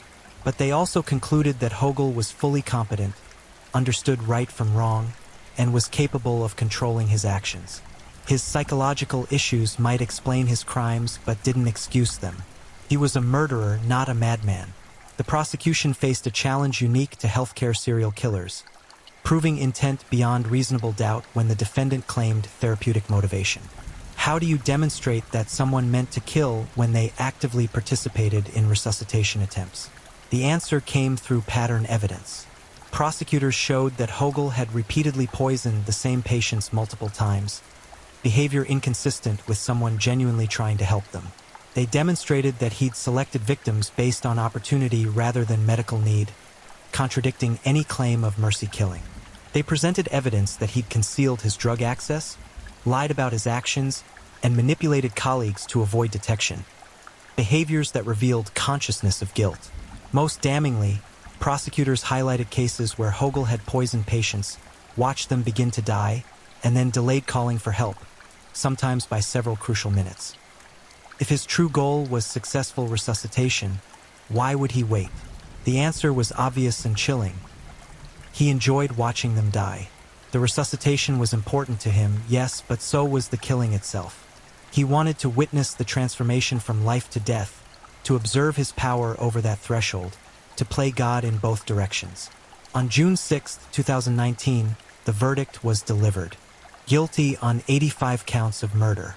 The court determined they could not prove the remaining 15 charges beyond reasonable doubt due to insufficient evidence. Niels Hogel was sentenced to life imprisonment with special severity, a designation in German law indicating that parole would be extraordinarily unlikely and that the prisoner represented a continued danger to society. The presiding judge, Sebastian Berman, addressed Hogel directly during sentencing. "Your guilt is incomprehensible. You killed patients entrusted to your care, you destroyed entire families, and you betrayed the trust that forms the foundation of medical care. You are a danger to society and will remain imprisoned for the rest of your life." Hogel showed little visible emotion during the verdict.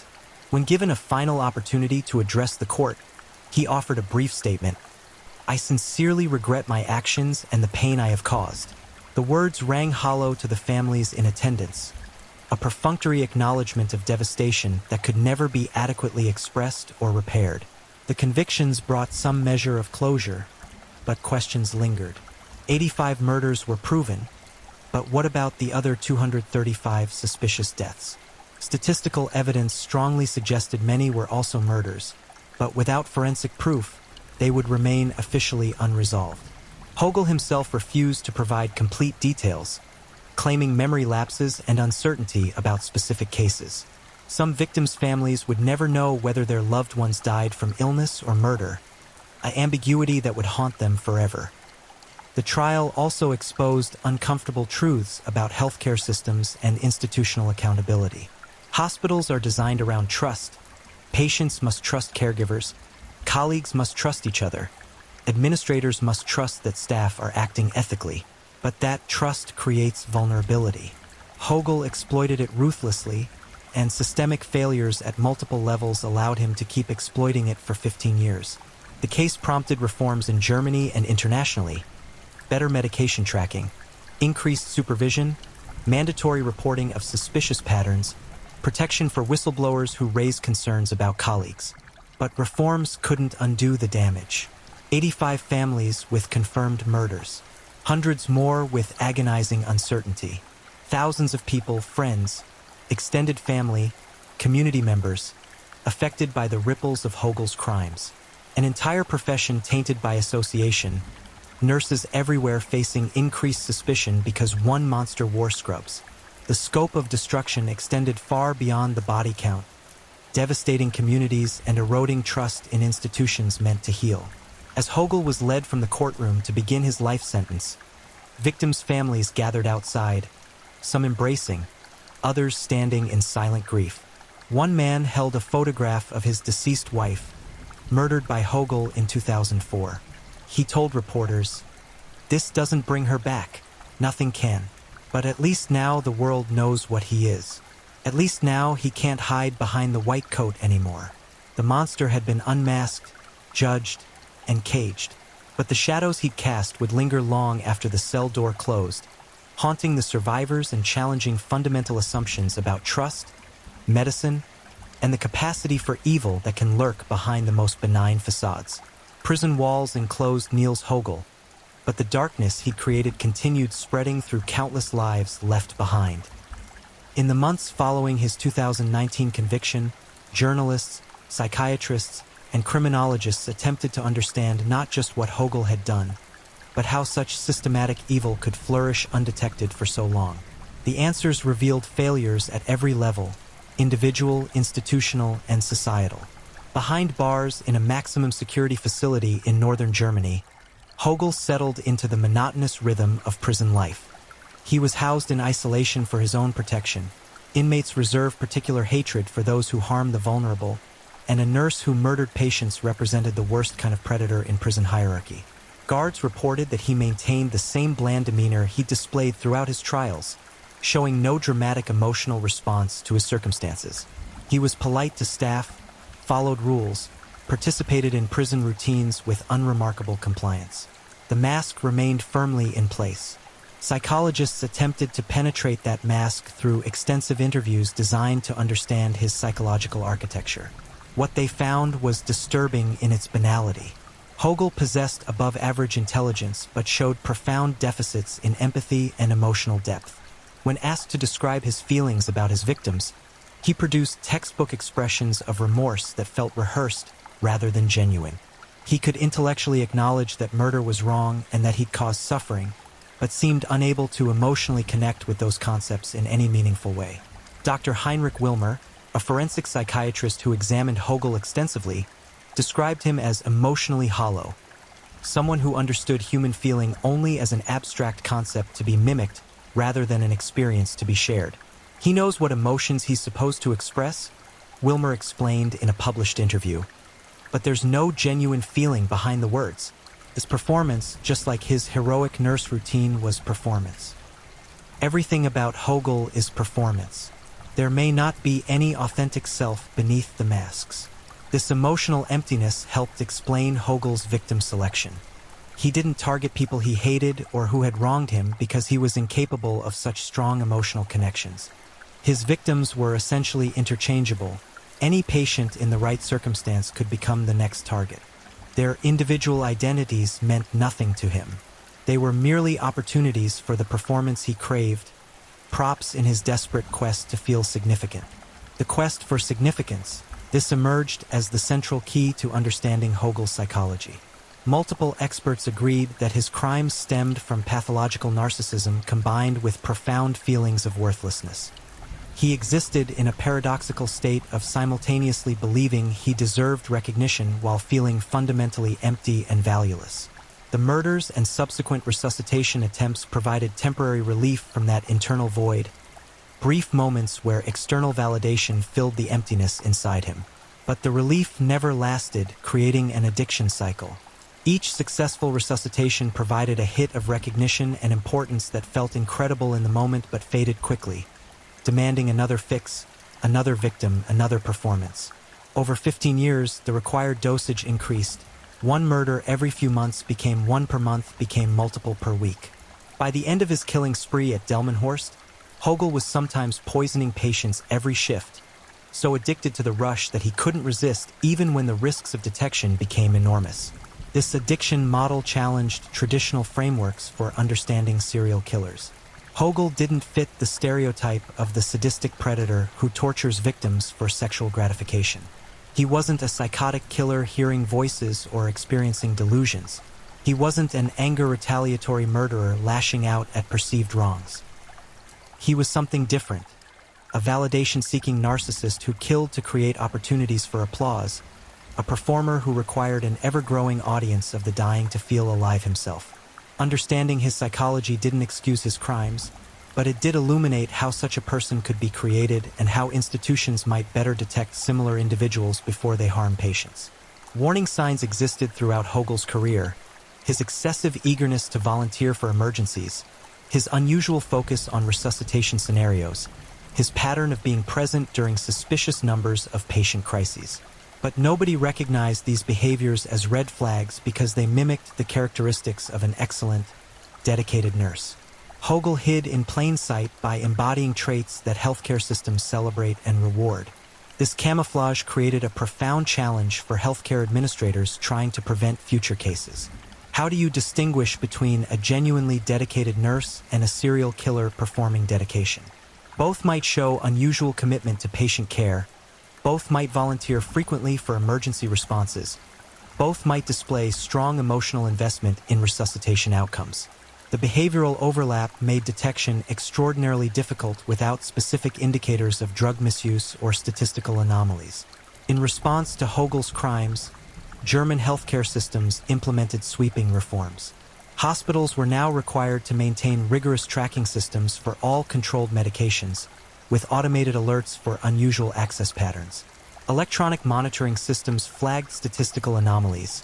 If one caregiver's shifts showed elevated rates of patient emergencies compared to colleagues, automatic reviews would be triggered.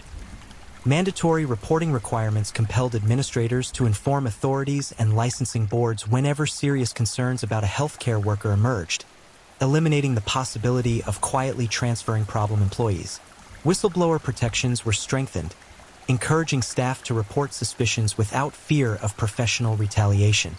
These reforms represented important progress, but experts acknowledged they were reactive rather than proactive, defenses against the last attack rather than anticipation of the next. A sufficiently clever and careful killer could potentially evade even enhanced surveillance systems. The fundamental vulnerability remained. Healthcare requires trust, and trust creates opportunities for betrayal. For the families of Hogel's victims, reforms and psychological analyses provided little comfort. Their loved ones remained dead. Their grief remained raw. Many struggled with complicated emotional responses that went beyond simple mourning. There was anger, volcanic, consuming rage at Hogel, at the hospitals that enabled him, at the system that failed so catastrophically. There was guilt, irrational but powerful feelings that they should have somehow known, should have protected their family members, should have asked more questions about the complications that killed their loved ones. There was betrayal, the trust they'd placed in medical institutions, in the nurses and doctors they'd thanked and respected, now felt like naive foolishness. Support groups formed to help families process these complex emotions. At meetings in community centers across northern Germany, people who'd lost relatives to Hogel gathered to share their experiences, to cry together, to rage together, to slowly heal together.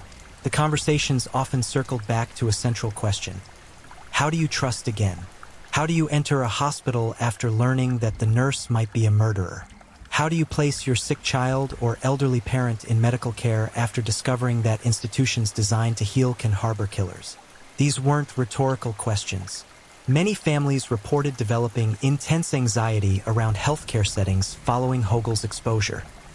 One woman described having a panic attack when she had to take her daughter to the emergency room, unable to stop imagining the nurse as a potential killer.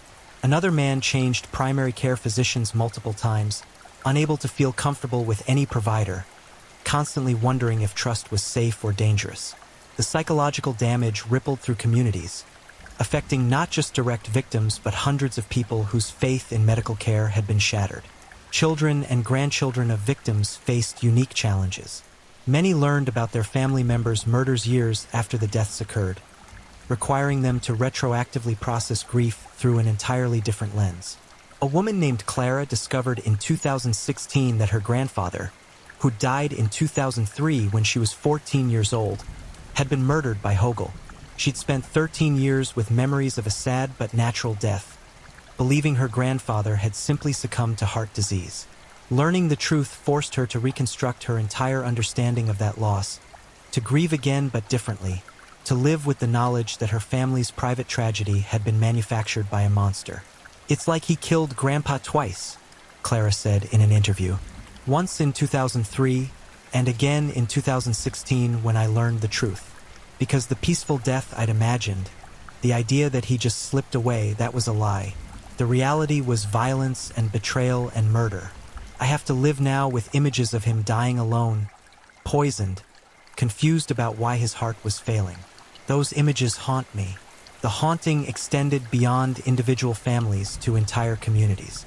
Oldenburg and Delmenhorst, the cities where Hogel practiced his deadly craft, became known internationally as the locations where Germany's worst serial killer worked.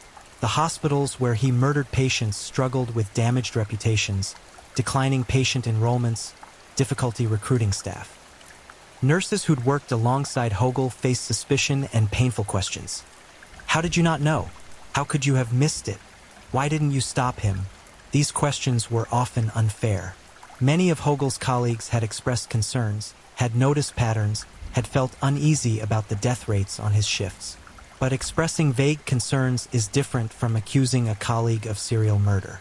The psychological barrier to making such an accusation, the fear of being wrong, of destroying an innocent person's career, of seeming paranoid or malicious, meant that most concerns were voiced quietly, informally, without the force necessary to trigger serious investigation.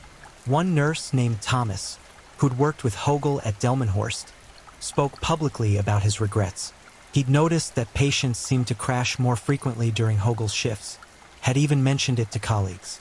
But when pressed about whether he'd formally reported his concerns, Thomas admitted he hadn't. "I thought I was just noticing patterns that weren't really there," he explained. "Confirmation bias, you know? I noticed the emergencies on Hogel's shifts because I was paying attention to him, but maybe missed the ones on other shifts. And even if the pattern was real, there could be innocent explanations. Maybe he was just unlucky.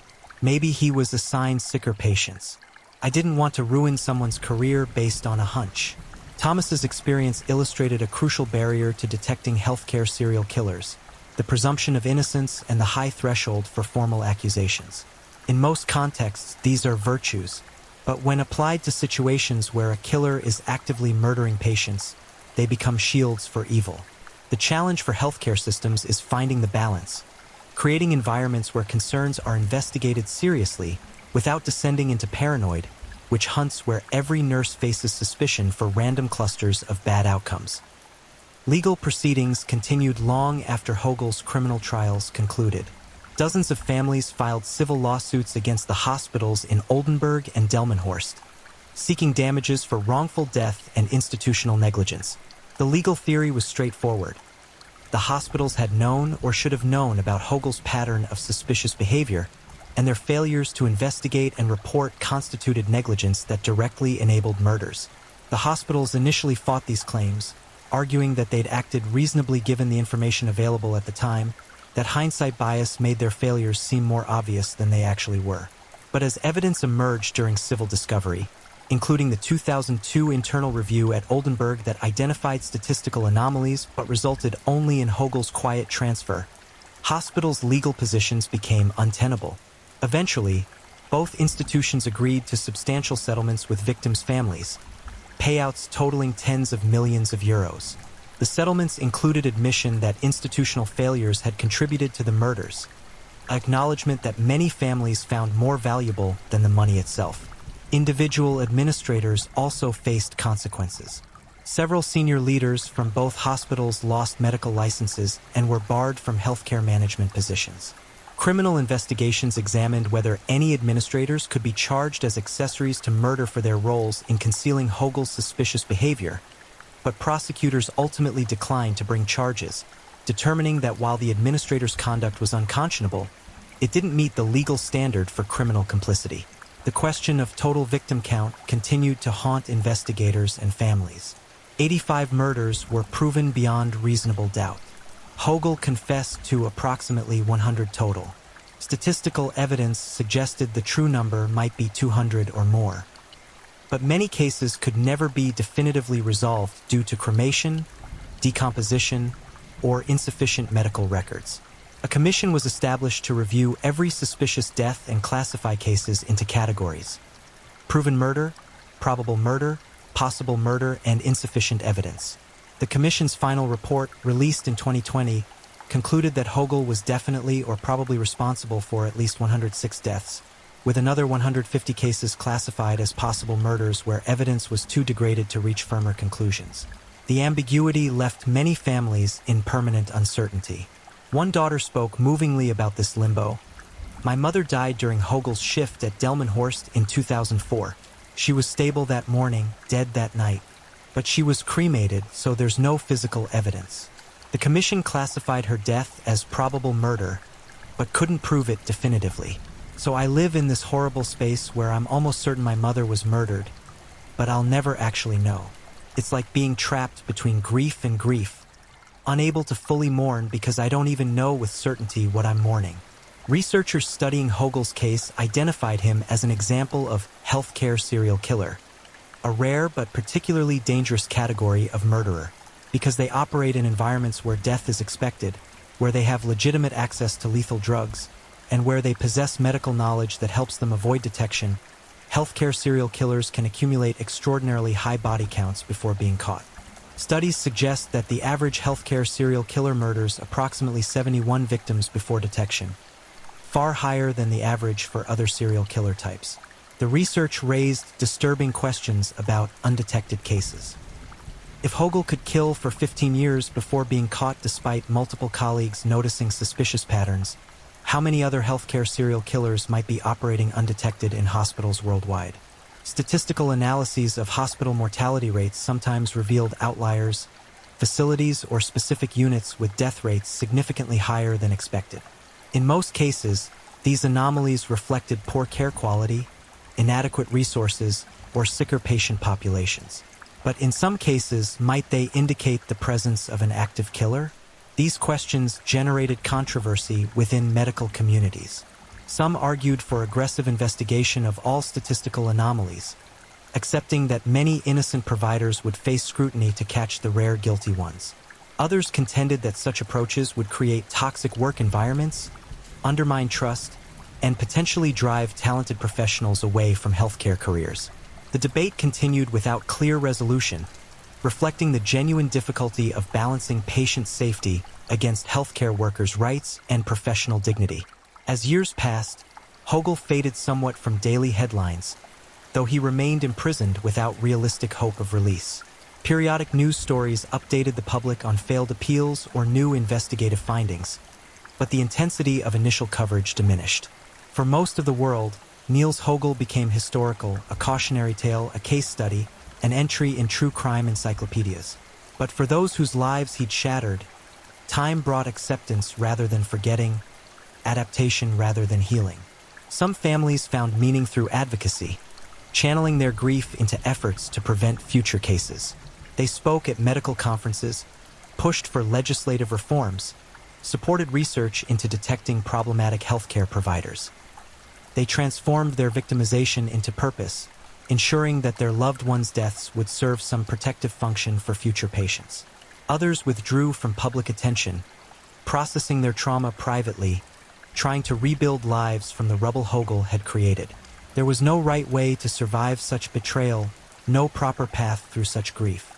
Each family, each individual, found their own way forward or sometimes found no way forward at all, remained trapped in the moment of discovery, unable to move beyond the knowledge that someone they trusted had murdered someone they'd loved. The Hogel case left scars on Germany's collective consciousness. It challenged fundamental assumptions about medical care, about institutional trustworthiness, about the possibility of evil hiding behind faces we're trained to trust.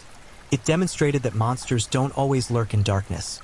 Sometimes they work the night shift in hospitals, where scrubs and stethoscopes smile at patients and kill with the same hands they use to heal.